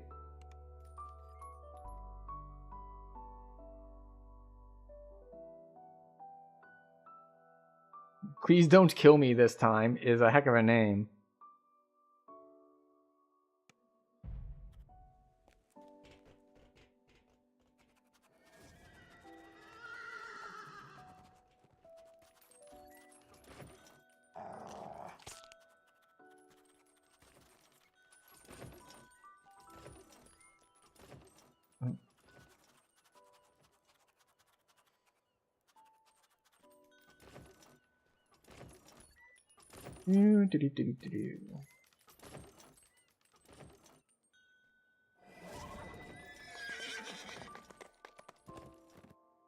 Time and how long the quest is rated at. Like, that's probably a safe bet, given how fast we had one spawn in Bring the Light.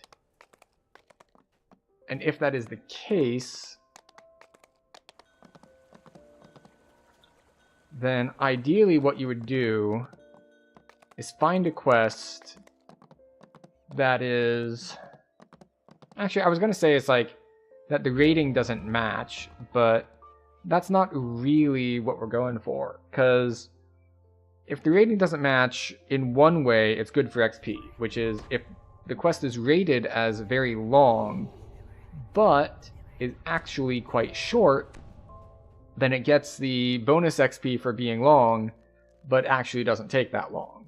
So that's one way that that can work to your advantage. But if the goal is to spawn these things, then I guess the whole point is that you want to run the quests that are short and are short. And this is assuming that the only thing that is controlling whether or not, or rather, the only thing that is controlling how long it takes a moat to spawn is the duration of the quest. In which case, it doesn't matter how long it actually takes to run. It just matters how long it's rated for. Now, as far as the fun and engaging part is concerned, what you want is, ideally, somewhere where the moat spawns at almost exactly the same time that you finish the quest. So you finish the quest, you get your bonus content of the moat, and you're good to go.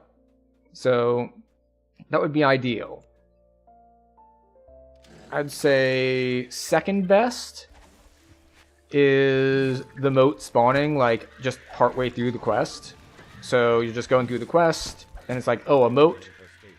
You take care of the moat, then you go on to finish the quest. I would say the worst case is having to wait. Worst case is, well, we finished the quest, and now we're just going to wait to get our extra thing.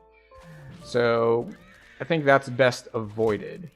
So if this is the case, what you really want are quests that take longer than their duration rating.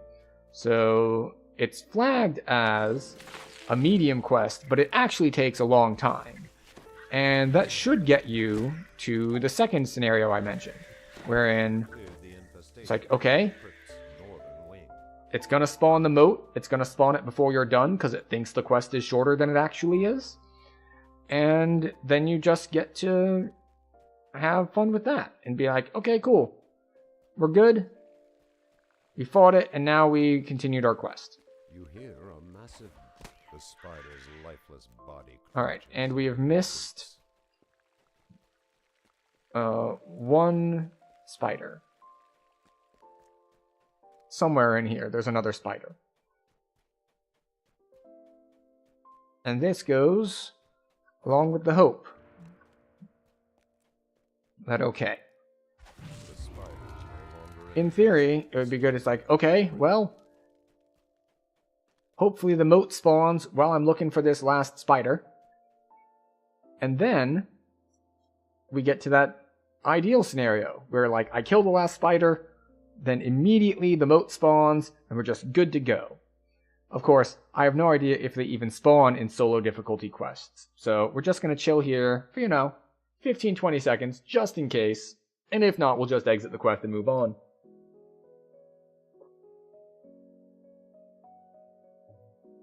Do we still have an LFM up? We do not. Excellent. Alright. We'll try the other solo one just in case. And because for some reason, in my head I'm treating this like a hardcore challenge I've done before where it's favor, and it's like, oh, well, I've just got to do all the quests. And that's very much not the case. The completion criteria are very different. The requirements are very different. I'm not supposed to be doing the same things as if I was doing a 5k favor grind. So, but I suppose that it is vaguely similar in that the goal is maximum number of quests. So I think because I'm pretty confident in this, you only get one moat per quest, like you can't spawn more than one. Then ideally you would skip all of the long quests and do only short quests. And that way you would get the most moats possible. Assuming, of course, that the amount you get from them isn't dependent on quest length, which, as far as we've seen on the wiki and so far in-game, does not matter. It's just based on the difficulty you're in. Particularly nasty-looking Iron Defender charges forward.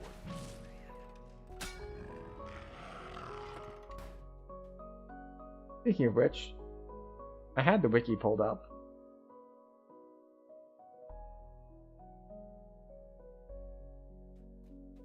So the wiki shows how much you get on casual/normal. I don't know if that's the same as...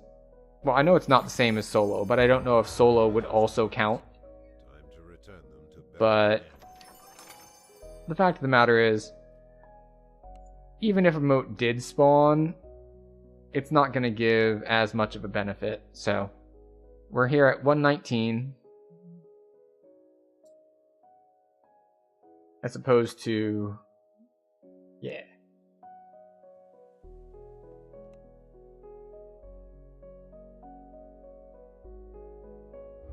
Okay, so that brings us to all of the level 1s and all of the level 2s. So we're at 1s and 2s done, so we're going to take level 5. that we've been holding for a little bit, even though there's no reason for us to do so, especially because we had a level 5 in our party. So there's the Druid Trainer. One of those, one of those, one of those, one of those, and one of those. Right, we learn level 3 spells. We get Venom immunity, immune to ability score damage from natural, but not against magical and supernatural, so that's limited utility. Also, it doesn't protect against poison damage, just ability score. We get more health, we get more wilderness lore, and the stuff we already got. Plus, we learn new spells. We get to go put those spells on our bars. We get to put more points into things. Okay. So, let us prepare our spellbook, shall we? Alright, we want spike growth. Almost certainly.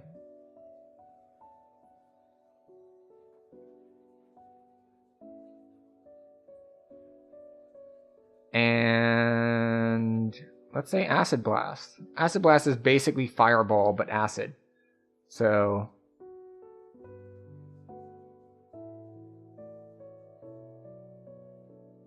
probably worth it.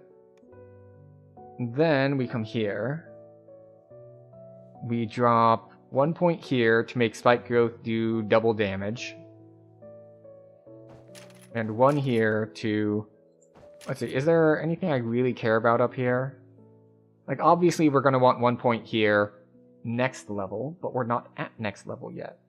What does 1 more point get us? It gets us 2 seconds off the cooldown on Splinter Bolt.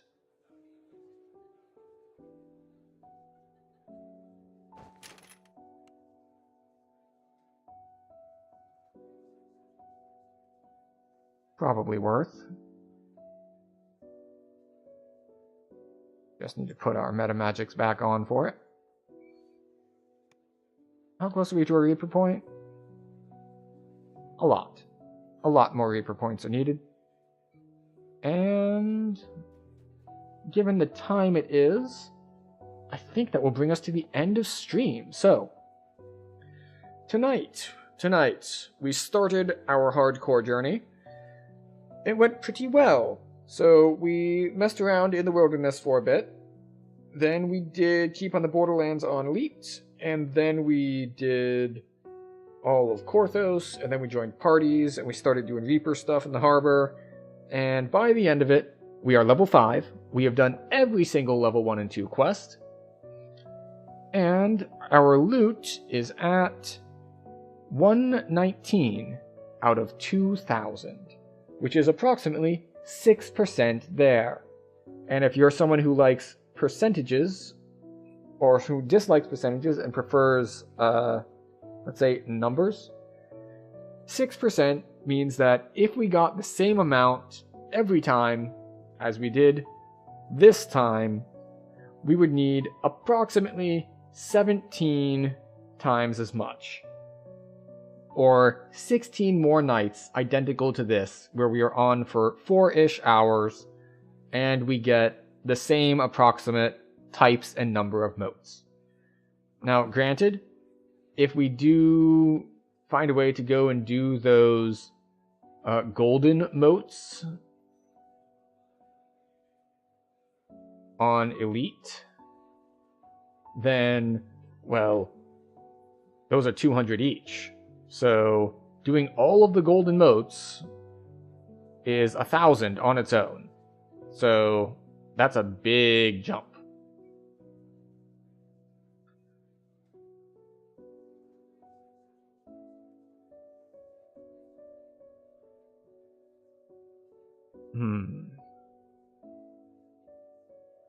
Vow of Glory, Music of the Fae.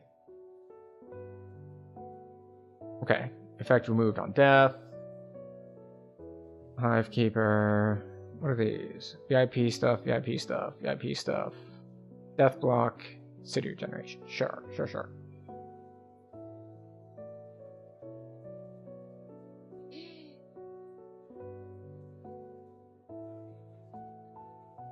The minimum level requirement for loot to progress appears as an effect on the equipped item called musical notes. The tier of this effect increases at certain durability thresholds.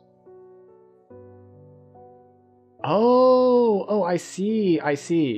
So this is what I was wondering before of, it's like, well, what's to stop you from stopping at a certain level and just power farming once your build hits a power spike where, like, you're really strong for your level at this level.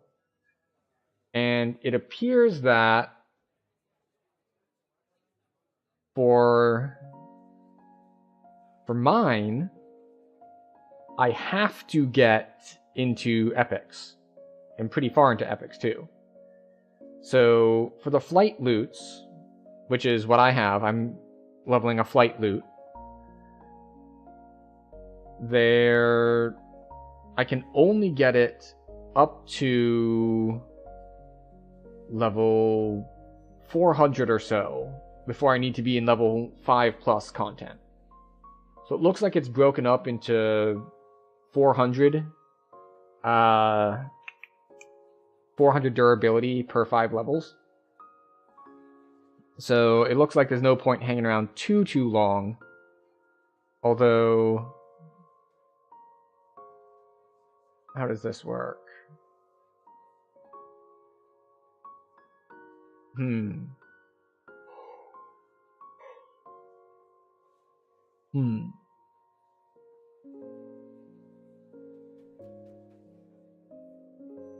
Interesting. So I don't know if I'll even do the golden motes on heroic mode. Maybe that's something that not on heroic mode, on hardcore mode. Maybe that's something that I go and see those encounters on an established character, and so I know what to expect before I go into them on a hardcore character.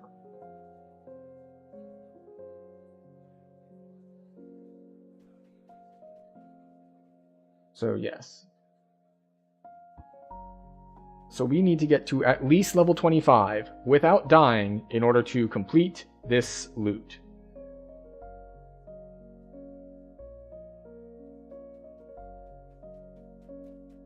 So yes, it's going to be a bit of a long haul, but we made it to level 5, and therefore we're good to go up until 800. So we could stall out here for a while, but if we're going to have to be leveling, we might as well continue anyway. So, let's see. It appears that most of the people here hanging out are on YouTube. So hello to you, YouTube. This does mean that we're not going to bother looking for anyone to raid, because YouTube only lets you do most stream features if you are relatively large. And I am not, so they don't let me unlock that sort of ability, whereas Twitch does. So we're not going to bother trying to raid anyone, which means I don't need to look for anyone, which means I can just do my whole sign-off spiel, wherein we do things like the call to action thing, which is like, hey, you know those buttons on your platform of choice to like follow and do all that sort of thing? Those exist. This is your reminder that they exist. And if you would like to do the thing where you click on them and then they do the thing that they say they do, and you want them to do that thing, then you can do that. Or you can choose not to. Either way, I appreciate you being here hanging out. As always, I know that there are many, many options for entertainment on the internet, so I appreciate you choosing me for your entertainment, edutainment, and or just hanging out and chilling for the evening. We will be streaming again tomorrow. Tomorrow will not be DDO. We will be back taking a second crack at Legend of Grimrock, which has surprisingly high APM combat, and I am dying a lot. And we will see how that goes. Although not dying as much as we did on last Tuesday, and probably this upcoming Tuesday, wherein we are taking our first shot at Elden Ring. Margit took us a while. It took us a long, long while of running in and dying to different abilities each time, and then the same abilities sometimes, until I eventually left to explore other places first, and then I came back and I won relatively quickly. Not super quickly. it feels faster if you've been dying to a boss for 2 hours, then you leave and you come back and you kill it in half an hour. So, we're going to be back on Elden Ring on Tuesday. We're going to be Legend of Grimrock tomorrow. And we will be back to DDO on next Thursday, a week from today.